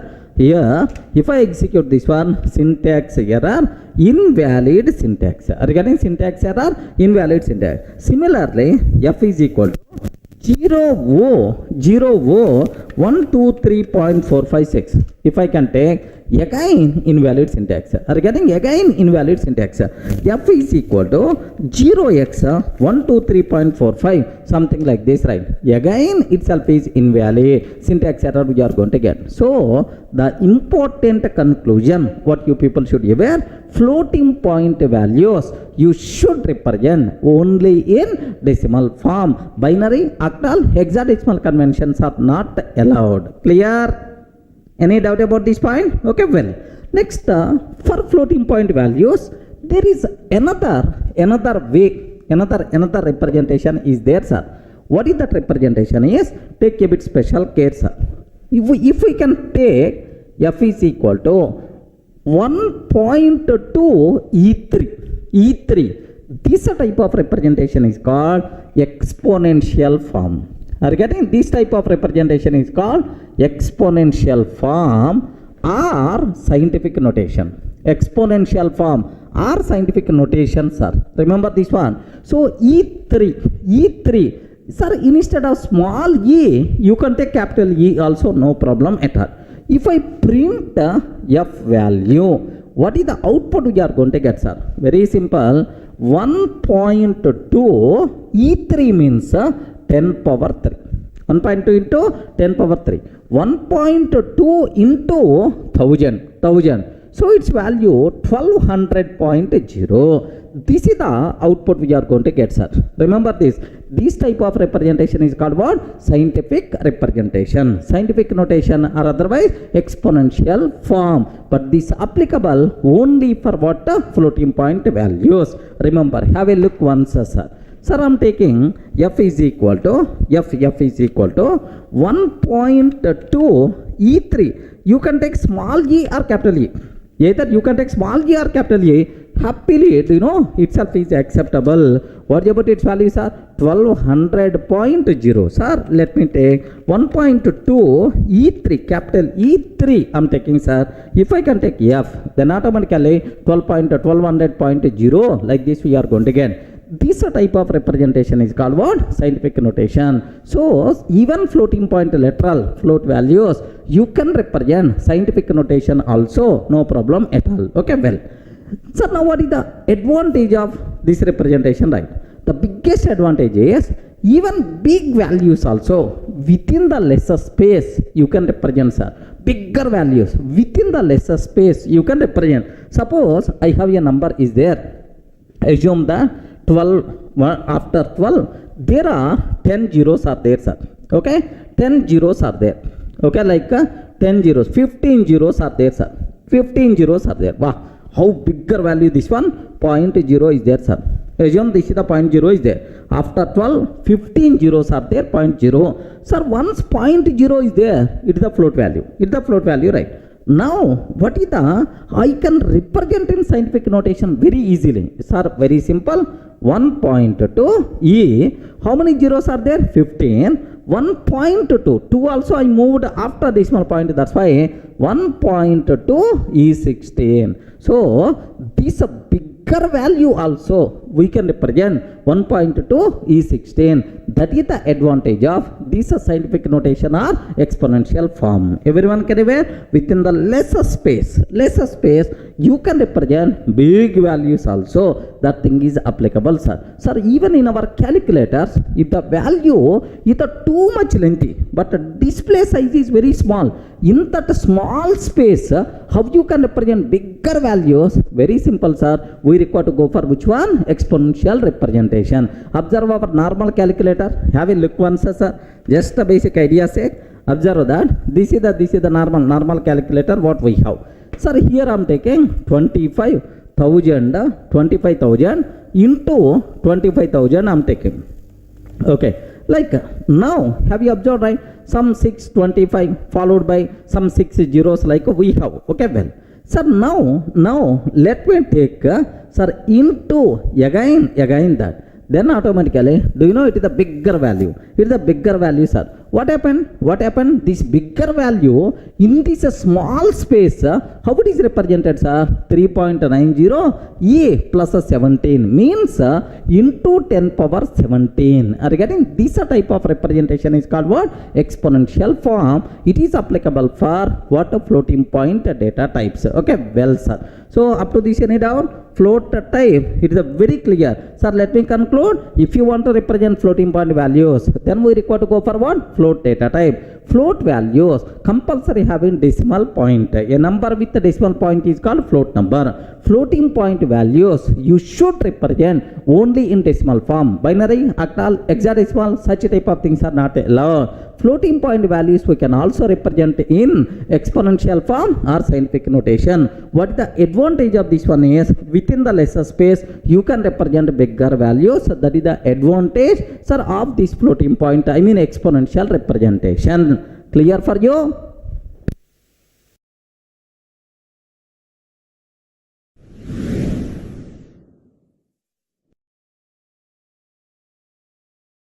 Sir, in the last videos we covered int and float data type, right?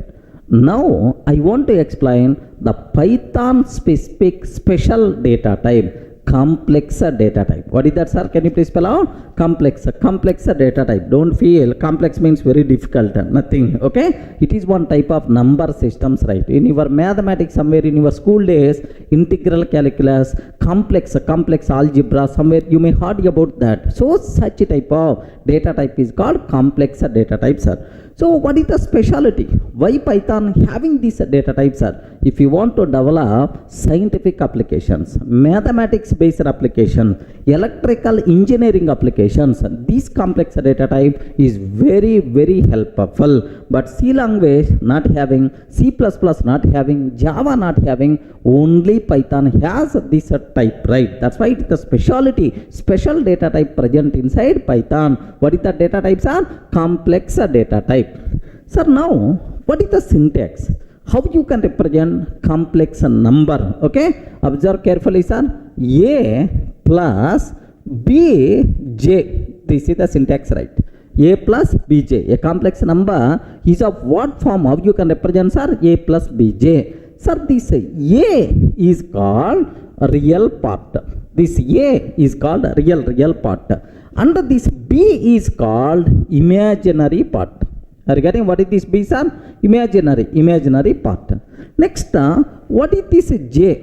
J value is J square. J square is equal to -1. Regarding J square is equal to -1. J is equal to square root of -1. Remember that this type of representation is called complex number, right? So what is the J? J square, its value is -1. J is equal to square root of -1. Now you may have the small doubt, sir. Sir, is it compulsory J? In my mathematics somewhere I symbol I used. Remember I symbol I used. Is it compulsory J I have to use, right? Okay, mandatory, it should be J only. By mistake, if you are using any other symbol like I, immediately syntax error. Remember compulsory J. Sir, can I use uppercase J or lowercase J? No problem. Any case you can use, but the symbol should be J only. Okay, like. Sir, now let me take x is equal to 10 plus 20j. I'm taking, sir. Yes, it is a complex number. Let me print type of x. Can you spell out what is this type? Obviously, what is the types are?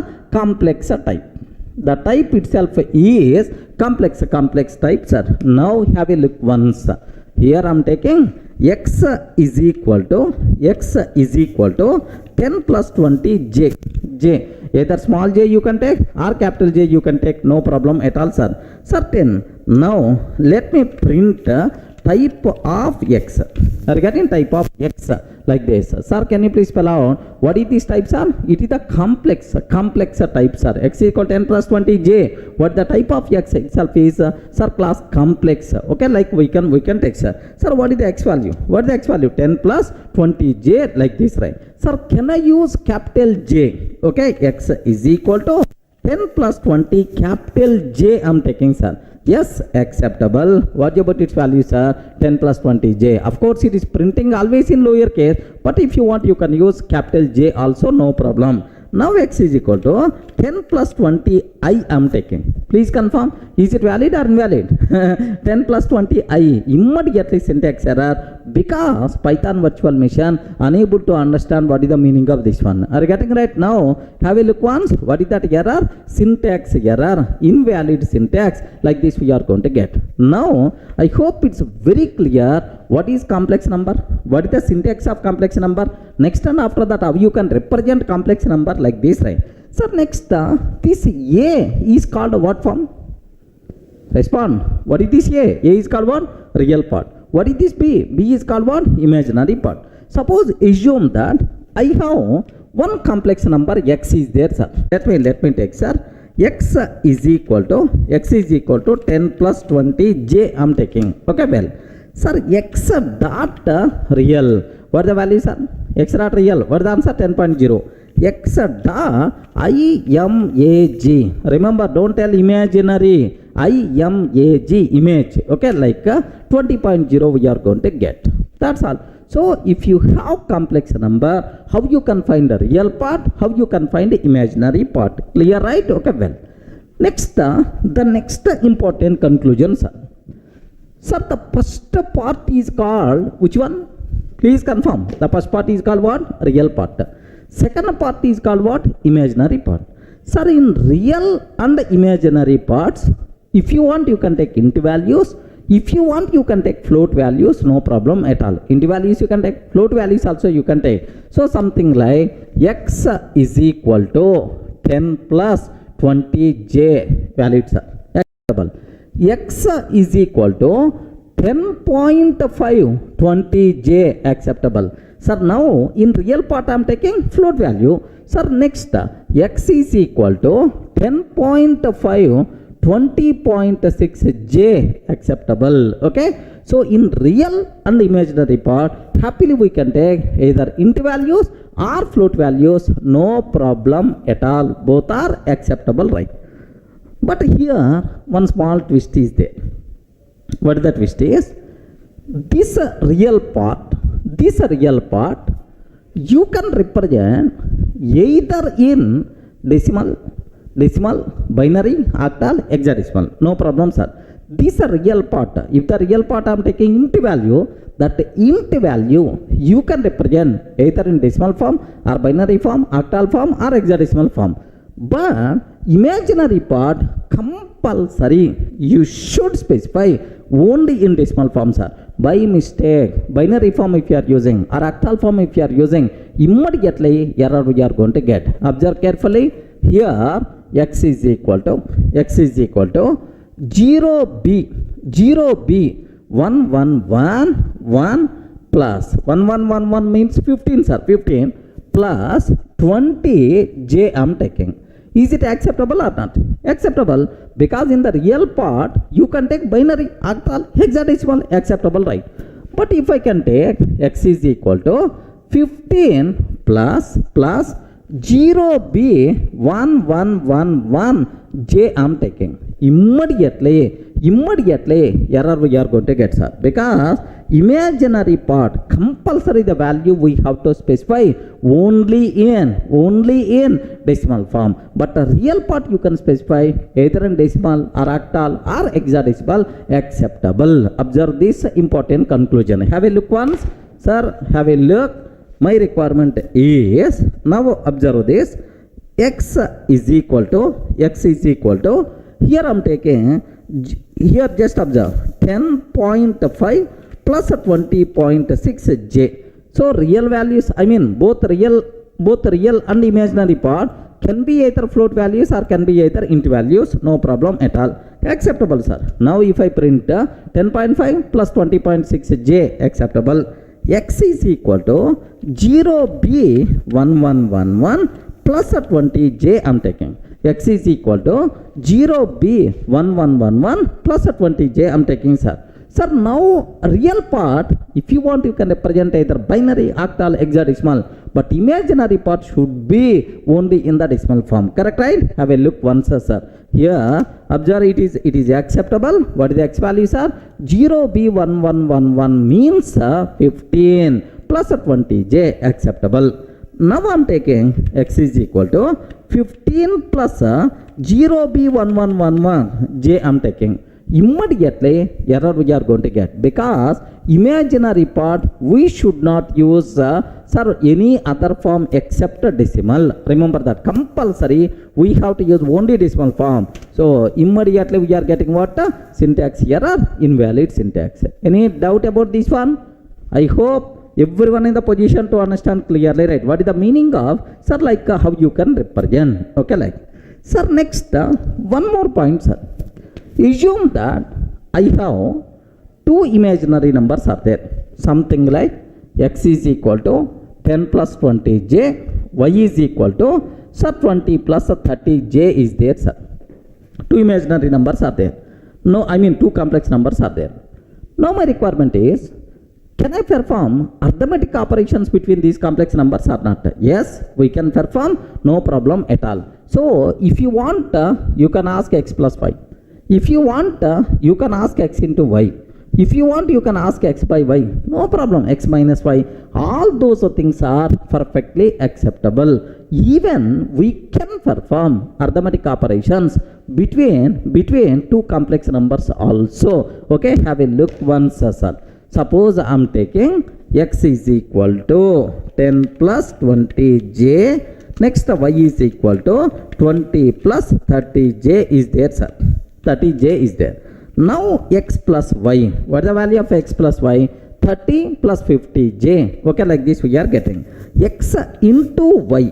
X into y minus 400 plus 700j. X by y. Okay, x by y. Some value we are going to get 0.6 and plus 0.07, something like we are going to get. So what about internal values? How these operations are going to work?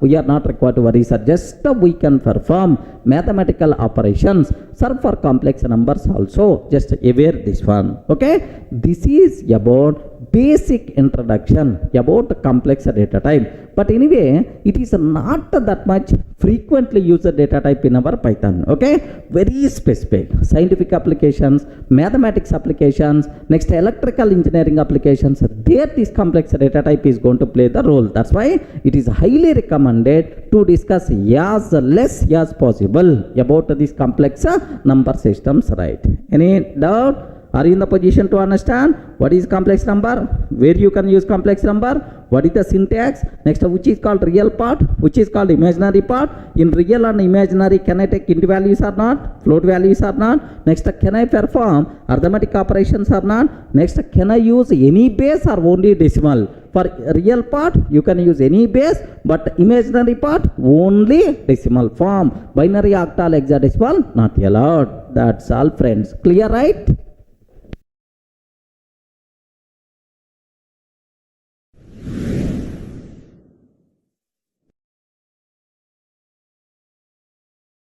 Sir, up to this, we covered about int data type, float, and then complex.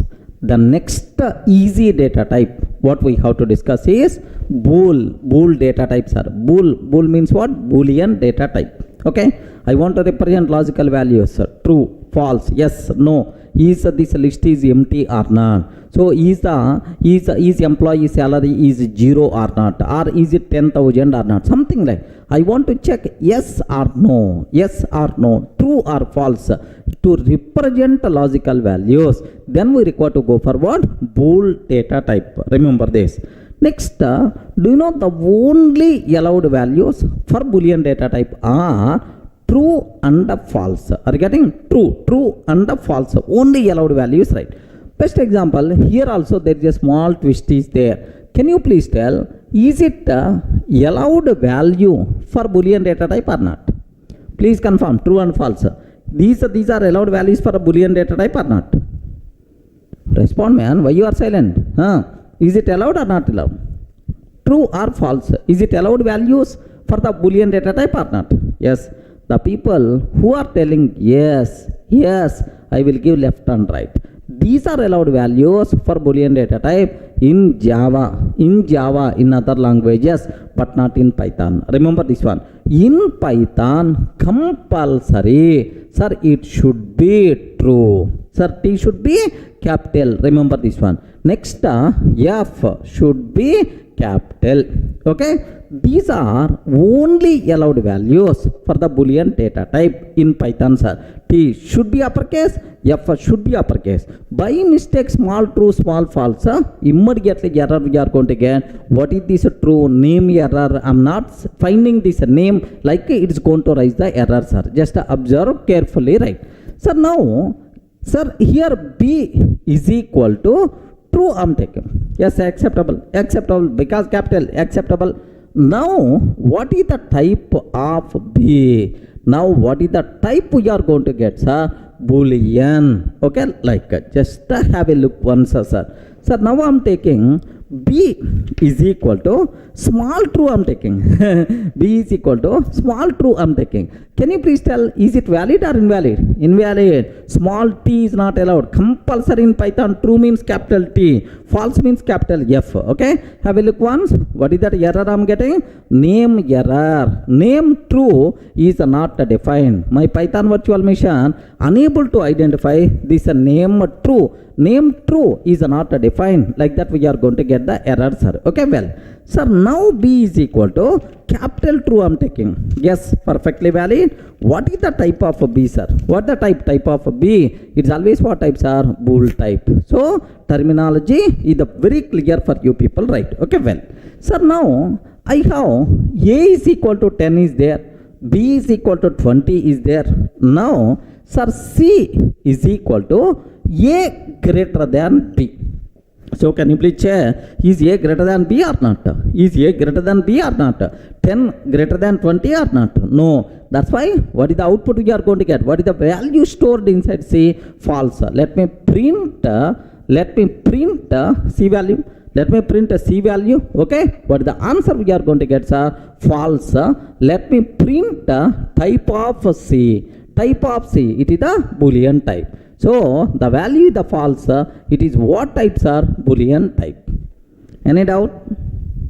Are you in the position to understand, right? So, just observe carefully, right? Now, A is equal to 10 I'm taking, B is equal to 20 I'm taking, C is equal to A greater than B. A greater than B. Now, sir, let me print the value of C, sir. What is the value of C? False. F should be capital, of course.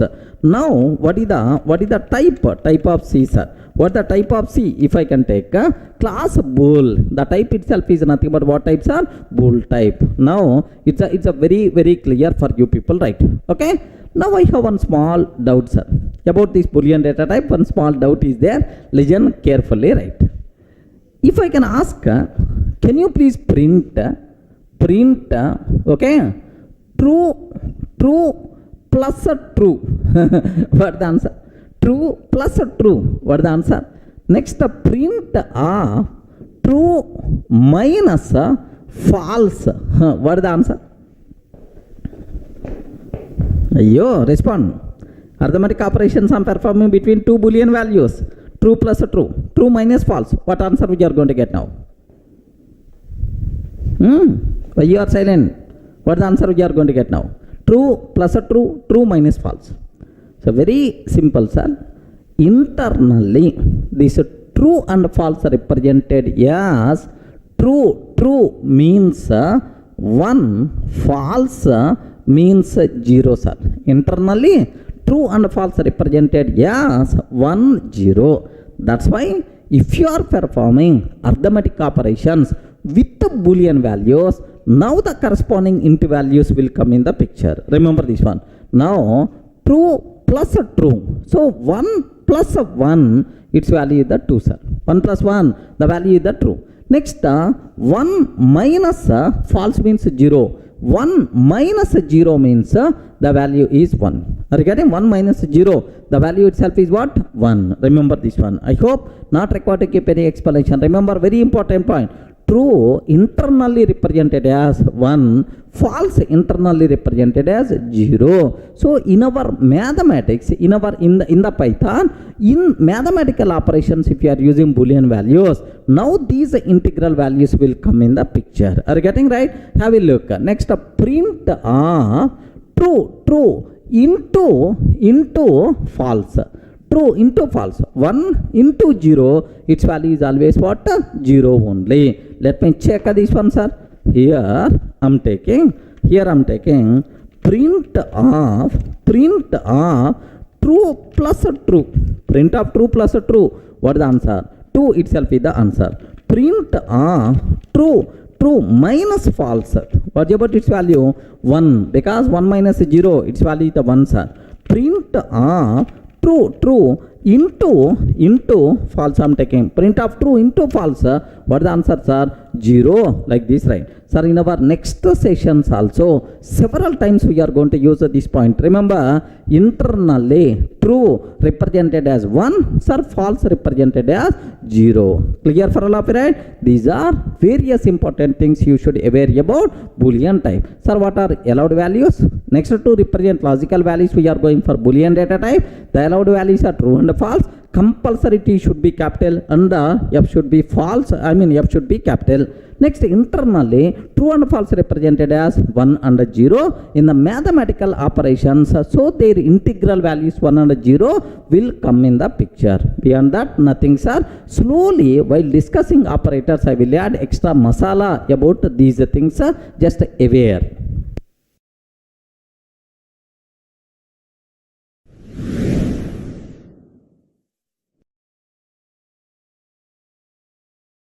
Sir, up to this, we covered 4 data types. One is int, float, complex, bool. Now, the next data type, the most commonly used data type in Python, sir, not only in Python, in any programming language, string data type. Are you getting what is that, sir? str itself is the string data type. So, first one small point you should aware.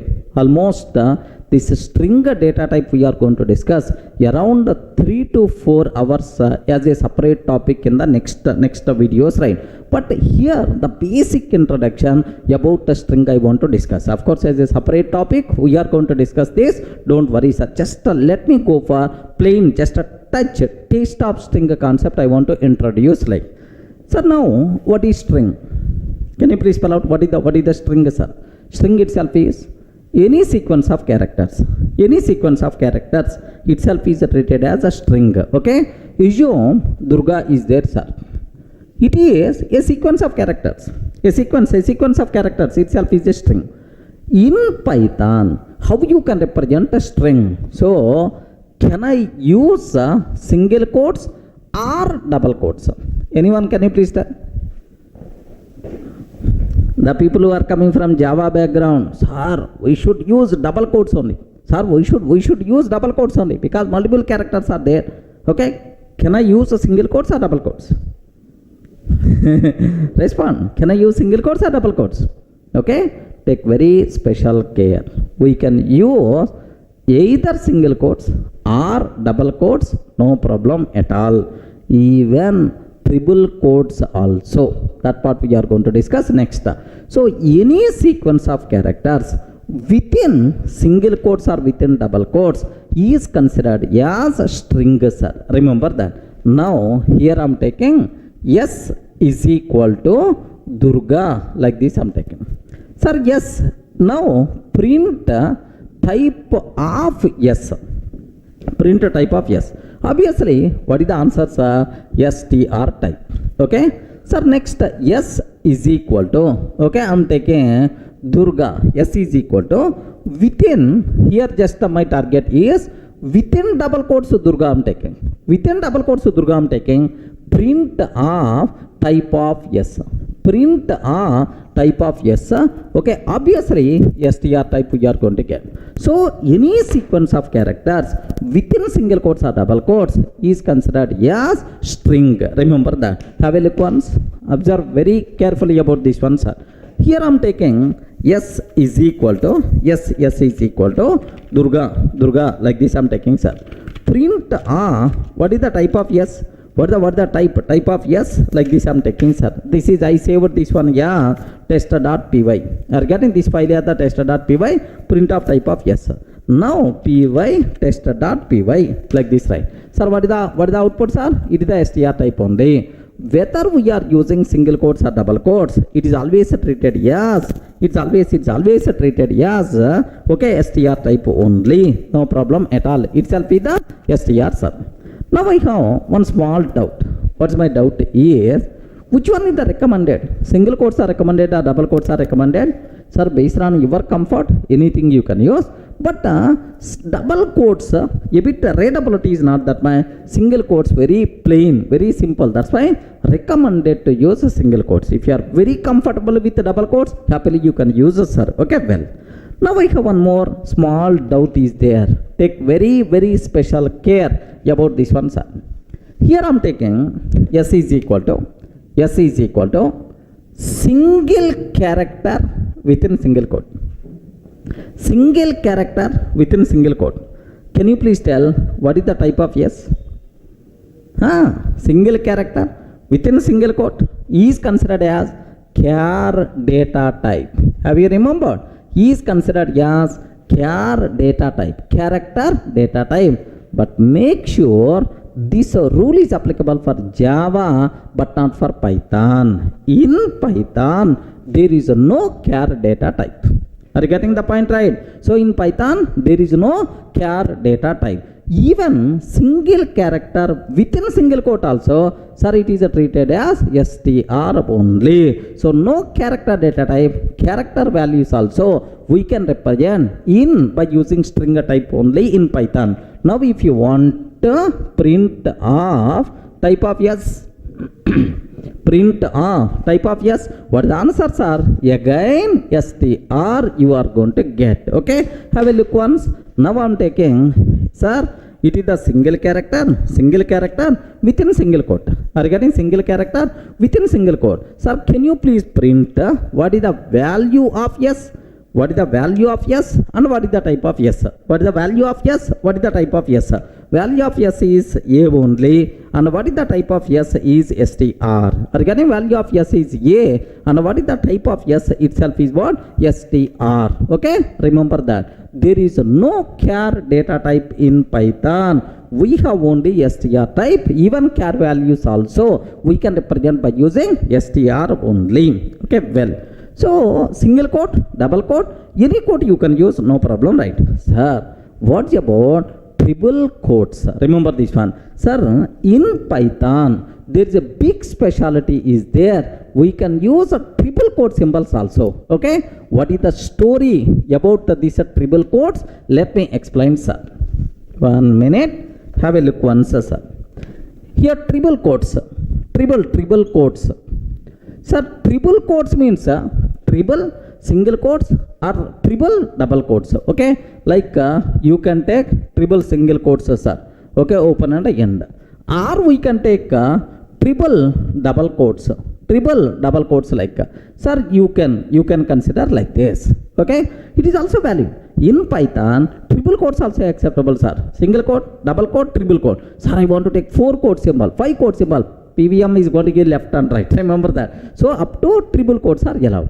But where we can use a triple quotes, what are various advantages are there because of these triple quotes? There are 3 application areas are there for the triple quote symbols, right? Sir, what is the first one? Legend, sir. Do you ever what is the how you can specify multi-line string literal? Array, string literal means string constant, but it's not in one line. Multiple lines are there. Something like, sir, Durga, software, solutions. This total is a single string literal. S is equal to. Now I'm trying to take print of S. Can you please confirm? Is it valid or not?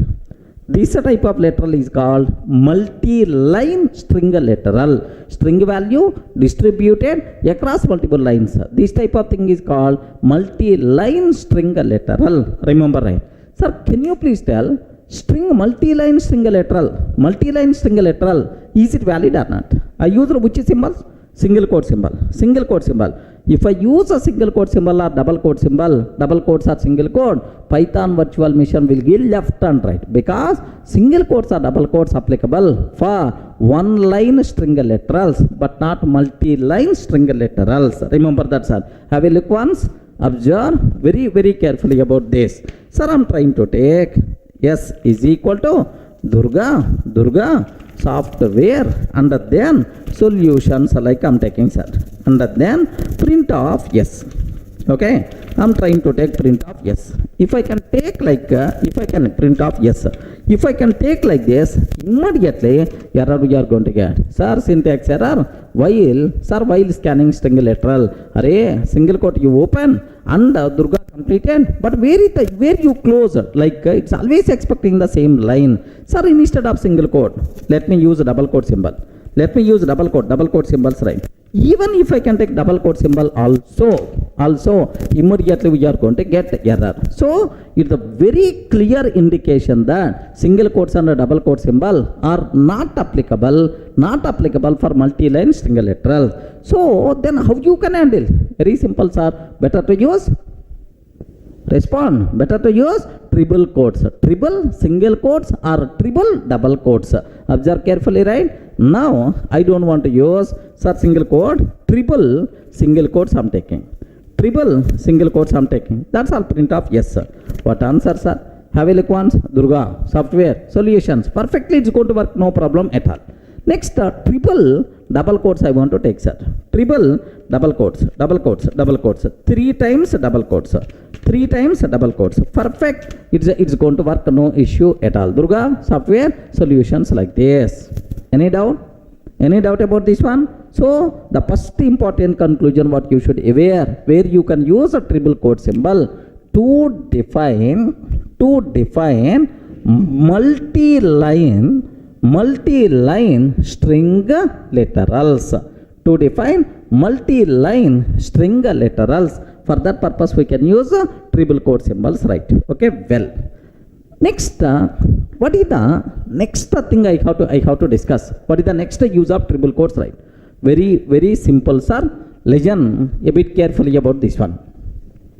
Suppose I have one string is there, sir. Class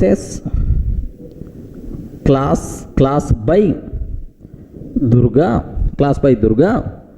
is very good. Like this I'm taking, sir. Class by Durga is very good. This is the string literal I have. So happily you can take S is equal to, like this you can take, no problem at all. Print of yes valid, sir. But my requirement is this Durga should come in the output within single quotes. Are you getting? This Durga should come within single quote.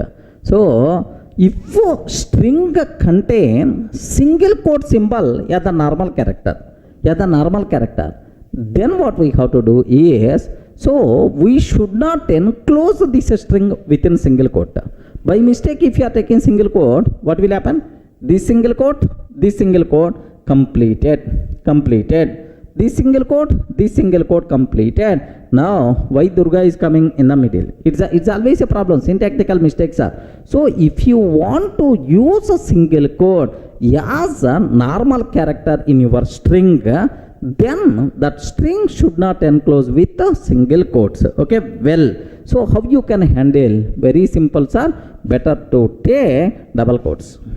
Are you getting? Better to take double quotes. Acceptable. Perfect, man. Don't worry. Acceptable. So means that if you want to use a single quote, the symbol in your string, then we have to enclose that string with double quotes. Observe carefully. Have a look once. Now my requirement is, observe carefully, sir. Here py s is equal to single quote I'm taking. So class by Durga is very good. Something like I'm taking, sir. Have you observed? Here this total thing I'm enclosing within single quotes only. Total thing I'm enclosing within single quotes only, right? Now observe. Syntax error, invalid syntax. Syntax error, invalid syntax, like this we are getting, sir. Now instead of single quote, if I use double quotes, instead of single quote. If I use double quotes, what will happen? Perfect. Let me print the value of yes. Yes, it is going to tell that. Okay, Durga. It's going to tell that it is the Durga. No problem. Durga is coming within single quotes, right? Even here also, just let me take double quotes. Okay, class by Durga is very good. Something like I'm taking double quote. Now Durga I'm taking within single quotes. Durga I'm taking within single quote. Acceptable. Now let me execute this code. Py test.py. Py test.py. Are you getting what is the output you are getting, sir? Durga is coming within single quotes. Acceptable. Same way, I want to use double quote symbol as a normal character in the string. Something like s is equal to class by Durga. Durga is very good. Class by Durga is very good. Now this Durga I want to take within double quotes. So if you want to use a double quote as a symbol, as a normal character in your string, you have to enclose that string with a single quote. Now it is acceptable, right? Okay. If you want to use a double quote, so enclose by using single quote. If you want to use single quote, enclose by using double quotes. Are you getting? Now have a look. Sir, I want to take here this Durga. I want to take double quotes. Okay. Durga should be within double quotes. So if I can enclose this one by using double quotes only, error we are going to get. Okay. Error we are getting syntax error, right? Now what I want to take is now enclose by using single quote. If I enclose by using single quote, happily you can use double quote as the symbol only. Perfect, sir. Class by Durga is very good. No issue at all. So now the conclusion here is, if you want to use double quote as a symbol, as a normal character, then we should enclose that string within single quotes. If you want to use single quote as a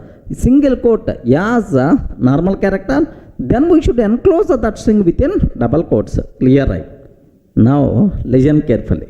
The next scenario, in my string, I want to use both the single quote and double quote as the normal character. Okay, sir, something like my string is so classes. Here just observe classes by Durga for Python are very good. Assume that, sir. This is my string. But Durga should come within single quote. Python should come within double quotes. Array, you are using single quote symbol, double quote symbol, both as a normal character in your. Then how you can handle this type of requirement? For that, triple quote symbols came in the picture. Are you getting right? Now, this total string you have to enclose in triple quotes. Either triple single quotes you can use, triple double quotes we can use. No problem at all. Now, have a look once, sir. Sir, I am taking classes by here, classes by Durga for Python. Are very good. Like this I'm taking, sir. Okay, well, sir, now in this, Durga should be within single quote, Python should be within double quotes, like next here single quote, by mistake if you are using single quote, if you enclose this total by using single quote, immediately error we are going to get. Have you observed, right? Syntax. Hurry, enclose this total by using double quotes. Yes, now you are going to get again error. Okay, but enclose this one by using triple quote symbol. Either triple single quotes or triple double quotes, 100% pakka. This one is valid, sir. Have you observed? Classes by Durga is coming within single quote, Python is coming within double quotes, like so. The important conclusion what you people should aware where you can use this triple quote symbols is in your string, if you want to use single quotes and double quotes as normal characters, then we should enclose that string within triple quotes. Okay, so what is the first use of triple quote? To define multi-line string literals. What is the second use, sir? To use single quote and a double quote as normal characters, in our string. Any doubt? Any doubt about this one? Okay, that's all. This is the second use of triple quote symbols, right? Next, one more use is also there, but as of now, so just aware the word. There is one concept is there named with documentation string. Okay, documentation doc string we can use to define doc string. What is that, sir? Can you spell out? To define doc string we can use a triple quotes, but as of now just aware the word. Somewhere in the next classes we are going to discuss in detail, sir. So triple quotes specialty in Python, sir, which is not allowed in C, C++, Java, but in Python triple quote symbols are allowed, where you can use a triple quote symbols, right, to define multi-line string literals. Next, to use a single quote and double quote as normal characters in our string. Next, to define doc string. For that purpose we can use these triple quote symbols. Is the story is very clear, right? Except a doc string we are going to discuss in the next sessions in detail. You are not required to worry. Friends, are you getting the basic idea? Clear for all of you, right? Okay, that's all.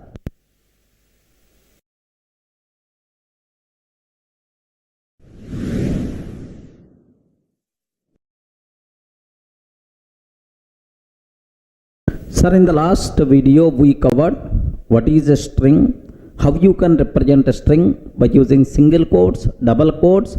There is a special story we covered about triple quote symbols, right? Clear up to that. Next, index. Okay, index. Sir, there is one speciality is there in Python, index. Very important point, sir. Listen carefully, which is not applicable for C or C++ or Java. Here there is one speciality is there. Sir, I am taking S is equal to Durga. This is my string. How you can access characters of the string? I want to access first character, second character, third character, like how you can? Okay, very simple, sir. Okay, assume that D-U-R-G-A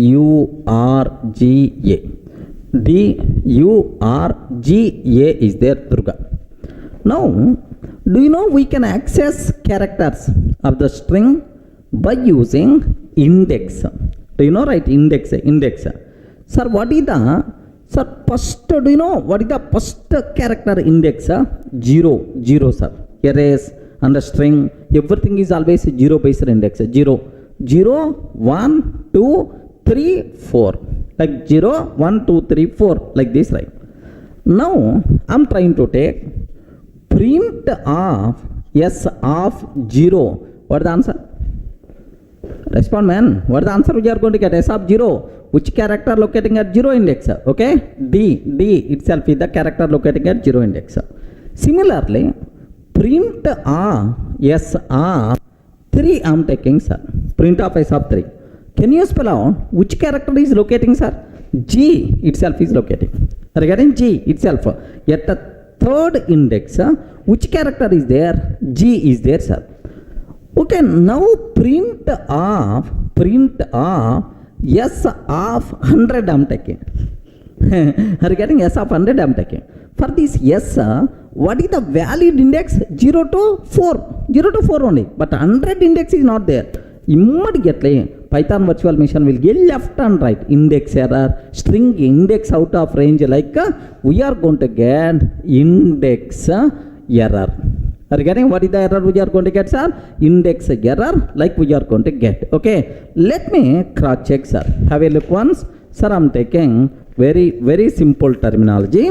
S is equal to Durga, like this, right? Now print S of 0. Next print S of 3 I'm taking, sir. S of 3 like this I'm taking. Now let me execute this code. Are you in the position S of 0 means D, S of 3 means G, sir. Okay, let me cross check. D followed by G we are getting. Sir, now I want to ask S of 100. S of 100. Sir, 100 index is not available. Immediately we are going to get error. What is that error, sir? Have a look once. Sir, index error, string index out of range. Index error, string index out of range we are going to get. Okay, perfect, sir. Now, take very, very special care now. Observe carefully. Up to this we know the people who are coming from Java, C++, like everyone can aware up to this. Now the next discussion is the most valuable, sir. Have a look once. Sir, print of S of -1 I'm taking. S of -1 I'm taking. Please confirm. What answer we are going to get? S of -1 I'm taking. What is the answer? Respond. Sir, where is the question of -1 index? Immediately we are going to get what? Index error. String index out of range. Like we are going to get index error, right? No. That is the specialty of Python. Python provides support for both the positive index and negative index. Remember this one, sir. Positive index and negative index both are supported by Python, sir. Positive index means, okay, forward direction 0, starts with 0. Negative index means backward direction starts with -1, -1, -2, -3, -4, -5. This is the backward direction. Are you getting right to left? So Python provides support for both the positive index and negative index. No problem at all. Itself is acceptable. Okay, like sir, now S of -1 means what is the answer? At -1 index, which character is there? A character is there. That's why you are going to get simply A, sir. Is it clear for all of you, right? Now I have one important question. Python provide support for both positive index and negative index? Yes or no? Yes, okay, but other languages can provide support only for positive index. Sir, next positive index starts with 0, from left to right, go on. Negative index starts with -1, -1, -2, -3, -4, -5, from right to left. Clear for all of you, right? Let me cross check, sir. Now, S of, here let me go for S of -1 I'm taking. S of -1. So last character, which is the last character, sir? Okay, A itself is the last character, right? Yes, perfect. A itself is the last character. Now S of -5. S of -5 means -1, -2, -3, -4, -5 means D, sir. D. Okay, like A, D. Sir, S of -6. Sorry, -1 to -5 only valid index. -6 is not available. Immediately we are going to get what? Index error, string index out of range. Okay, so this is about the index story. Python provides support for both the positive index and negative index. Positive index means from left to right. Negative index means right to left. Positive index starts from 0. Negative index starts from what? -1. Okay. If you are trying to access string character of the string by using out of range index, then immediately we are going to get index error. Any doubt about this index? Clear for all of you, right?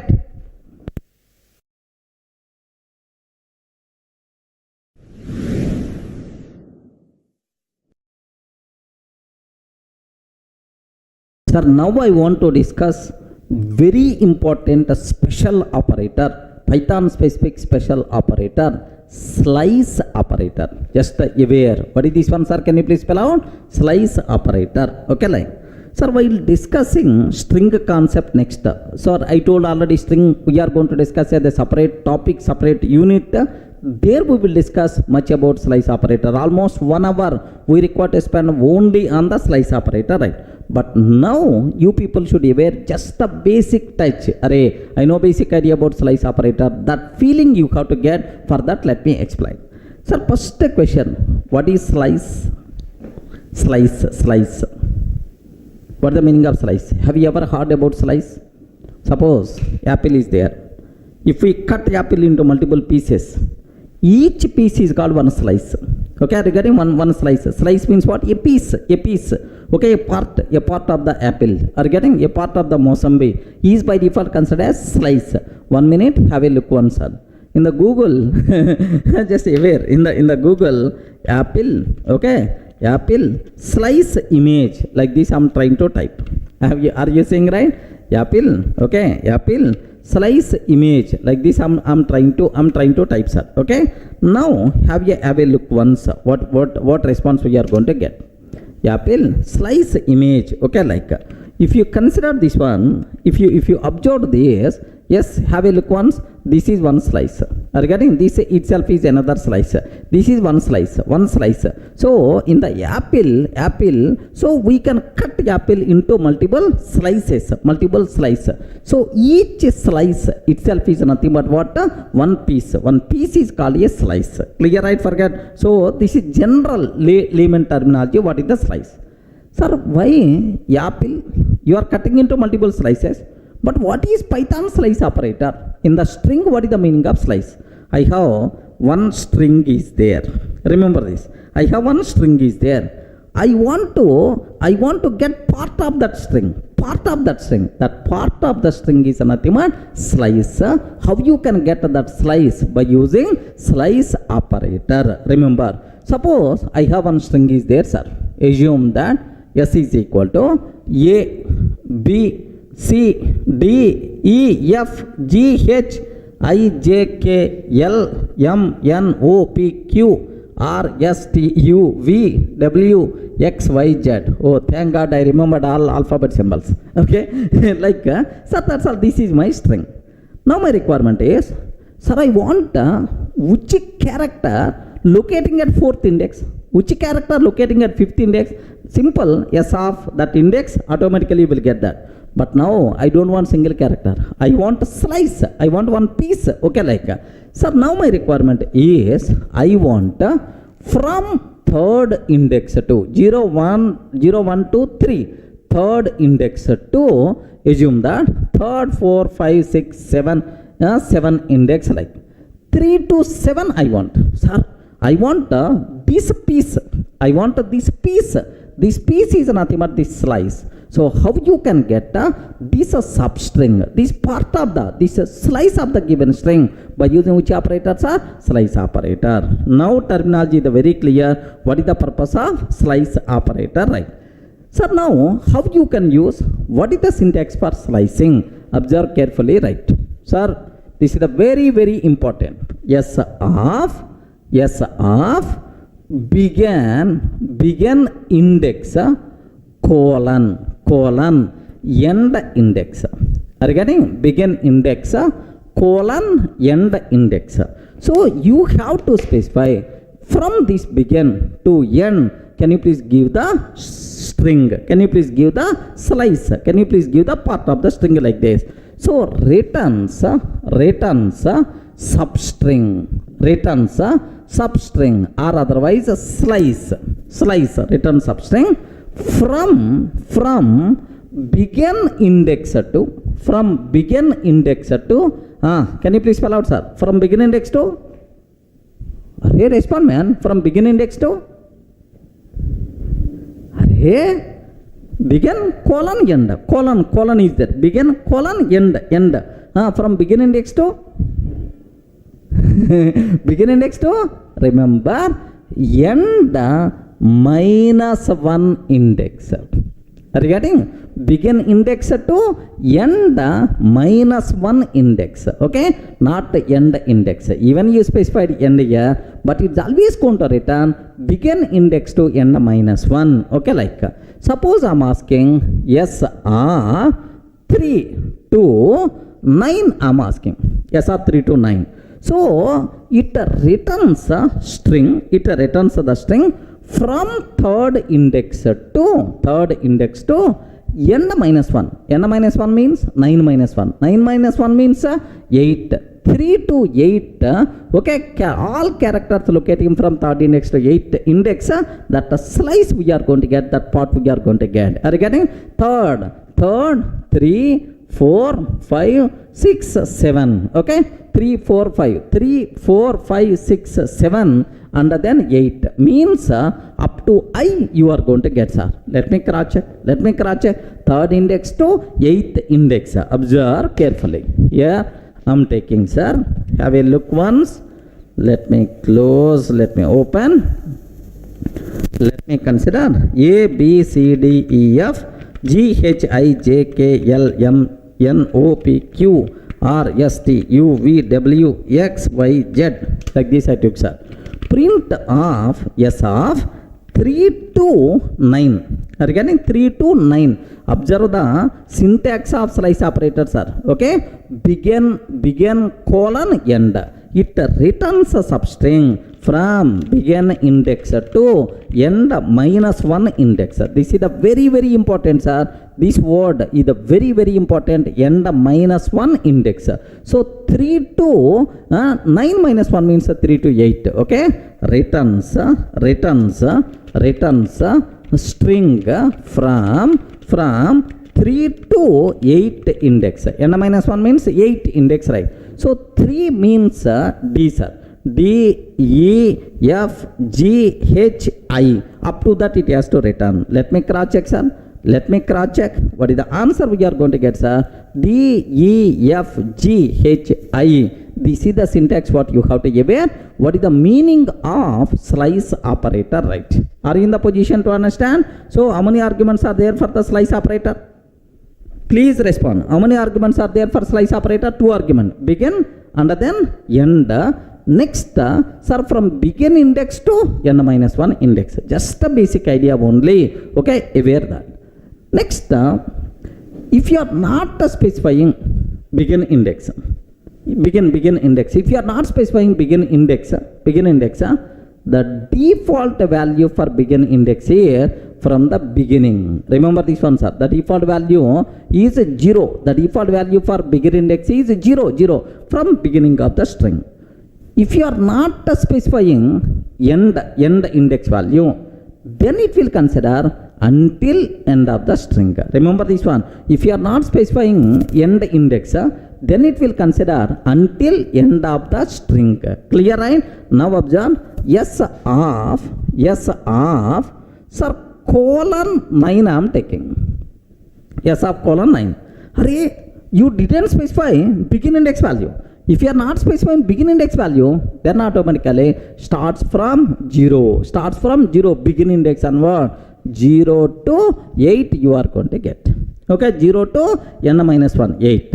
Suppose S of 3 colon I am taking, sir. 3 colon. Array, I didn't specify n index. If you are not specifying n index until end of the string. From 3 to end of string. 3 to end of string it is going to consider. Regarding 3 to end of string it is going to consider, sir. Let me cross check. Have a look once, sir. Suppose I am taking S of 1 minute, sir. From the editor it is very easy to check. Okay. Now let me go for S is equal to like same thing. S of 3 colon 9. Okay, what is the answer? D, E, F, G, H, I. S of colon 9 I am taking, sir. So you are not specifying begin index. Default value for begin index is 0. It is going to consider from beginning to I. So beginning to I it is going to consider, sir. So begin to n minus 1. Then A, B, C, D, E, F, G, H, I. Similarly, S of okay 3 colon like this I am taking. 3 colon like from third index to means D to end of the string. Remember this one. What the answer we are going to get, sir? D, E, F, G, H, I. Like D to end of the string it is going to consider. Remember, sir. Now immediately you may have the doubt. Okay, sir, what is the default value for begin index? Respond. If you are not specifying begin index, what it's going to take? Starts from 0.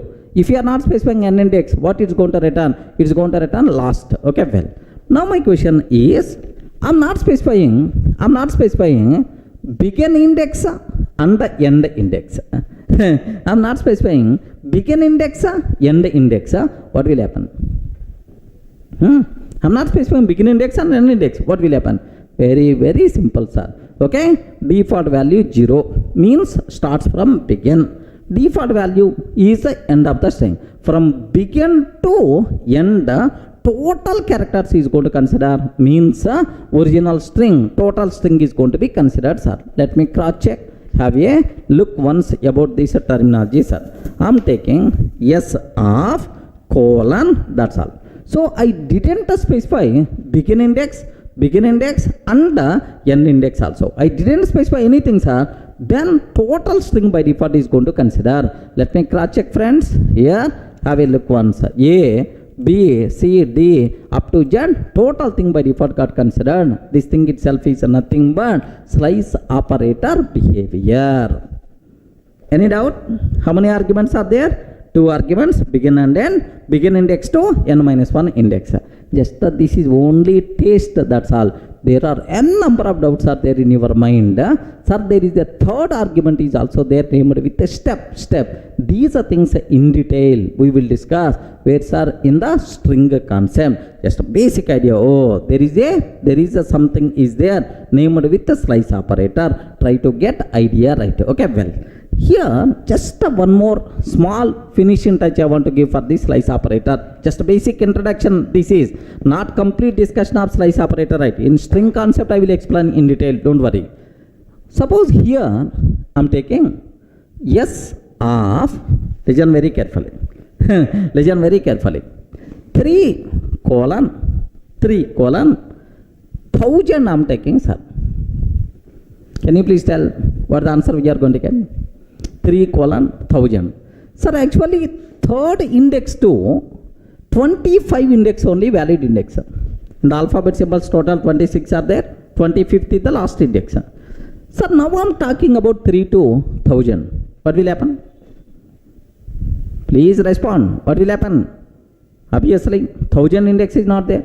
Immediately you are going to get index error, string index out of range. Hooray! Index error, string index out of range. Remember that. So slice operator never going to rise index error. Okay, slice operator never going to rise index error. Okay, within that range, whatever characters are there, it is going to consider. Okay, so from 3 to up to 25 only characters are there. That's why 3 to 25 up to that whatever characters are there, it is going to consider, sir. So D to Z we are going to get everything. We never going to get index error. Remember that. Have a look once. If I can take S of 3 to 1000 like this, I'm taking, sir. 3 to 1000 like what is the answer? D to Z we are going to get. Even 1000 we are considering, but we never going to get any index error. Even 1000 index is not there. Slice operator never going to rise the index error. Clear, right? Okay, well. Next, suppose if I can consider S of 5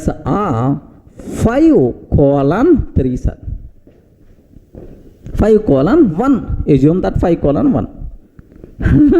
What will happen now? 5 colon 1. Make sure. Sir, here we are always going to move forward direction. We are always going to move forward direction. In forward direction, after 5 index, after 5, 3, 4, 5, after 5 index, if you move to the forward, you never going to get 1.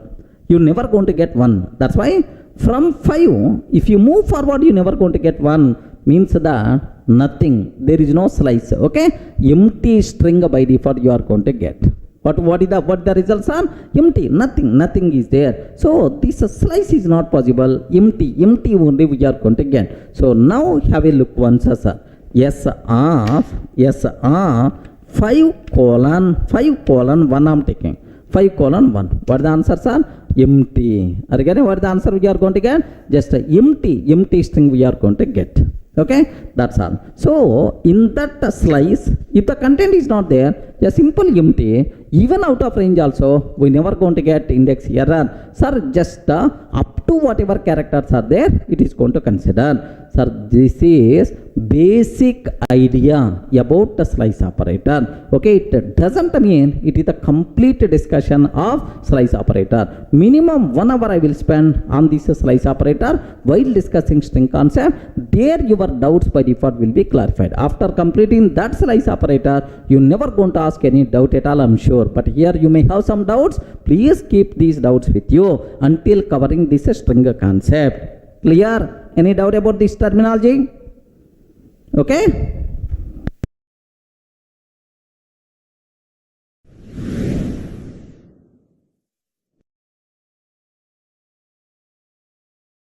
Now I hope by this time what is the meaning of slice operator, basic idea everyone got.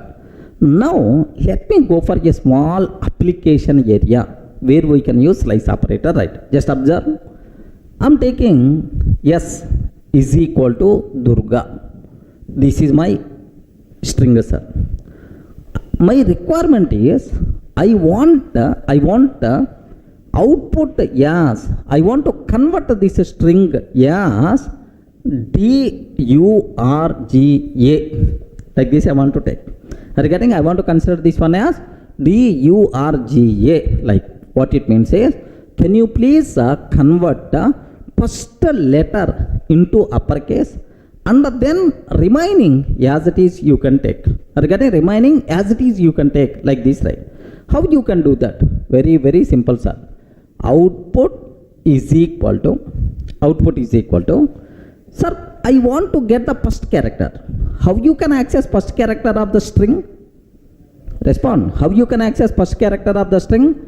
S of 0. S of 0 is the first character. I want to convert this first character to uppercase. I want to convert this first character to uppercase. Oh, small d will become capital D. And then what is the remaining I have to take?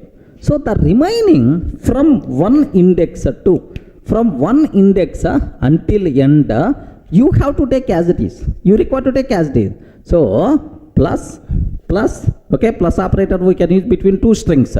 So this is the first string D, capital D, plus remaining.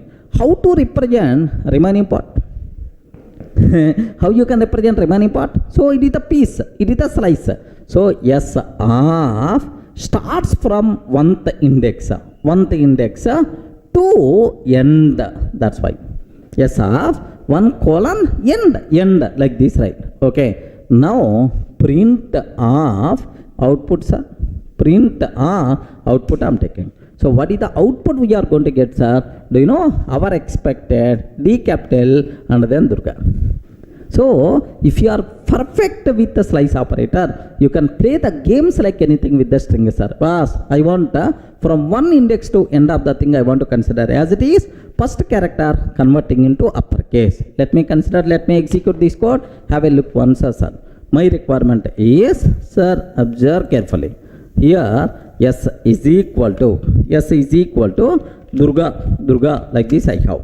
Sir, output is equal to first character S of 0 convert into upper. Sir, we require to use upper method. Some people may ask, sir, what this method is doing? What this method is doing? In the string concept I will discuss in detail. Yes, we are converting this string into uppercase. That's all. Sir, next plus, okay, S of 1 from 1th index onwards remaining, sir. From 1th index onwards remaining. Sir, have you observed? S of 0 means D. Sir, upper means capital D we are getting. Okay, plus S of 1 to end of the string. 1th index means U onwards until end. U R G A you are going to get. That's all. So if I print output, what is the answer we are going to get, sir? Print output. What answer we are going to get is, have a look once, sir. Py test.py. Have you observed? Durga. Is the first letter is the uppercase or not? Yes, first letter is the uppercase. Okay, now need not be Durga, sir. I'm taking Durga soft. Yes, anything sir, anything, the output is always first letter will be uppercase, remaining are as it is going to consider. Okay, like. Sir, same way, sometimes my requirement is, observe very carefully, sometimes my requirement is, I want this style, D-U-R-G, capital A I want. What is the meaning of that? Last character I want to make as uppercase. Last character I want to consider as uppercase, right? Now, what we have to take is output is equal to, so from beginning to last but one character. Sir, last but one character, take very special care. D-U-R-G-A is there. 0, 1, 2, 3, 4. What is the range? 0, 1, 2, 3, 4. Okay, next. What is the length of this string? What is the length, sir? Length of S is equal to 5. 5, sir. Length of S is equal to 5. Sir, I want this one up to this, except last character I want to consider. How you can use slice operator, sir? S of 0 to 4 we have to take. Do you know 0 to 4? What is the reason for that? Begin to n minus 1. n minus 1 means 4 minus 1. 4 minus 1 means 3. 0 to 3, like we have to consider. Are you getting? So it is going to consider return D-U-R-G. Okay, S of 0, 4. But I don't want to hard code this 3 or 4. Okay, this 4, how you are getting is 0 to length of S minus 1. Length 5 minus 1 means 4. 0 to 4, because I want to use this approach for any string, need not be Durga, that's why. Okay, so first get to except the last character means this is, so output is equal to S of 0 to length of S minus 1. Okay, remove this 0, yes, because default value for begin index is 0 only. If you want, you can remove, no problem at all. Sir, plus, okay, except the last character, we are getting everything. How to access last character? Are you getting how to access last character? Bas, Python provide support for positive index and negative index, more flexibility to the programmer. Last character, if you want to access, S of minus 1. Have you remembered, right? In the last videos I covered, S of minus 1 dot, sir, upper, like. So please consider total string except last character, and then what you require to take, sir? Take last character, convert into uppercase. Now this type of style we are going to get. So I want a string, the output where last character should be converted into uppercase. Okay, like, let me consider. Have a look once, sir. Please guide, last character should be uppercase. Right? Durga, what I'm trying to take? So S of 0 to length of S minus 1. Okay, so every character we are going to get except last character plus S of minus 1 last character, convert into upper, print of output. What output you are going to get, sir? Can you please observe? D-U-R-G followed by A we are going to get. D-U-R-G followed by A we are getting, sir. Okay, well. Now I have one small doubt. Need not be Durga, sir. Yes, you can take Durga software solutions like. No issue at all. Acceptable. Same output we are going to get or not. Can you please observe? Total is as usual, but last character should be converted into uppercase. Yeah. How beautiful this is. Are you able to understand, right? Small application with the slice operator with the native index, we can able to do that. Now, my next question. Listen carefully, sir. My next requirement is, observe that. Sir, the given string is Durga. Now, first character, can you please convert into uppercase?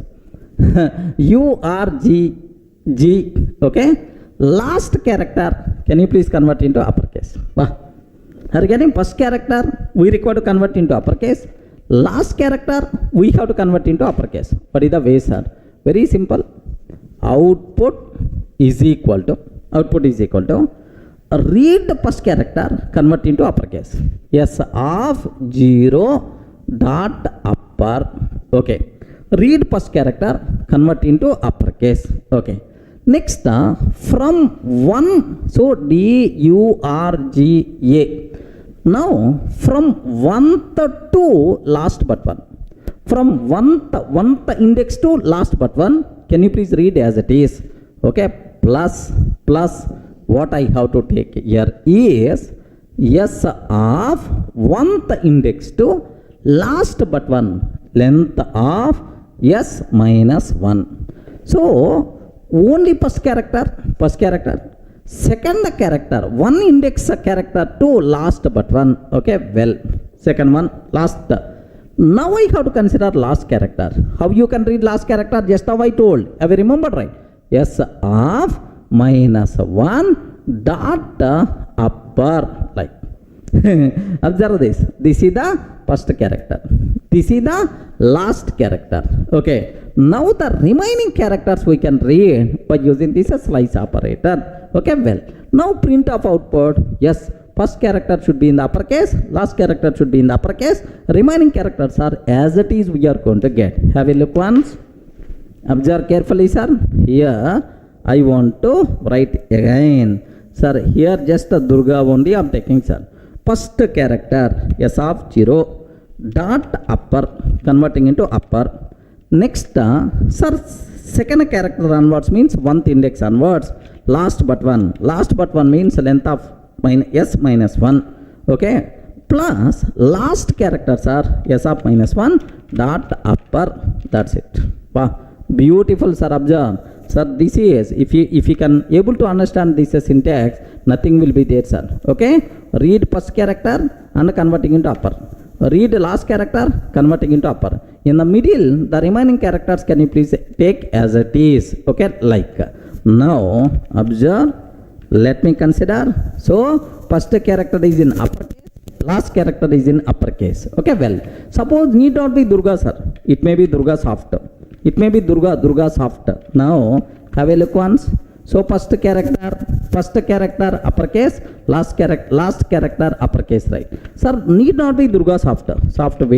Durga software. Now observe, first one uppercase, last one uppercase. E uppercase, next D uppercase, right? Not this, solutions also I'm taking. So, D uppercase, S uppercase. D uppercase, S uppercase. D itself is uppercase, S itself is uppercase, right? Okay, that's all. This is what you people should aware how you can use slice operator, how you can use index. Maybe you may have such type of things, but in string concept, almost around 20 applications we are going to discuss. There we will have clear clarity about these API methods, right? Don't worry at all. Clear for all of you right up to this?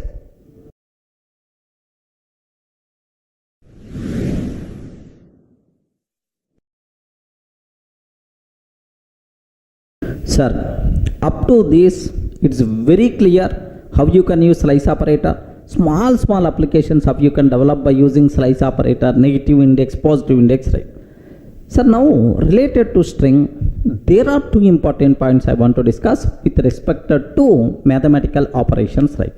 Observe that, of course, we used already plus operator for the string. Observe very carefully, sir. Plus operator for the string. Suppose if I am taking Durga plus a soft, Durga plus a soft. If I print yes, what is the answer we are going to get? What is the answer we are going to get? Can you please confirm? Very simple. Durga soft is the answer we are going to get. Durga soft, like. Now the point here is, observe very carefully. Plus operator applicable, sir, for the strings.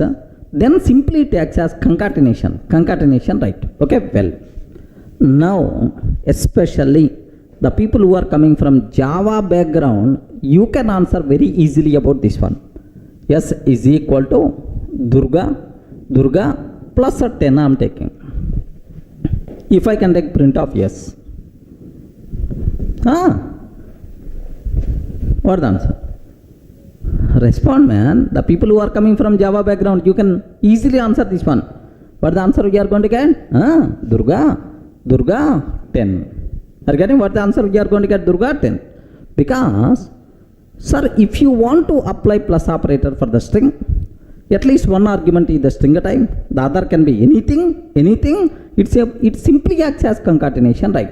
But this rule is applicable only for Java but not for Python. Remember that.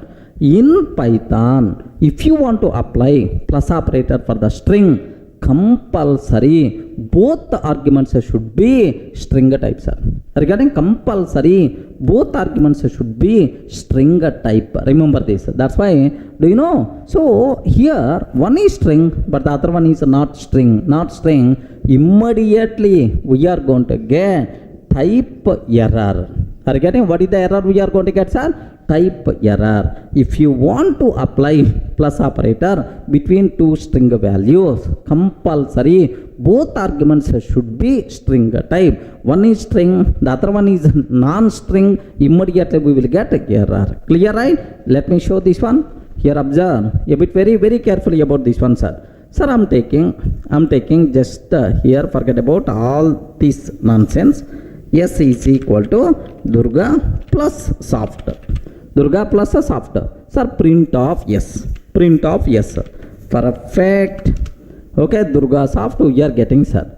Now, S is equal to Durga plus a 10. Plus a 10. Immediately we will get error. Immediately we will get error. Type error must be str but not int. Type error must be str but not int. Remember this. So it's very clear. First conclusion, sir. So plus operator applicable for the string or not? What the answer?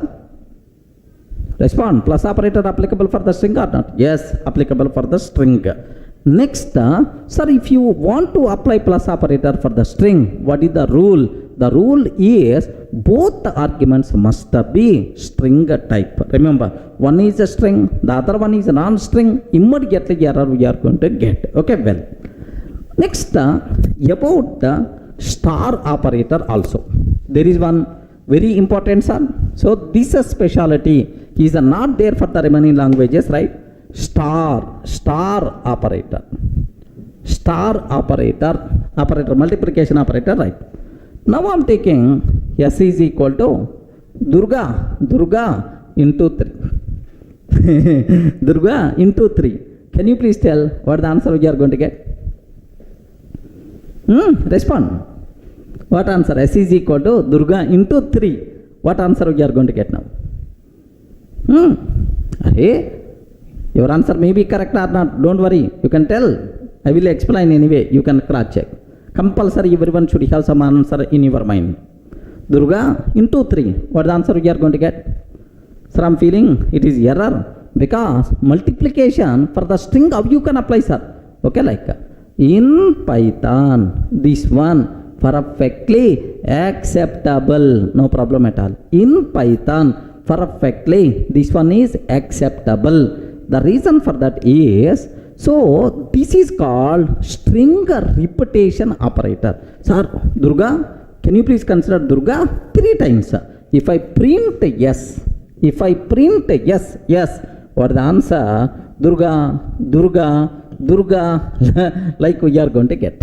Are you getting Durga, like we are going to get, sir. So this is called string repetition operator. So multiplication operator, star operator, is it applicable for the string or not? Yes, friends, it is applicable for the string. Okay, it is considered as string repetition operator. Let me cross check, sir. Have a look once. I'm taking S is equal to Durga into 3. I'm taking print of S. S is equal to Durga into 3, print of S. What is the answer we are going to get, sir? Okay, Durga, like 3 times, right? Okay, this is string repetition operator. Okay, like. Now I have one small doubt. Think a bit very carefully and then tell answer. I'm taking S is equal to 3 into Durga. S is equal to 3 into Durga. Is it valid or not? Ayyo, respond. 3 into Durga. Is it valid or not? Okay, take very special care about this one. So, sir, Durga into 3 is valid, but what about 3 into Durga? Okay, no issue at all.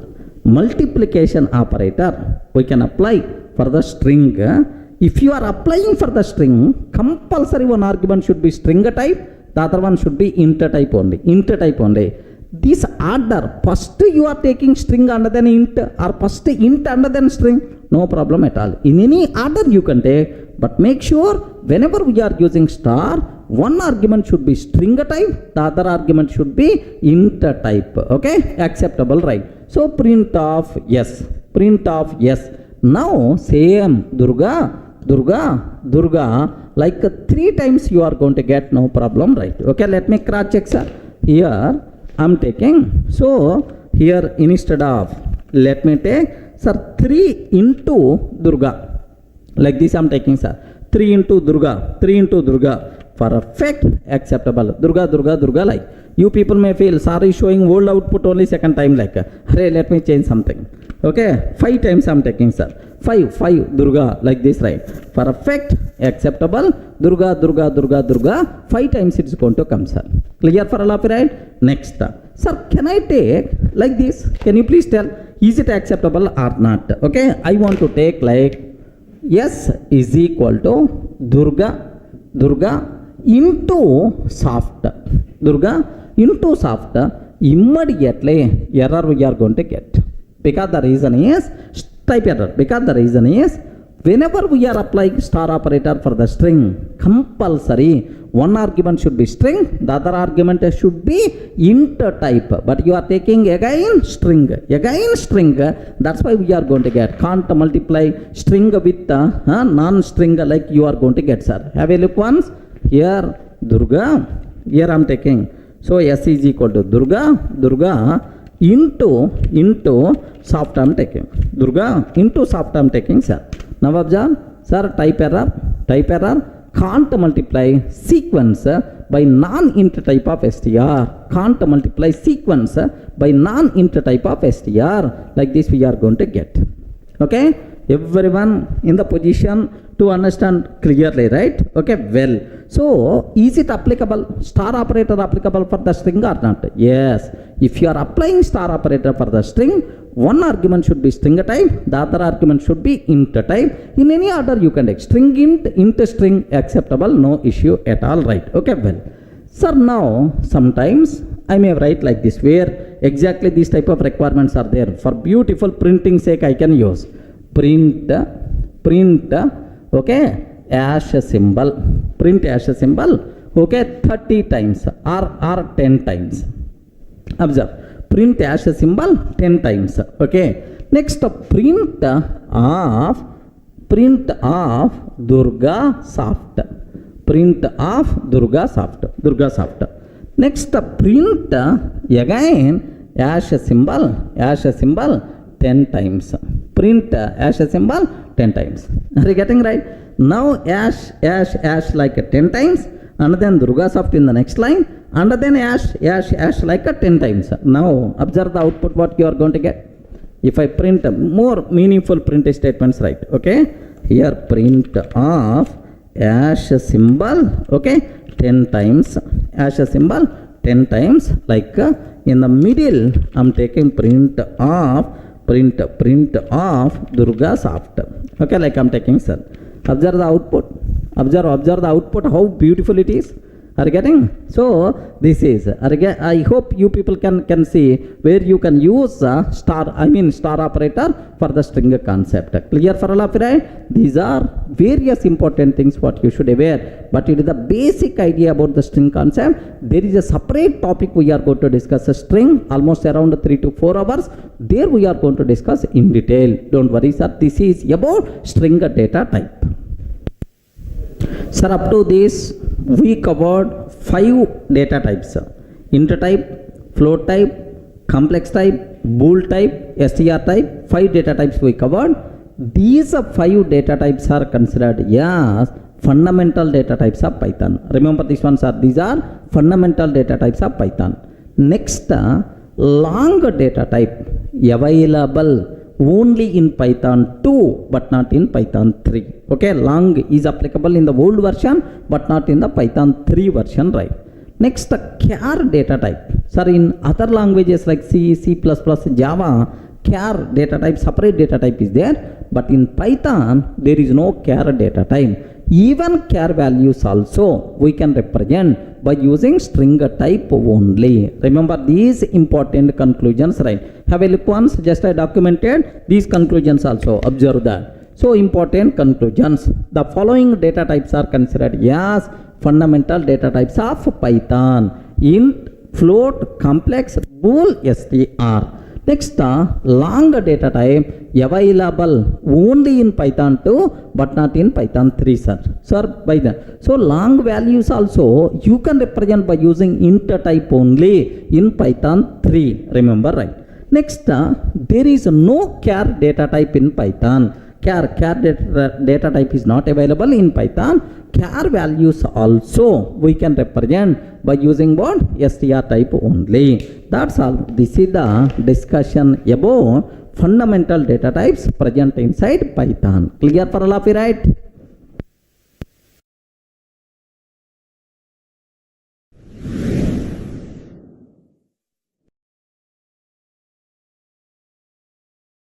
Hi friends, in the last videos we covered the fundamental data types of Python.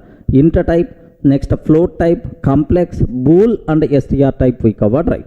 So now I will explain how to convert one type value to another type. Regarding, suppose I have int value is there, I want to convert it to float type. Our float value is there, I want to convert to complex type. So the process of converting one type to another type, we have to discuss. This process is nothing but what? Typecasting. Are you getting? Just observe that. What is our next topic name? Typecasting. Sir, casting means converting the typecasting. Okay, the process of converting one type of value to another type is called typecasting or type coercion. Observe very carefully, sir.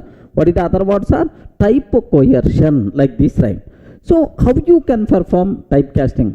What functions are there?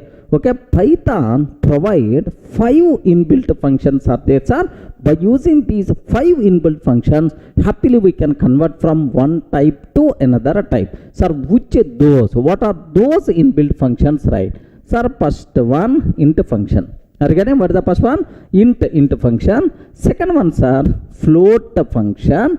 Third one, complex function. Third, complex function.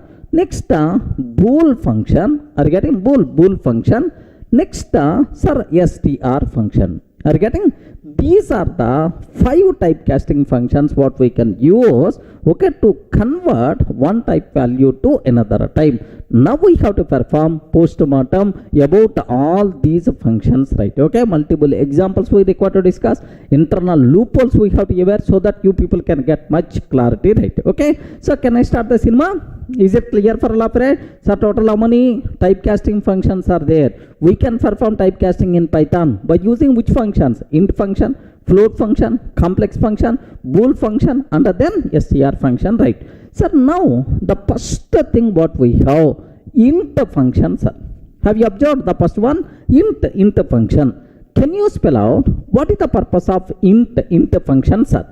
To convert from other types to int type. Okay, to convert from other types, to convert from other types to int types, are we require to use int function. Suppose I have float value is there, how I can convert float value to int type? I have boolean value is there, how I can convert boolean to float type? Like to convert from other types to int type, then we require to go for what? Int function.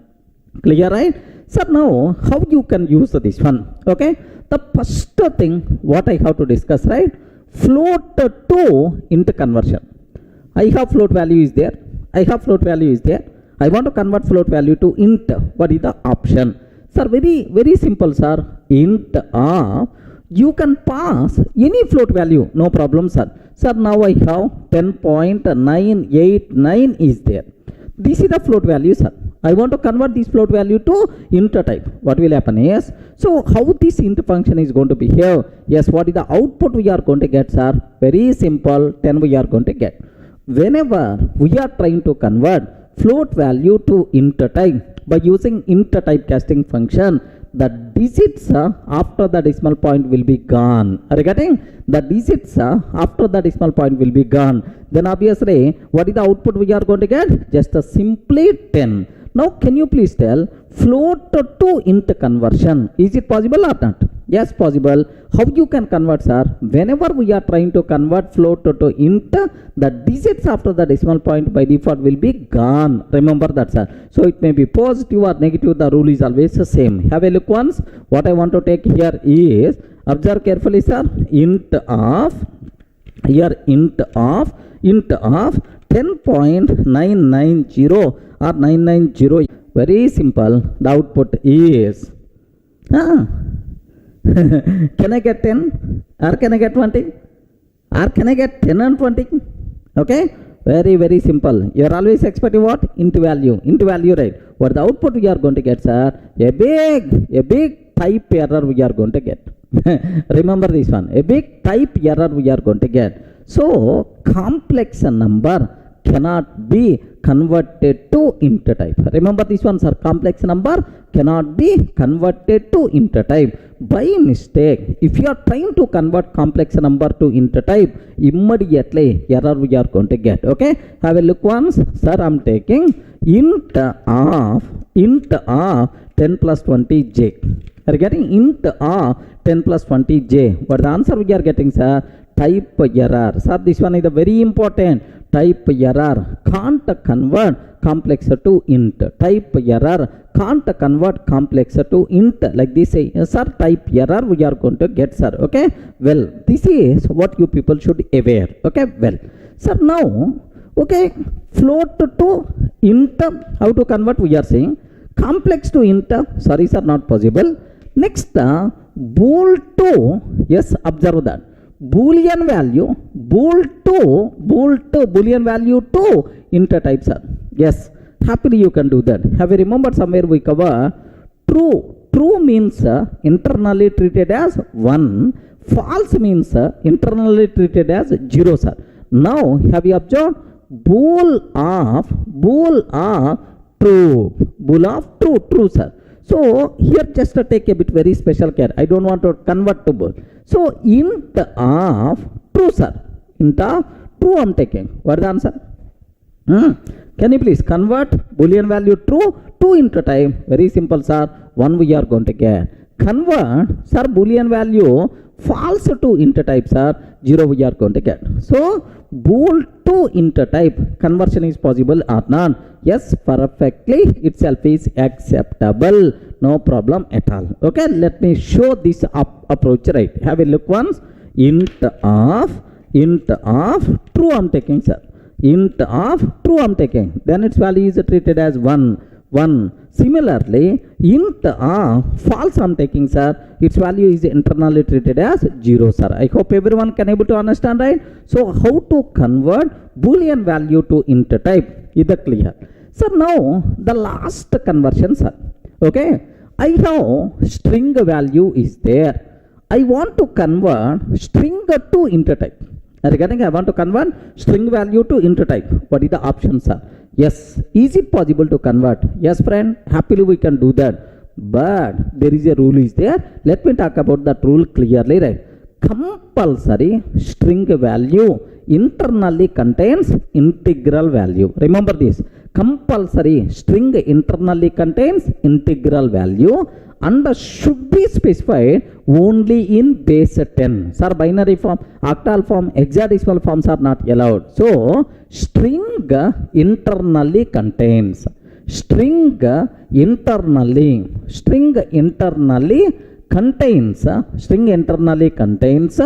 only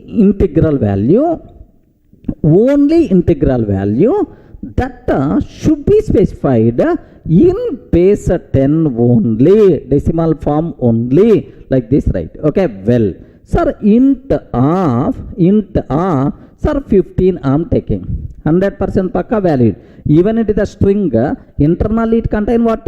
Internally it contain what? Sir, integral value, sir, which is in base 10 only. Now what is the value, sir? 15 is the answer. Suppose if I can take int of 0b 1111, like this I am taking. Immediately we are going to get error, sir, value error, like we are going to get some error. Hey, if you are trying to convert string to int type, compulsory string should contain integral value and should be specified only in the base 10, but you are not specifying in base 10, you are using binary form. That's why immediately error we are going to get, sir, value error, like sir. Now int of 10.5 I'm taking in string form. Regarding int 10.5 I'm taking in string form.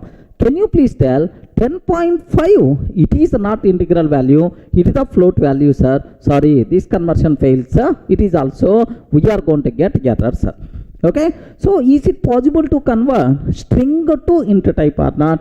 Yes, possible, but string should contain only integral value and it should be in the base 10. Okay, let me show this conversion also. Have a look once. If I'm taking, sir, int of, okay, within here 15 I'm taking, sir. Yes, valid, no problem at all. Now 15 is the answer. Int of 0b1111, like this I'm taking, sir. So you can pass a string should be integral value, and you have to specify in base 10, but here it is the integral value, but you are specifying in the binary form. That's why immediately error, value error, invalid literal for int with the base 10, invalid literal for int with the base 10, like this we are going to get the error, sir. I hope everyone in the position to understand clearly, right? Okay, well, sir, now I'm taking int of,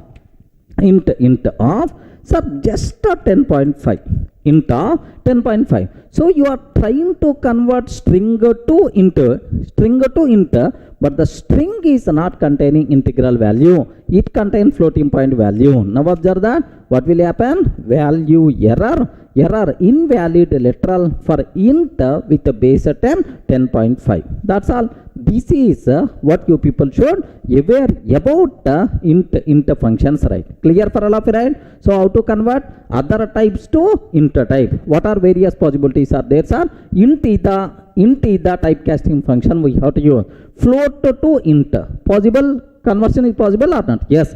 But whenever we are trying to convert float to int, the digits after the decimal point will be gone. Next, a complex number to int type conversion is not possible. Next, whenever you are trying to convert Boolean to int type, if the Boolean value is the true, now int value is 1. If it is a false, now int value is the 0. Next, string to int type, is it possible to convert or not? Yes, possible, but compulsory string should contain only integral value and we should use base 10 only. That's all, sir. These are various important rules related to int function to convert other types to int type. Any doubt about this? Clear, right?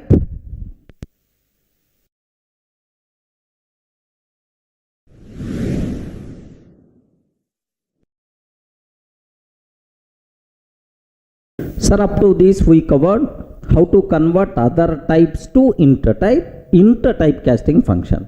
Sir, now I have to explain. I want to convert other types to float type. Regarding I want to convert other types to float type. How you can use a typecasting function. Okay, sir, float.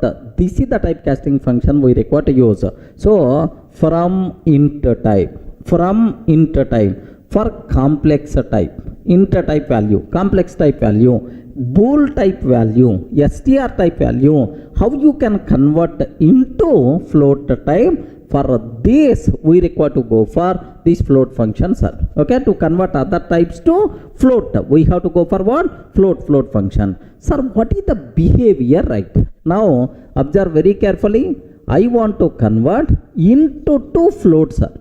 I want to convert into two float. Okay, no restrictions. You can provide any int value in any base, no problem. Happily the corresponding float value we are going to get. Now observe this one, sir.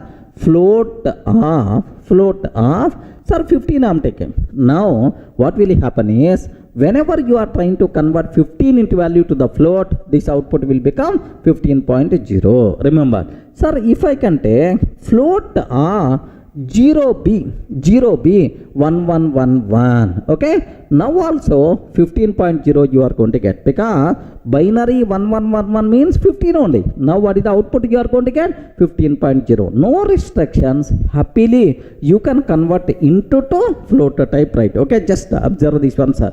Sir, I am trying to take int, sir, here float of 15. What is the answer? Please confirm, what is the answer? Float of 15.0. Sir, now float of, sir, 0b 1111, like this I am taking. Yes, 15.0. Sir, float of 0x face, it is the integral value, sir. So 64,206.0, 64,206.0, like this we are going to get. Okay, sir, that's all. This is the way how to convert int value to float type. Clear? Sir, similarly, I want to convert complex to float type. Are you getting? I have to convert complex to float type, sir. Sir, very simple. In the last we covered int value. Sir, I want to convert complex to int. Sorry, sir, not possible. Same way, if you want to convert complex to float, sorry, not possible, sir. If you have complex value, converting that complex value to the int type, converting that complex value to the float type, sorry, not possible. Immediately we are going to get type error. Okay, remember. Now float of 10 plus 20j I am taking. What I am trying to pass? 10 plus 20j I am taking. Sir, what is this value? It is a complex number. Complex number we are trying to convert into the float. Immediately we are going to get type error. What is that error, sir? Can you spell out? Type error. So we can't convert complex number to float type, of course to the int type also. Okay, just have a look once. I am trying to take just float of, here just observe that, sir. Float of 10 plus 20j. 10 plus 20j. We are trying to convert complex number to float type, sir. If you are trying to convert complex number to float type, what is that error we are getting? Type error. Can't convert complex to float. Everyone in the position to understand, right? We can't convert complex number to float type, sir. Okay, well. Now, sir, third one, Boolean to bool to float type. Is it possible or not? Yes, why not? Why not? Happily you can do that. Okay, true internally treated as 1, false internally treated as 0. Now 1 and 0 will come, sir. Now float of true, sir.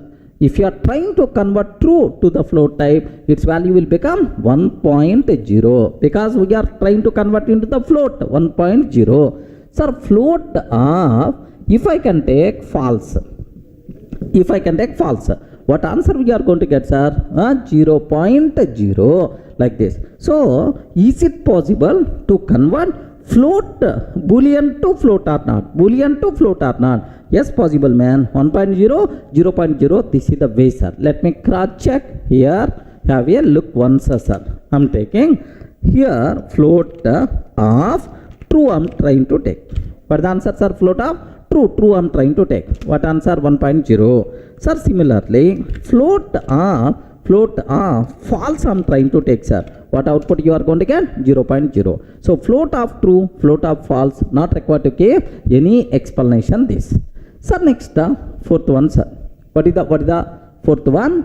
So str type to float type, string to float type, sir. Very simple. Possible, sir. String to float, possible. but only one rule is there. What is that rule is? Internally, string should contain either integral value or float value, but should be specified only in base 10. Okay, remember this. So internally string should contain either int value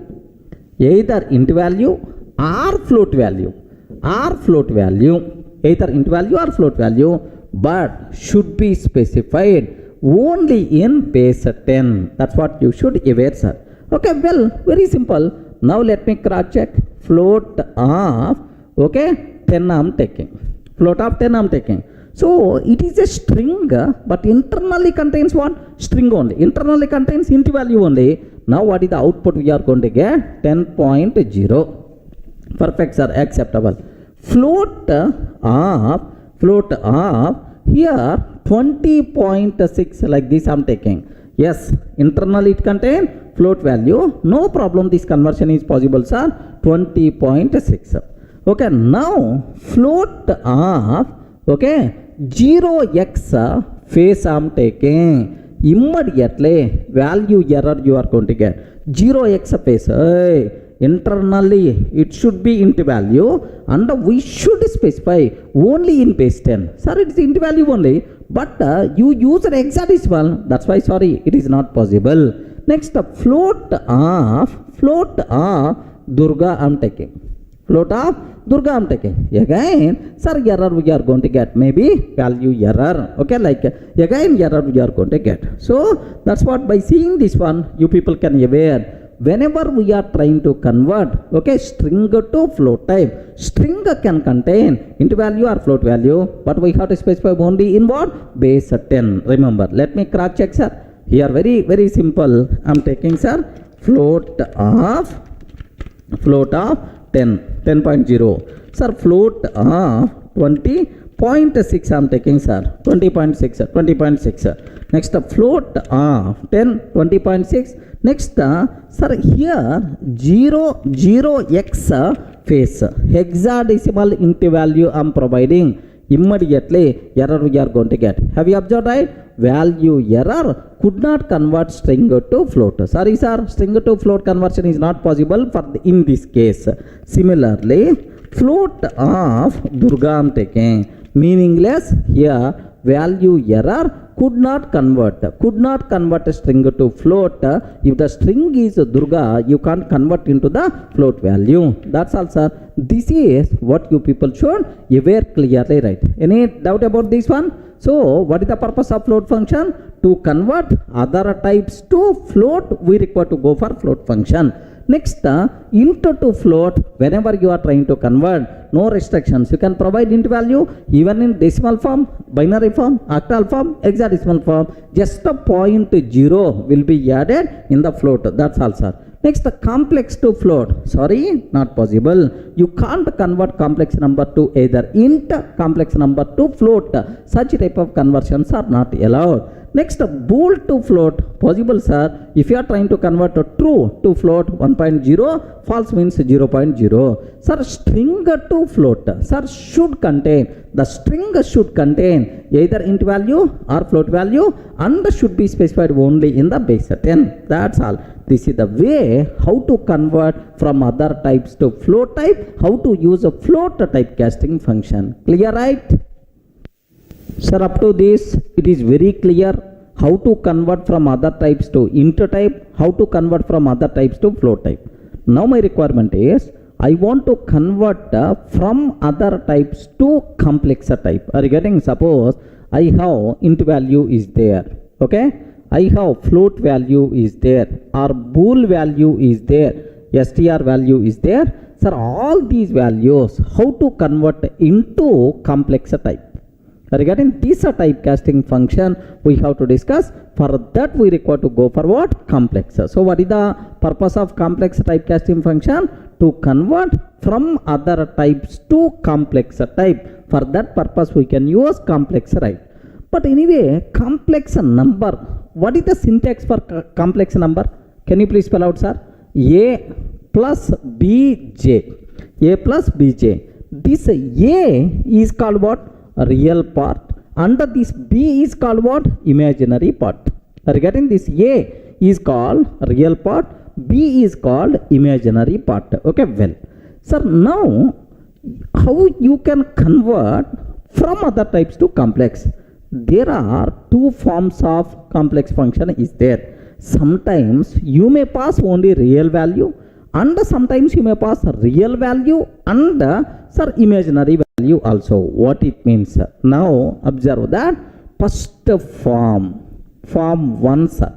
First form, complex of x.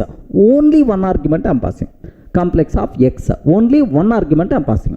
If you pass only one argument, this argument will become real value. Sir, which is the real value? Yes, this one is the real value, right? Sir, similarly, there is another complex function is there. I mean, two argument complex function. Form 2 complex of x comma y. So if you are passing, sir, complex of x comma y, two arguments, right? Now the first argument will become real value and the second argument will become imaginary value. Remember this one, sir. So how to convert from other types to complex type? Sir, first argument, one argument function, let me explain. Here see this one, complex of 10 I am taking. Complex of 10 into value I am passing, sir. Now do you know what will happen? 10 plus 0j. Okay, whatever argument you are passing, this argument will become, okay, this is called real part and the imaginary part is always 0. Similarly, complex of, okay, 0b1111, it is the int value, sir. What about this int value? Can you please spell out? 0b1111, 15 plus 0j. Okay, like so int value to complex number conversion is always possible. This int value will become real part. Okay, let me execute this code, sir. Have a look once. Here I am taking complex complex of 10, sir. What is the answer?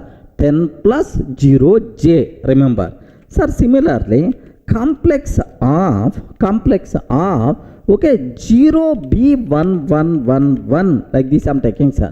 What about its value? 15 plus 0j. 15 plus 0j, like this we are going to get. Any doubt about this one, sir? So clear. So into two complex number, one argument, how you are going to convert.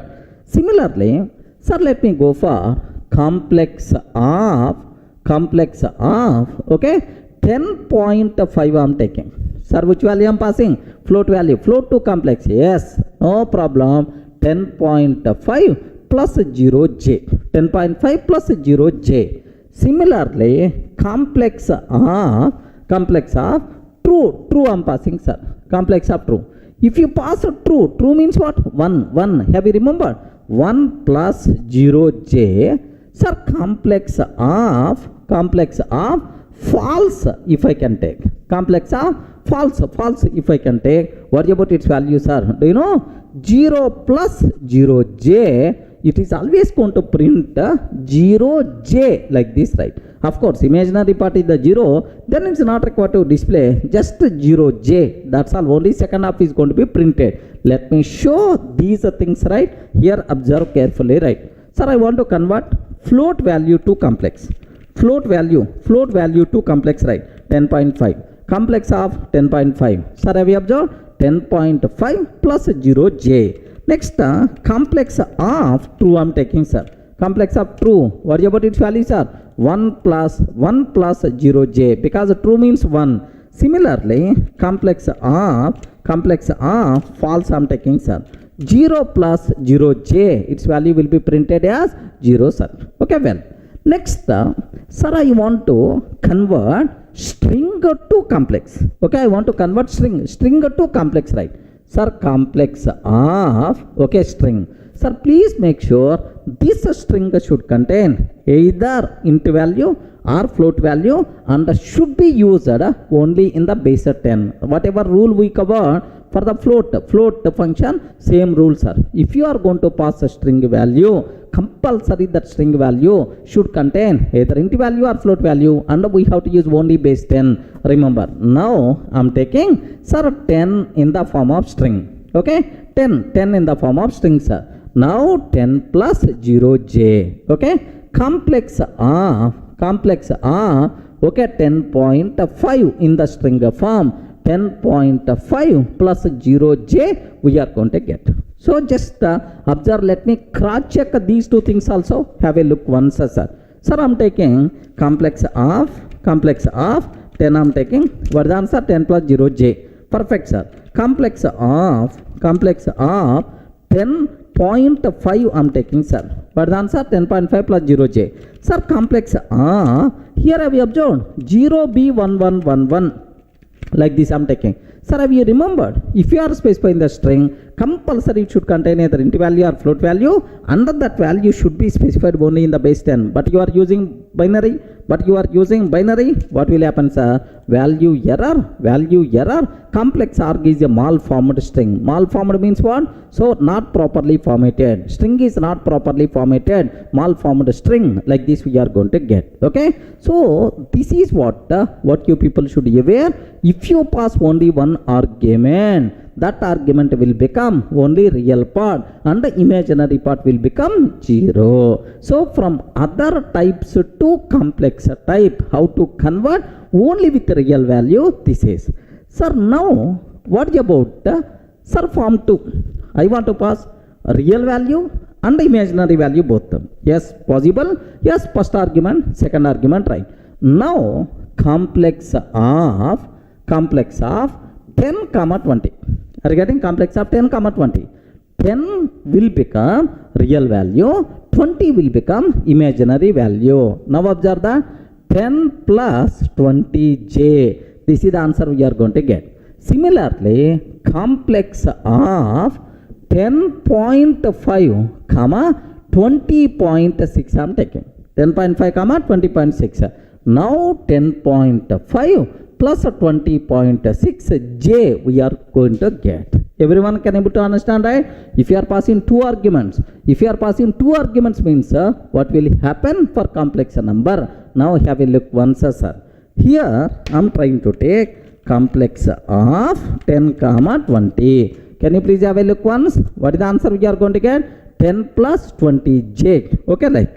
Sir, similarly, complex of 10.5 comma 20.6 I am taking, sir. 10.5 comma 20.6 I am trying to take. What will happen? 10.5 plus 20.6j. This is the value we are going to get, sir. Perfectly valid. Any doubt? Friends, are you in the position to understand clearly, right? Okay, well. Sir, now I have one small doubt. Observe carefully. Of course, complex numbers we are not going to use that much frequently. Even you don't know about these rules, don't worry, sir, optional. But having idea is always good programming practice. Remember, complex of here I'm taking 10 okay, comma 10 comma 20 I'm taking. 10 comma 20 I'm taking. Can you please tell, is it valid or not? Hare, string, both the strings I'm passing, sir. Is it valid or not? Okay, take very, very special care what that point is. So, whenever the first argument is the string, second argument, string you are not allowed to pass. Of course, internal restrictions are there. Sir, 10, 20, immediately error we are going to get, sir. Okay. Similarly, so what is the rule is, if you want to pass, do you know, string value in the real part string value, then second argument, sir, you can't pass. Second argument, okay, you can't pass. It should not be string like. Let me show what error we are going to get, sir. Sir, what is that error? What error we are going to get is, if I can take a 10 comma, so compulsory, yes, observe a bit very, very carefully about this one, sir. Have a look once. Complex of 10 comma 20 I'm taking, sir. complex of 10 comma 20. Observe what it is telling. Type error, complex can't take second argument if the first is a string. Regarding can't take second argument if the first is a string, sir. So if the first argument is the string, then you can't pass a second argument. What error we are getting, sir? Type error we are getting. Okay. Now, okay, I'm taking like this. I'm taking like this. Sir, 10 comma 20 I'm taking, sir. 10 comma 20. Sir, rule 1, second argument can't be a string. That's what you should aware. Okay. But anyway, all these internal things, don't worry about that, sir. General idea you should aware. If you pass one argument, that argument will become real number, real part, and imaginary part is always 0. Remember. If you are passing two arguments, first argument will become what? First argument will become real part, second argument will become imaginary part. Okay, this is the way how to convert from other types to complex type. Clear for all of you, right? With multiple examples. Now I hope you are getting some idea. Okay, well.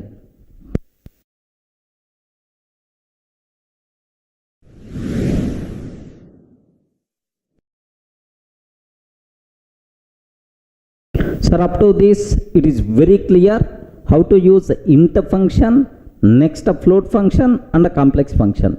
Now, how to use bool function, just aware.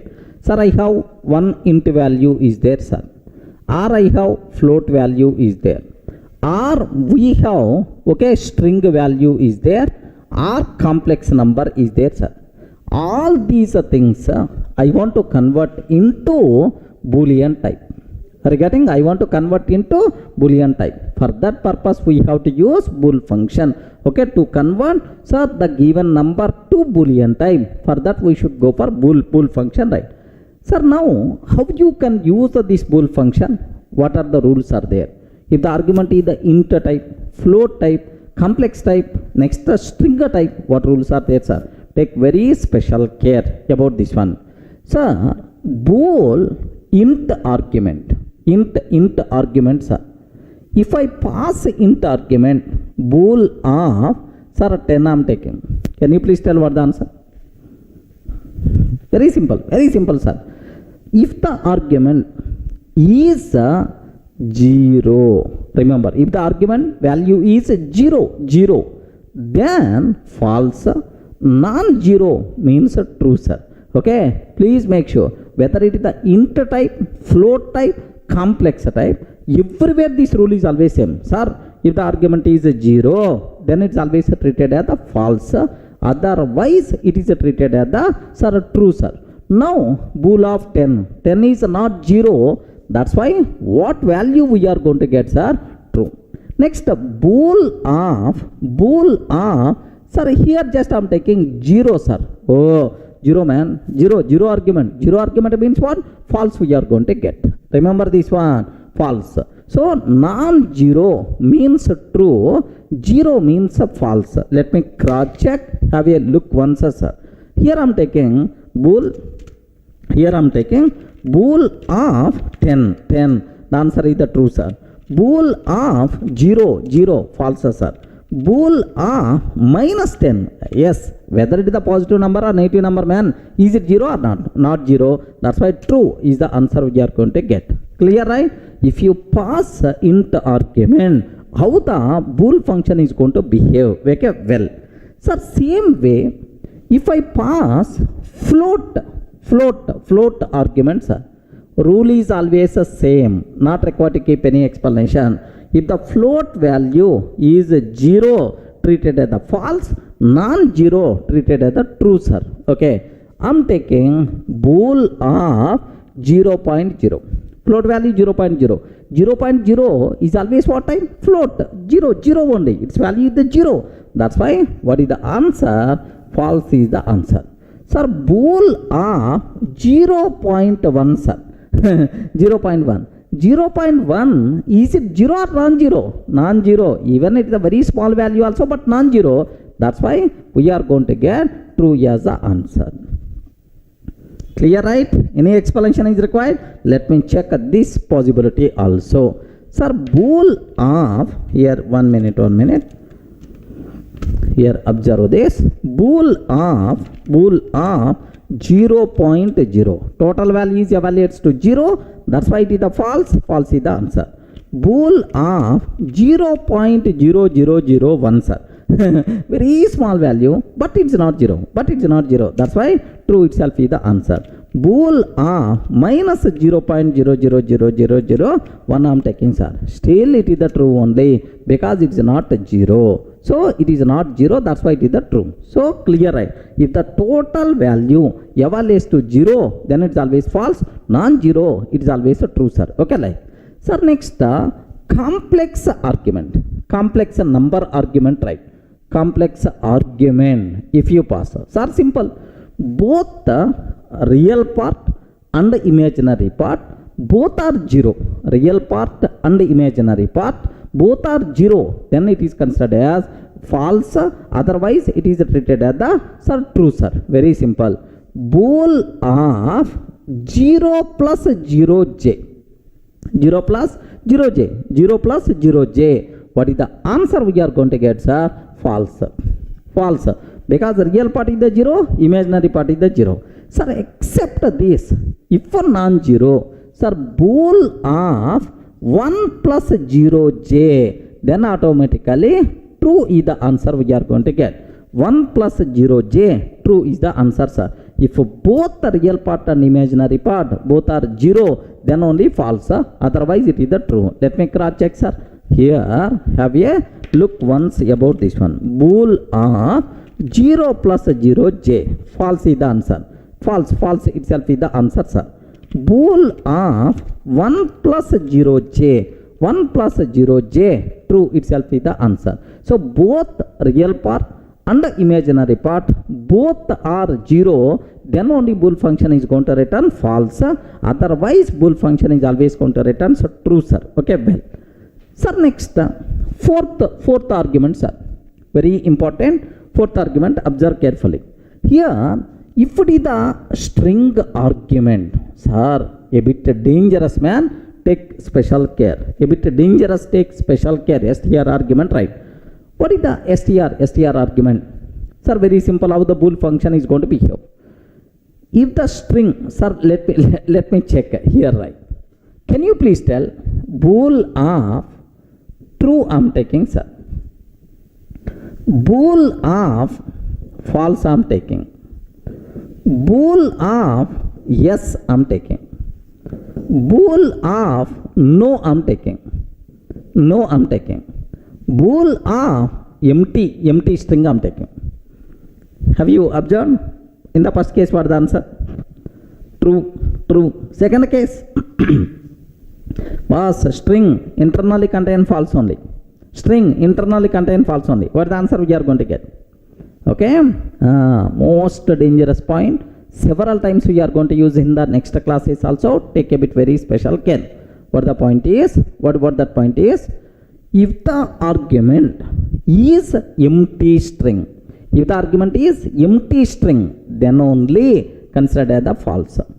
If the argument is empty string, then it is considered the false.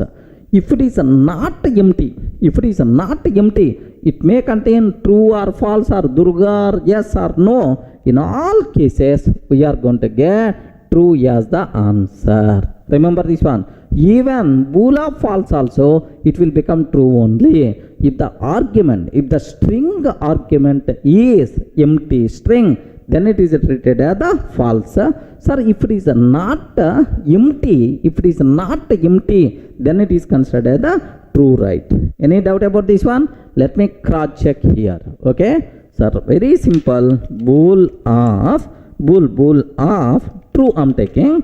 What is the answer, sir? True, sir. Okay, bool of false I'm taking. Still the answer is the true only. Bool of yes I'm taking. Yes, still it is the true. Bool of false no I'm taking. Still it is the true only. Okay, bool of just empty string. Quotes open, quotes close. Empty string, sir. Empty string. What is the answer? False is the answer. If the string is empty, then it is the false. in all other cases it is treated as the true only. I hope is clear for all of you, right? So how the bool function is going to behave? Very simple, sir. If it is the int argument, float argument, complex argument, complex number argument, if the total value is 0, treated as the false. If it is not 0, treated as the true, sir. Okay, well. Next, in the case of string argument, if the string argument is empty string, then it is a false. Otherwise, it is treated as the true, sir. Clear, right? How to use bool function?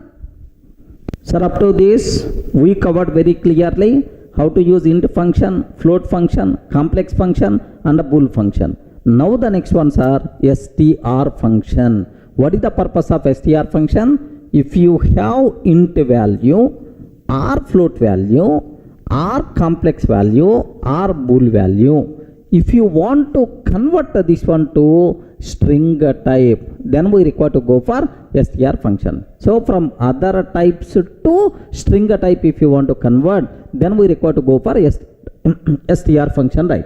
But take a bit very special care about this str function.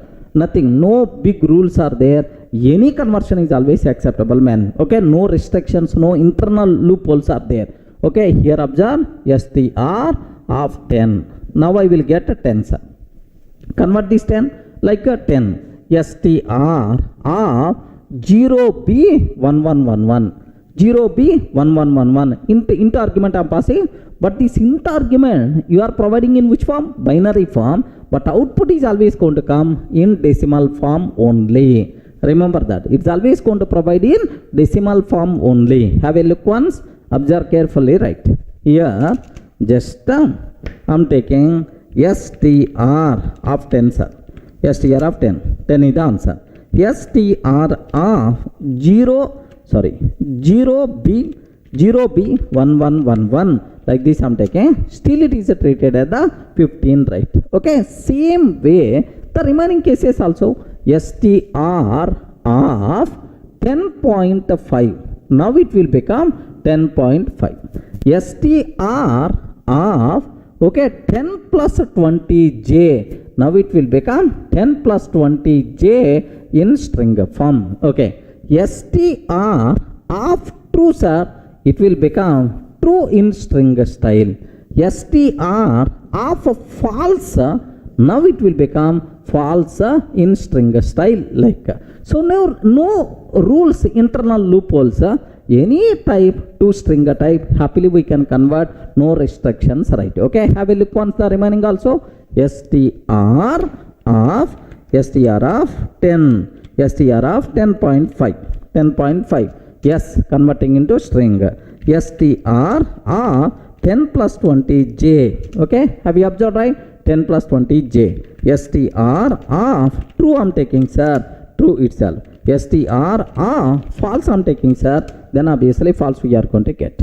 Okay, clear, right? So how to convert other types to string type? This is about string. This is the how to use str function, right? That's all. It's very clear how you can perform typecasting by using these Python's inbuilt typecasting functions. Clear, right?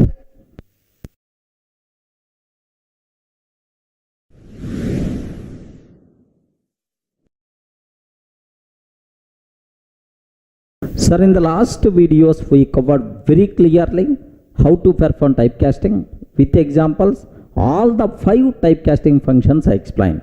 Let me explain again with respect to the summary so that you people will get much clarity. Observe that, sir. The first typecasting function what I explained is int. Okay, total how many functions are available? 5 functions are there. Like the first one I explained, int, sir. So int function for the int argument, no problem, sir. Int to int, really typecasting is not required. Anyway, table sake I took, it is possible. Int to float, sir.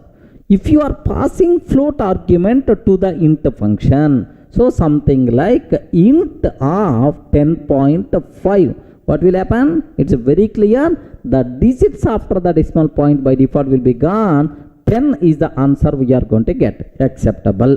Next, for the int function, if you pass complex argument, complex number as the argument, immediately type error we are going to get. The reason for that is, so you can't convert complex number to int type. Remember that. Next, bool argument if you are passing. So for the int of true means 1 we are going to get. Int of false means 0 we will get. You know that internally true and false are treated as 0 and 1. That's why, right? Okay, well. Next, string arguments are very important. If you are passing string argument to the int function, compulsory string argument should contain int value only and should be specified only in the base 10. So internally contains only int value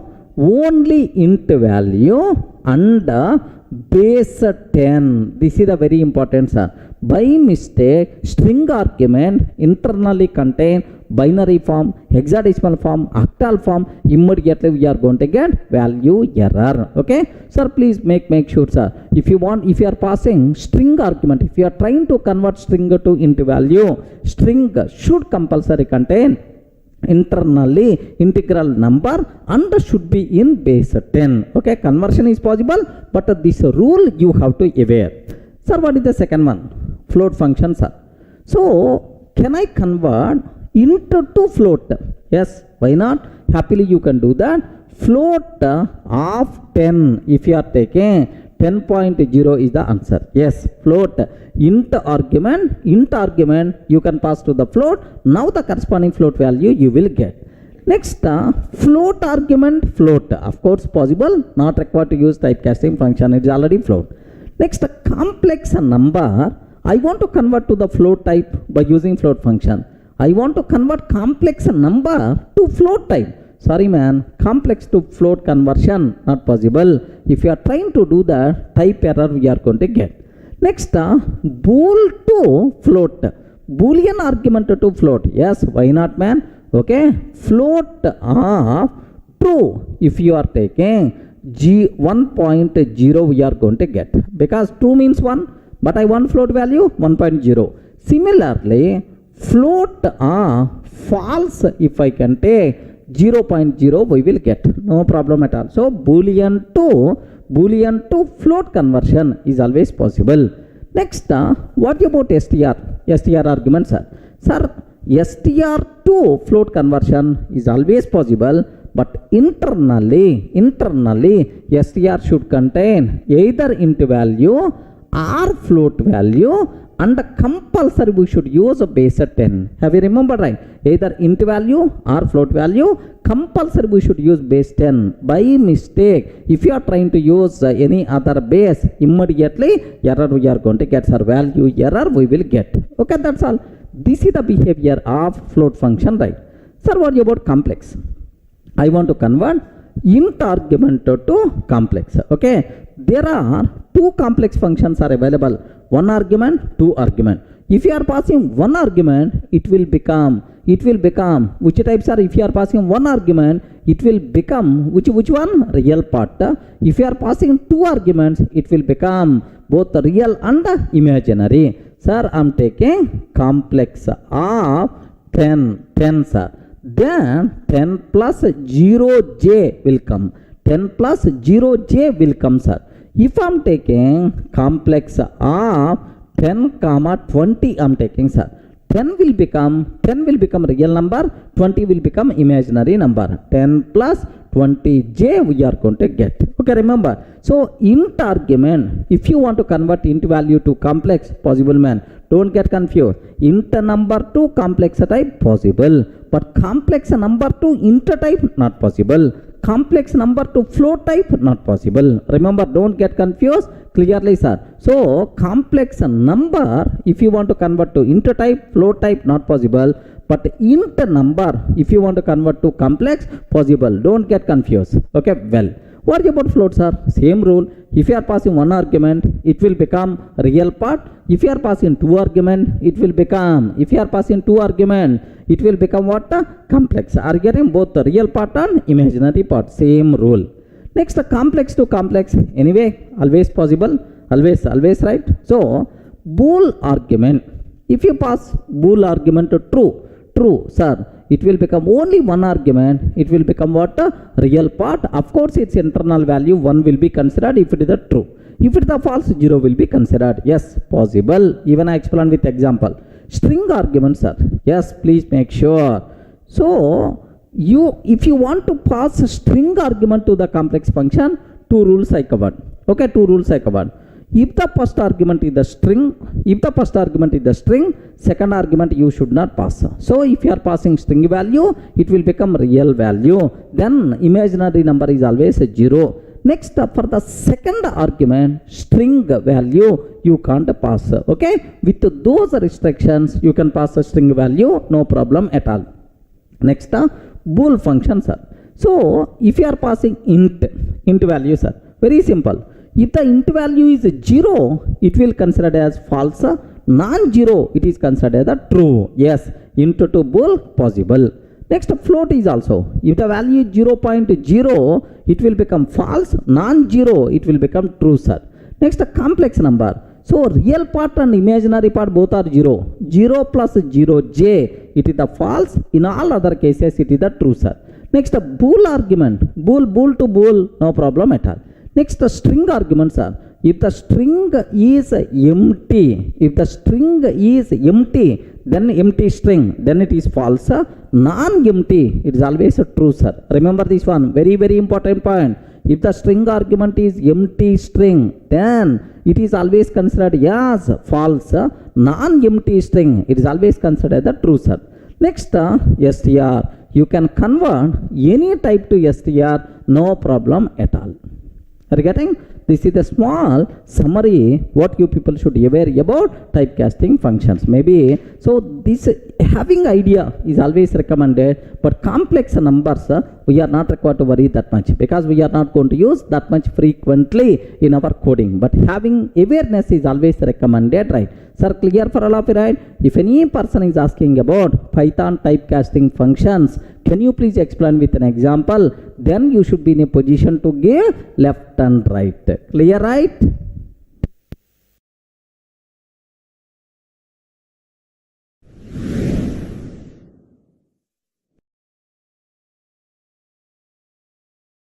Hi friends, in the last videos we covered very clearly what are various fundamental data types, how to convert one type to another type, what are various typecasting functions, all these things, right? Now the next very important concept, subject wise, concept wise, you people should aware very clearly these topics are. What is the topic is fundamental data types versus immutability. Are you getting what is this word? What is this word? Can you please spell out? Immutability. Fundamental data types versus immutability. This topic we have to discuss, right? So first, I have one small question. Which are fundamental data types? Can you spell out which are fundamental data types? Fundamental data types are int, float, complex, bool, and then str. These are fundamental data types. We covered in detail in the last videos, right? So next, what is the meaning of immutable? Are you getting what is the meaning of immutability? Sir, anyone can you please tell? Normal dictionary meaning. Forget about Python programming. So what is the meaning of immutable? Immutable like. Sir, very simple.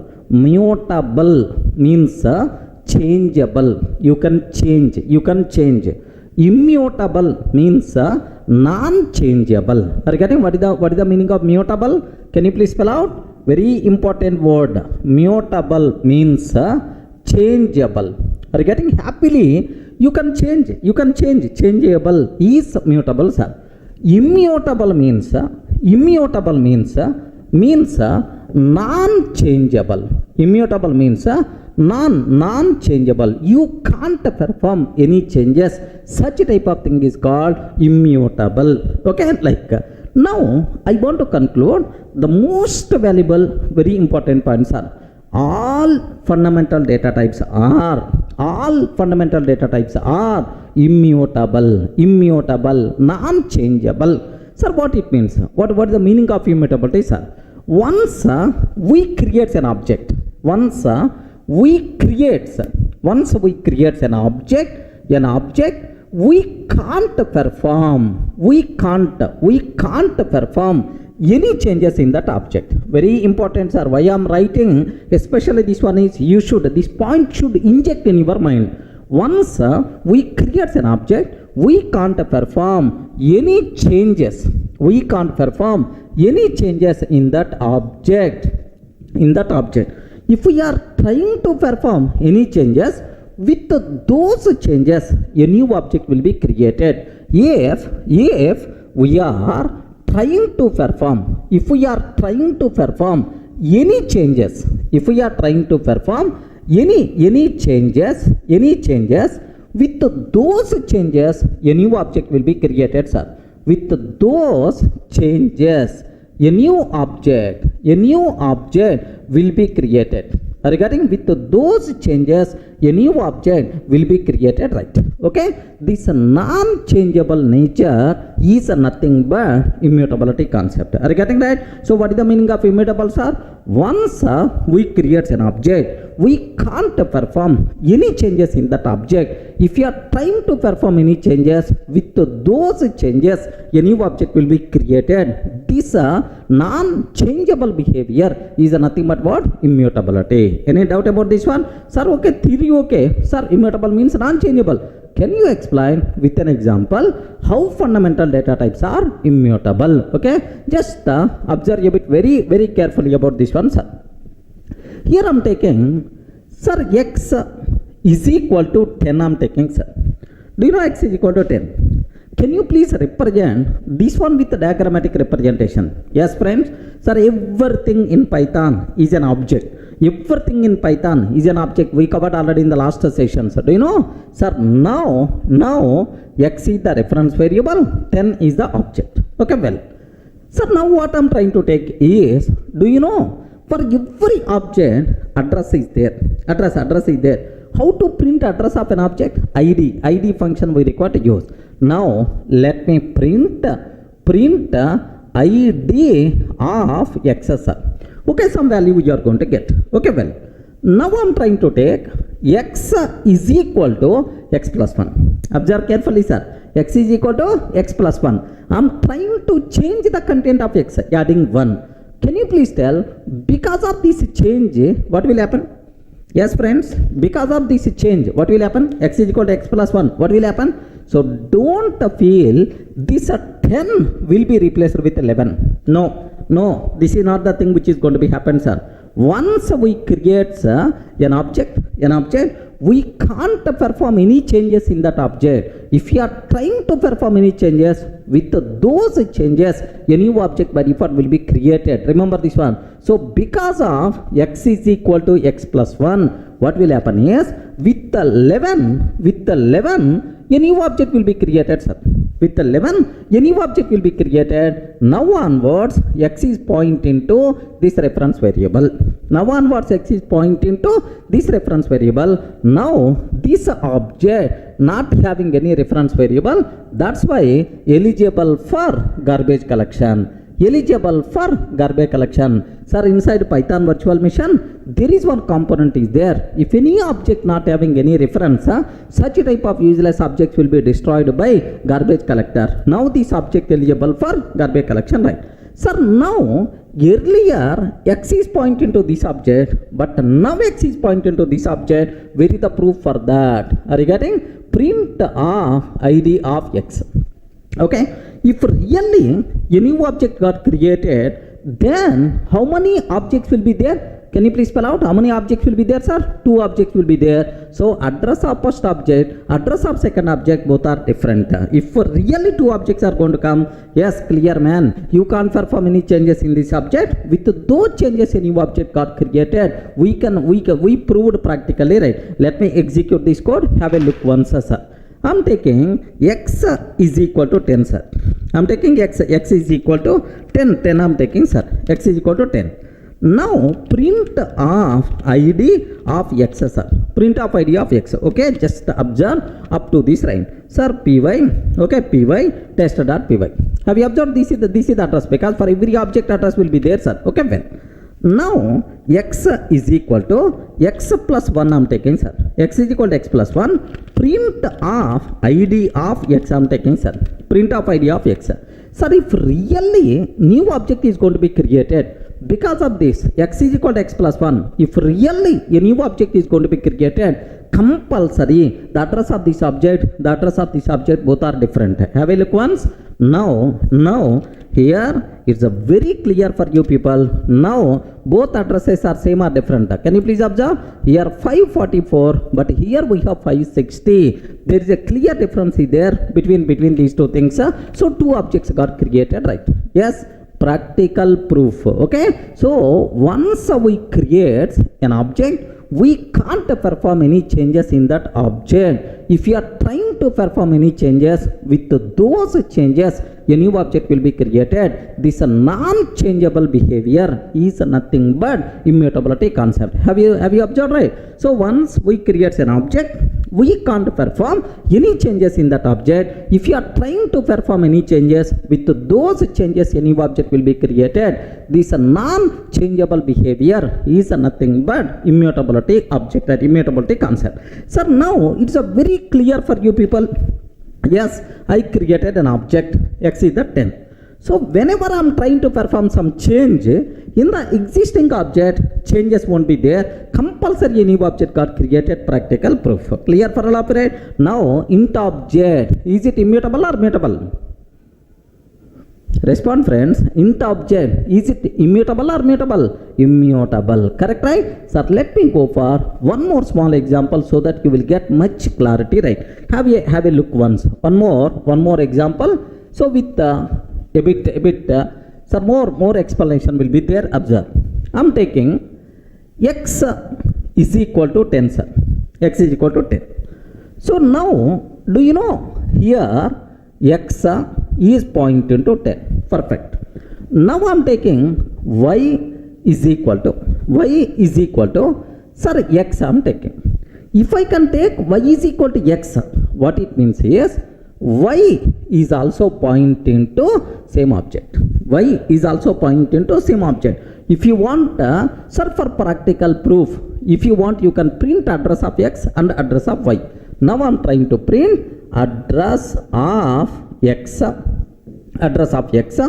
print of address of y. Perfect. In both cases, compulsory same answer we have to get, because how many objects are there? Only one object. Okay, well. Now I'm taking, observe very carefully, sir, very dangerous point. Now I'm trying to take y is equal to x plus 1 or y plus 1. No problem. Any variable you can take. Y is equal to y plus 1. Y is equal to y plus 1. Can you please tell? I'm trying to increment the value of 10, sir.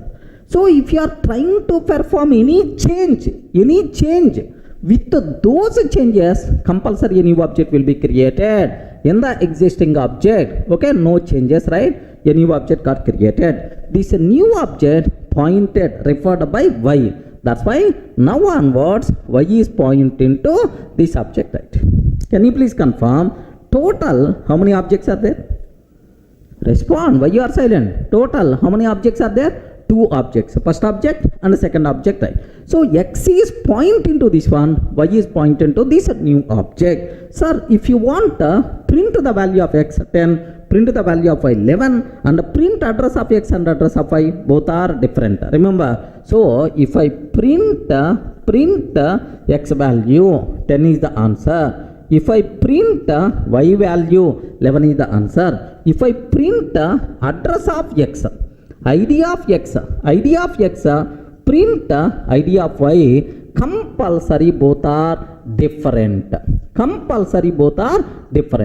Because if you are trying to perform any changes, a new object got created, right?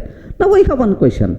So total how many objects are there? 2 objects. How many objects eligible for garbage collection? You respond. How many objects eligible for garbage collection? No. Because this object happily you can use by using x.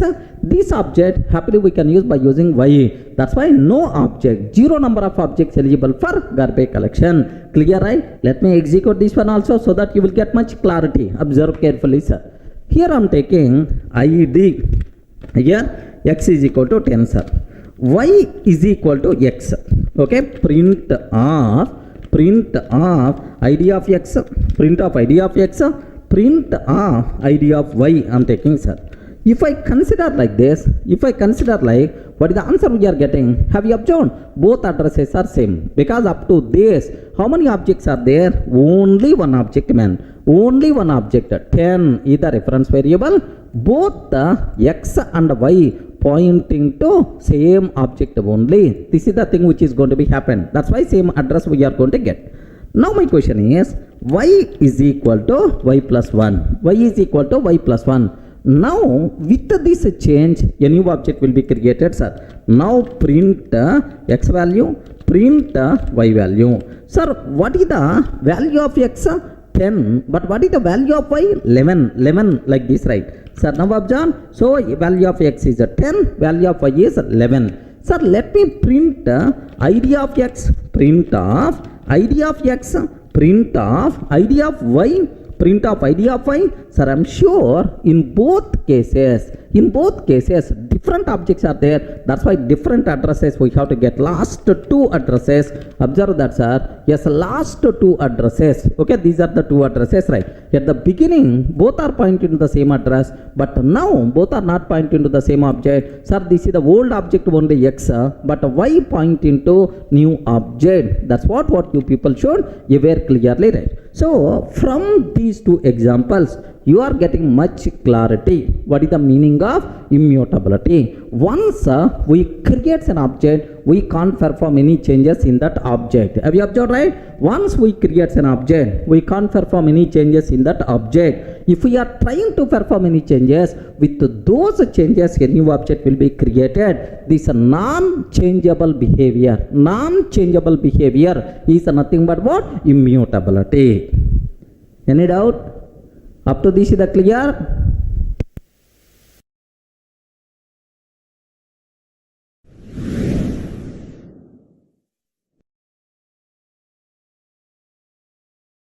Sir, in the last video we covered very clearly what is the meaning of immutability with examples, right? Sir, now the next thing my requirement is, sir, why immutability concept is required? Okay, in Python, why this immutability concept is required? Just observe a bit very carefully, sir. I'm taking A is equal to 10. A is equal to 10. B is equal to 10. C is equal to 10. Do you know who is responsible to create object in Python? Python virtual machine. Python interpreter is the responsible to create object, virtual machine, right? So now in this case, total how many objects will be created? Can you please confirm? Total how many objects will be created in this case? Yes? Total how many objects? 3 objects. Are you getting? Because it is the different line, it is the different line, it is the different line. That's why total how many objects got created? 3 objects got created. No.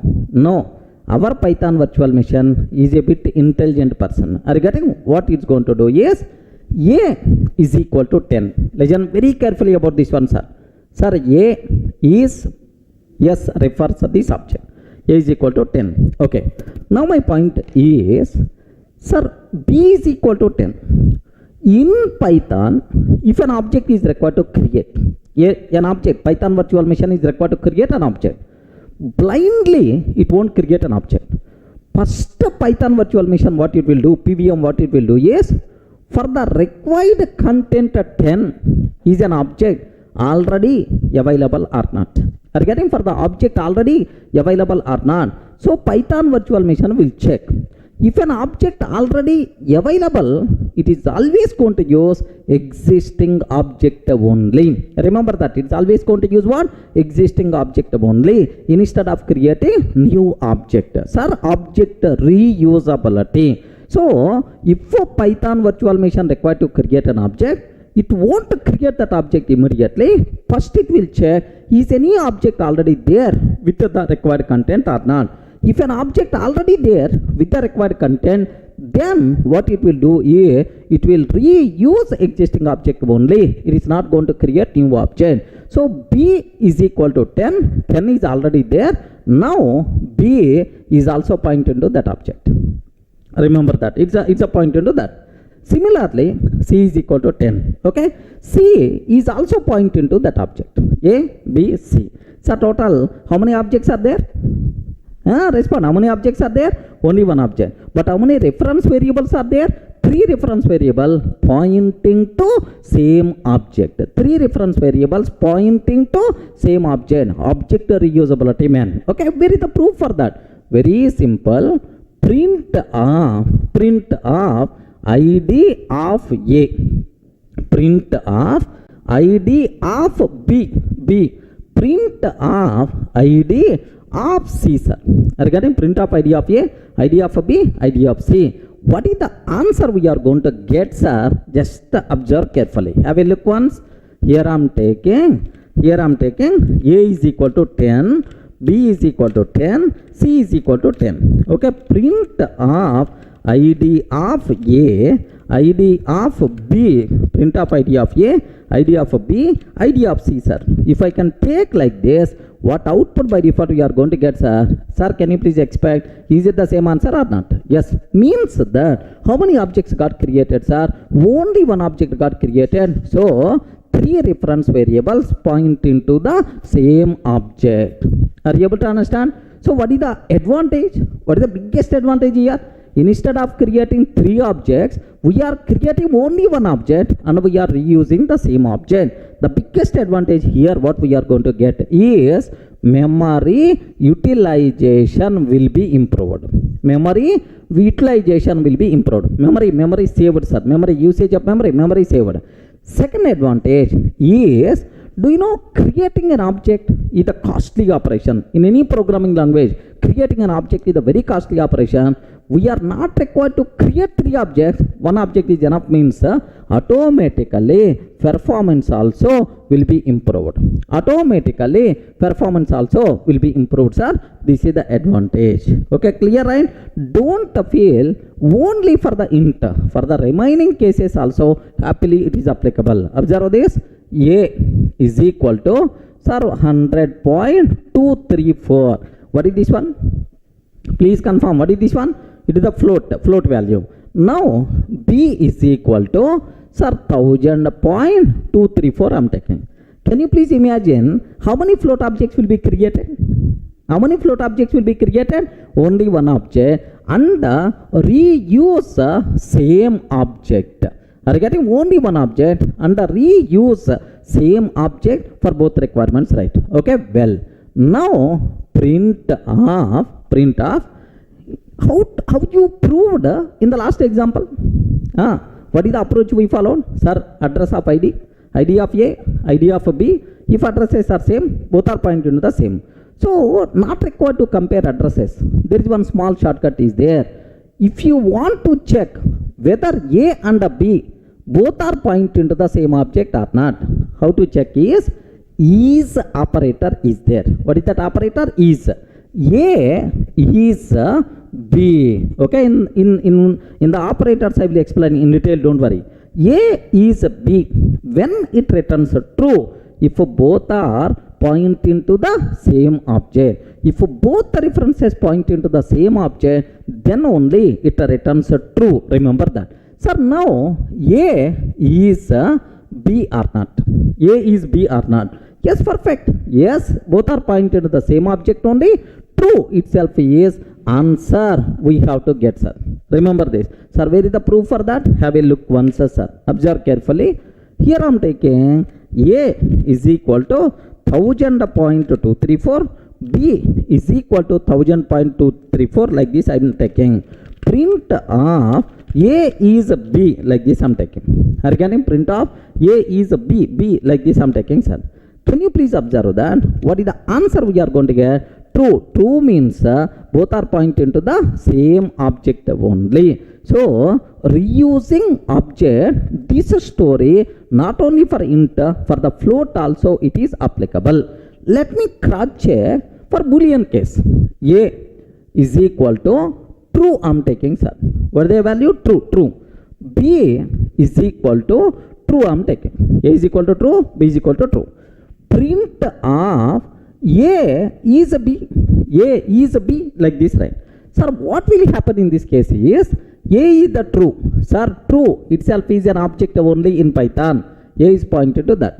B is a true. B is also pointed to the same object. A is a B.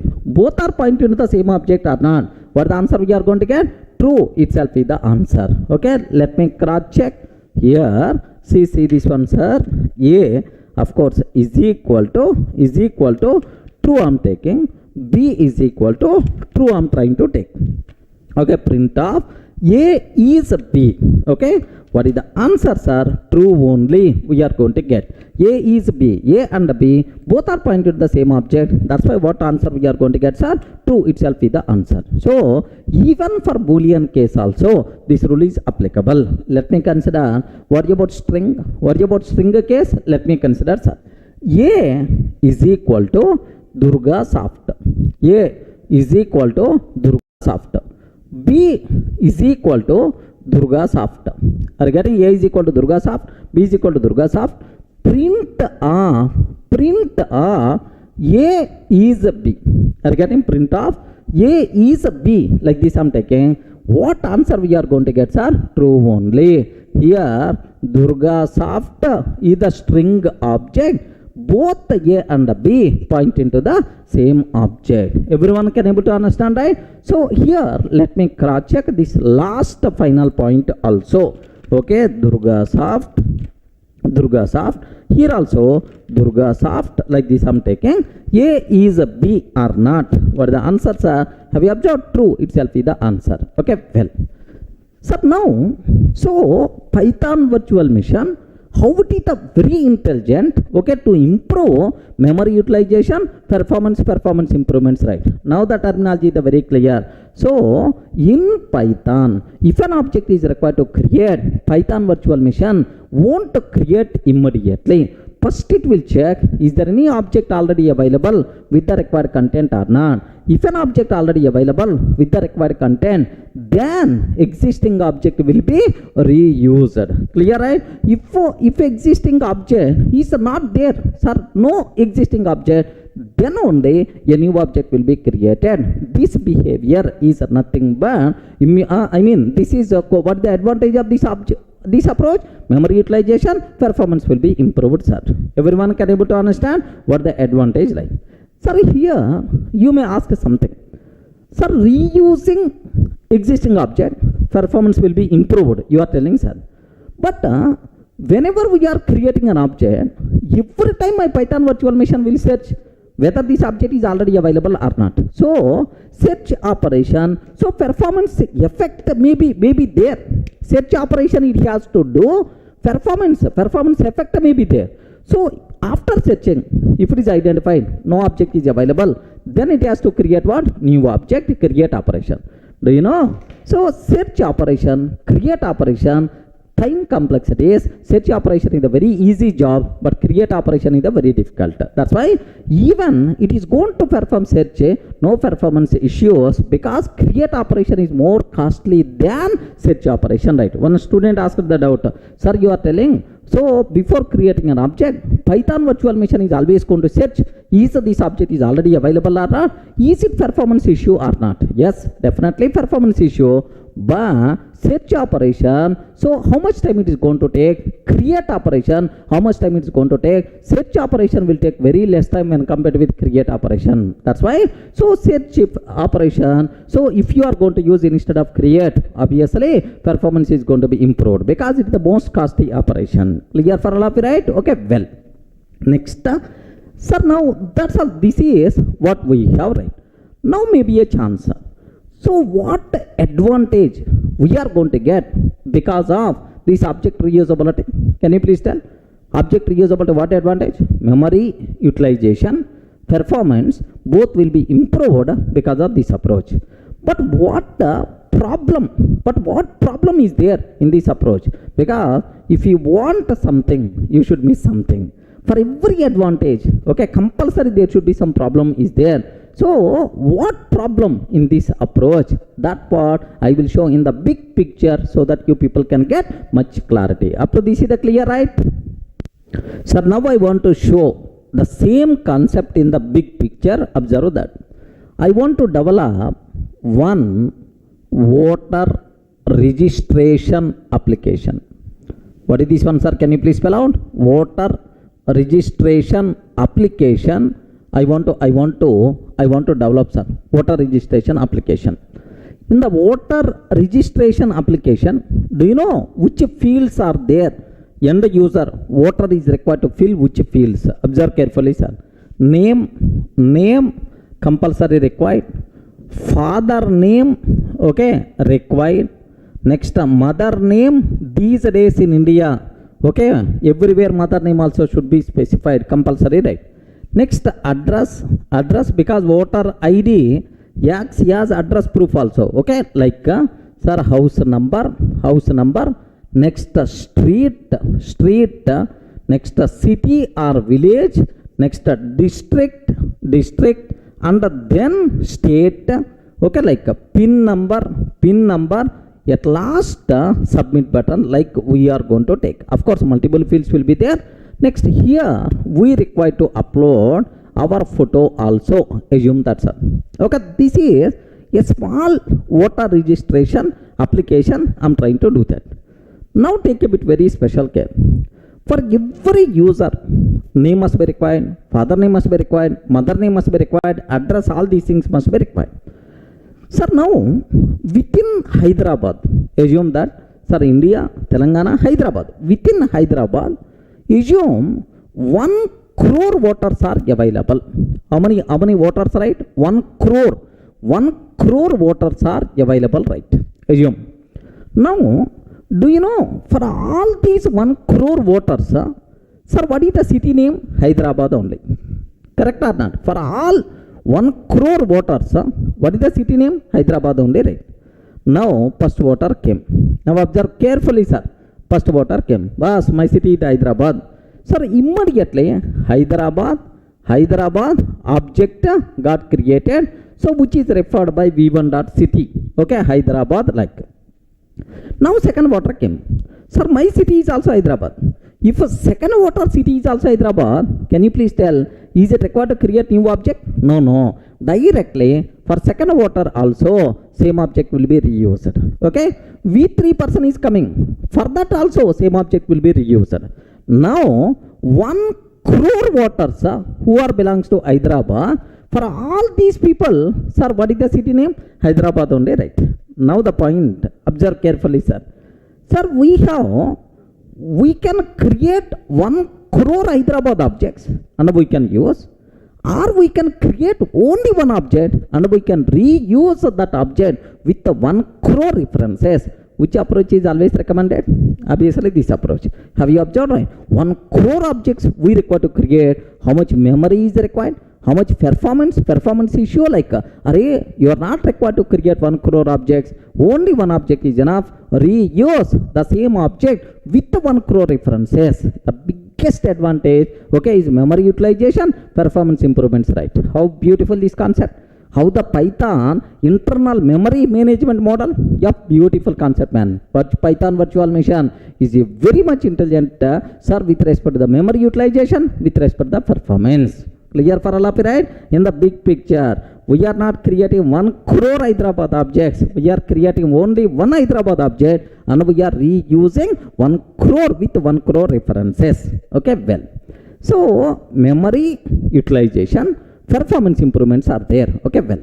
Just now I told, for every advantage, you are getting some problem also. You are going to, there is some disadvantages also there. There are some limitations are there. What is the problem in this approach is, now take very special care, sir. So now, after some time, V3 person is coming. Boss, my city name got changed. Now I got transferred from Hyderabad to Vijayawada, like someone is telling, sir. Then he is trying to change the content. Assume that. If he is trying to change the content, here instead of Hyderabad, sir, Vijayawada. Assume that, sir. He changed to Vijayawada. Then the problem here is, so is this change will be reflected for all 1 crore people or not? Yes. Sir, after some time, V2 person is coming. My city, not Vijayawada. My city is Mumbai. Like, sir, Forget about memory advantage, performance advantage. Now the program is going to behave abnormally. In the morning time in the system I checked, my city is Hyderabad only. After half an hour I checked, my city suddenly changed to Vijayawada. I never changed. But evening whenever I checked, my city became Mumbai. So instead of memory advantage, performance advantage, abnormal behavior is there. Program is going to behave abnormally. So because if one person is trying to change the content, all the 1 crore people are going to be affected. Correct or not? So to prevent this problem, immutability is required. So in Python, this is not the thing which is going to be happen. Hyderabad is always fixed, Hyderabad only. Okay, because multiple references using the same. So if any person trying to change the content, observe carefully, sir. Once we create string object, we can't perform any changes in that object. The content is always fixed, the content is always final. If any person trying to change the content, sir, V3 person, I want to change from Hyderabad to Vijayawada. Sir, now a new object will be created, Vijayawada. Only this particular V3 is going to be referred to this new object. Regarding only V3 referred to new object, so that there is no effect on the remaining references. Are you getting right? So if this approach is not there, new object approach is not there, for every small change all 1 crore people are affected. To prevent this effect, for every change a new object will be created which is nothing but immutable, so that there is no effect on the existing references. Are you able to understand, right? Once we create an object, we can't perform any changes. If you are trying to perform any changes, with that a new object will be created. Immutability concept. Why this immutability concept is required? Because of object reusability. A single object reused with multiple references. By using one reference, if any person is going to change existing content, then all the remaining people are going to be affected. To prevent this one, compulsory immutability concept is required. Is it clear, right? So why Python fundamental data types are immutable? Because of this object reusability. Because to get a memory advantage, performance advantage, we have to compromise. We have to do this type of extra arrangement, which is nothing but what? Immutability. Everyone can able to understand, right? So why immutability concept is required in Python? Yes, happily you can explain with this example. So what advantage of object reusability? What the problem with object reusability? The problem with object reusability is we required immutability concept. Any doubt at all? Clear for all of you, right? Now take a bit very special care up to this.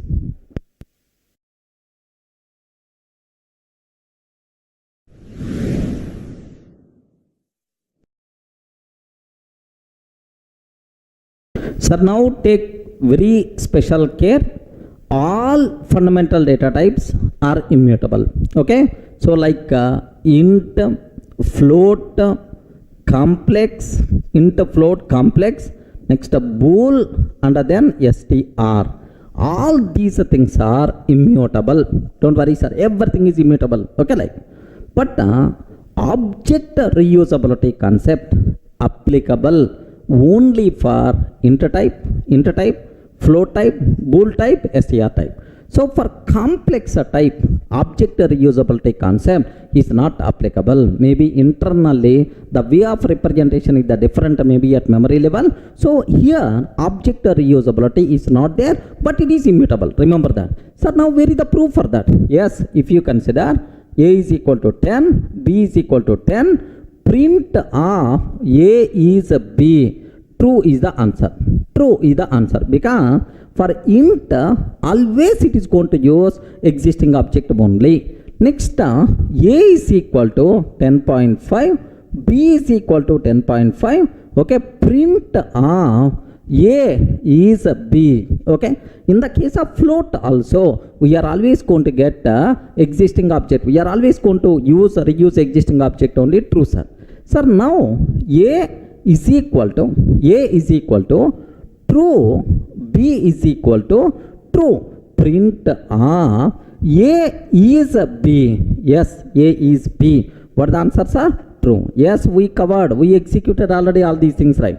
Next, A is equal to Durga, A is equal to Durga, B is equal to Durga, print of A is B. What answers are? True is the answer. Okay, well, so object reusing this capability available for int, available for float, bool, and then string type, but not applicable for complex type. Where is the proof for that? Now observe, A is equal to 10 plus 20j. A is equal to 10 plus 20j. B is equal to 10 plus 20j. Are you getting? So in this case, even content is the same. Compulsory a new object will be created in the case of complex numbers. Now observe, print of A is B. In this case, false is the answer we have to get. Are you getting right? So only object reusability concept not applicable for complex numbers, except complex. For the remaining data types, it's always applicable, man, in the fundamental types. But complex is immutable. Immutability is the common property, sir. All are immutable, but reusing the object is not there for complex numbers. Maybe internal memory representation, the way of representation may be different because of some internal reason. But anyway, we are not going to use complex numbers that much frequently. Don't worry about that. Let me show up to this, right? Observe carefully. Here, A is equal to 10, B is equal to 10, print of A is B. I'm taking, sir. What answer we are going to get? True itself is the answer. Now 10.5, B is a 10.5, A is a B. I'm taking. What is the answer? True. True itself is the answer, sir. Next, A is a false I'm taking. Okay, need not be true, sir. False I'm taking. Sir, B is also false, sir. Sir, both false object means only one object will be there internally. Sir, true itself is the answer. Next, A is equal to Durga, B is equal to Durga, like this, right? A is B. What is the answer? True itself is the answer. But what about complex number? 10 plus 20j. 10 plus 20j, even the content is the same, but the answer we are going to get what? False is the answer, sir. Okay, well, so object reusability concept applicable for all fundamental types except the complex, but all fundamental types including complex are immutable, right? Next, here one small clarity I have to provide. So we can execute Python program, Python script. I wrote some script and I'm trying to execute. It is the standard way, sir. Do you know we can execute from Python IDLE, sir, Python ideal console also you can execute, sir, or simply Python console also you can execute, sir. Remember Python console, okay, Python console IDLE, these things are REPL tools. Are you getting what is this one, sir? REPL tools. REPL means read, evolve, print. Read, evolve, print, and loop. Again repeat the same process. REPL tools. These things are not standard IDEs or not standard editors to develop the programs. So these are just to test the small coding snippets. We are going to use this, but these may show different behavior. Don't worry, sir. If you are going to use your IDEs, Atom IDE, PyCharm IDE, or Spider, or otherwise standard whatever approach I am using, all these cases our discussion is valid. But in the case of IDLE, Python console, these are just a small REPL tools to execute small coding snippets. Here you may get different results. Don't worry about that, sir. Observe that how you can conclude. Have a look once, sir. I'm taking A is equal to 1000. Have you observed very carefully, sir? A is equal to 1000, B is equal to 1000, A is B. So standard approach I'm taking. Can you please tell what the answer we have to get? True itself is the answer, sir. True is the answer we are getting. But the same thing I can ask in the IDLE. Okay, so Python IDLE. Let me launch it, sir. Okay, the same question I'm asking. This is the Python IDLE. A is equal to 1000, B is equal to 1000, A is a B or not. What the answer we are getting? Are you seeing the answer, right? So the answer in the Python IDLE is false we are going to get. So don't worry about that. It is not standard. Okay, it is not a standard. Same way, A is equal to 10, B is equal to 10, A is B I am taking. Sir, now you are getting true. Now you are getting true, sir. So it means this IDLA is going to reuse existing object up to certain range only. I hope that the range is, I hope that the range is 0 to 256. The range in the case of int 0 to 256 only in this. Maybe IDLE tool or consoles or Python console, like it is within this range only. But in the case of float, observe the behavior two worst. A is equal to 10.5, B is equal to 10.5. I am taking, sir. A is the 10.5, B is the 10.5, A is B. We have to get a true, sir, because in the case of float also, we will have reusing. But here, false we are going to get. Means this is not standard. Don't worry about that. Next, similarly, Python console also. Just now I showed, right? Python console py. I am taking, sir. A is equal to 10.5, B is equal to 10.5, like I am taking. A is B or not. False we are going to get, sir. A is equal to 1000 I am taking, B is equal to 1000 I am taking, A is B. Yes, false we are going to get. So don't worry about console, Python console and the Python IDLE. It may show different results, but these are not standard. Sir, whatever approach we are following is the standard. If you want, you can execute in the PyCharm, same results we are going to get. Clear for all of it? Now, up to this, any doubt? What is the meaning of immutability? Okay, like.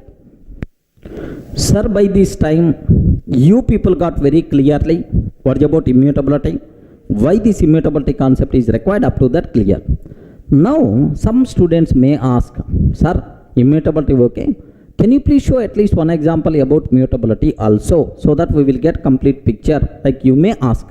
Sir, very simple example, what I have to discuss, observe carefully, sir. Here, after completing our fundamental data types, the next level, advanced data types, we have to discuss list concept, tuple concept, like there you will get much clarity, but a bit advanced. Let me show one small example to get basic idea. Do you know A is equal to 10, sir? How many values here represent? Only one value, 10. But if I can consider list, sir, list, how many values a list can represent? Multiple values. Are you getting how many values a list can represent? Multiple values. A group of values represented by list. How you can access these elements? By using index. Python is always 0 index based. Remember, L of 0, its value is the 10. L of 1, its value is the 20. Okay, like this. Basic idea, sir. List means a group of objects. We can access each element by using index. That's all. But anyway, in the next video, we will discuss list data structure in detail. Don't worry, sir. Sir, now my question is, all fundamental data types are immutable. Once we create an object, we can't perform any changes. If you are trying to perform any change, compulsory a new object will be created. You know, right? Okay. Sir, here I am taking x is equal to 10, x is equal to x plus 1. Like, can you please tell what will happen? X is 10. X is equal to x plus 1 means a new object will be created. Now onwards, x is pointing to this one. We discussed already, it is immutable. But list is mutable. List is mutable object. In the existing object only, you can perform any changes, no problem at all. Sir, what it means? Observe carefully, right? Sir, here L is equal to 10, 20, 30 is there, sir. Observe very carefully. L is equal to 10, 20, 30 is there. Okay, 10, 20, 30. This is the list what we have. L is the reference variable for that. Okay, well. Now, I'm trying to print L, sir. What is the address of L? Okay, ID of L. Some address you are going to get. Now, L of 0 is equal to 7777, like I'm taking. Sir, now I'm trying to change the content of this list.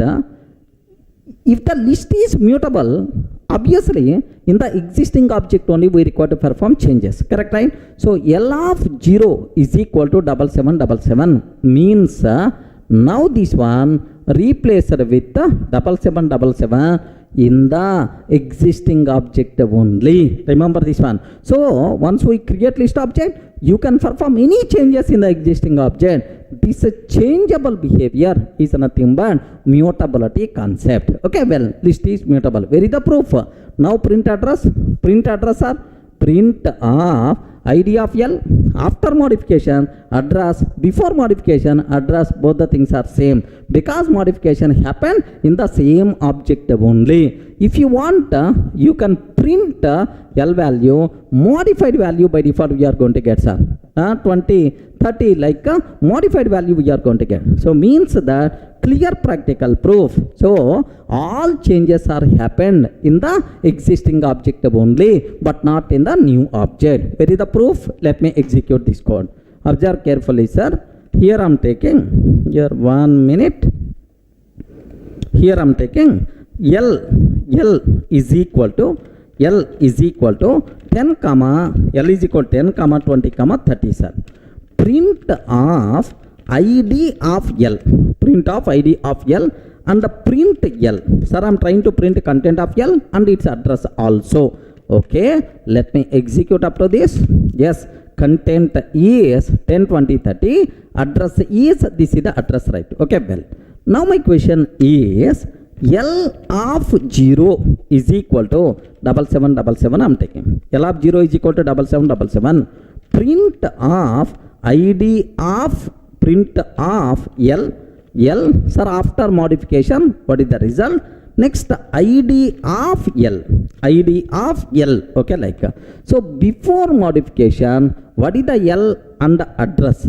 After modification, what is the L and what is the list content and address of L?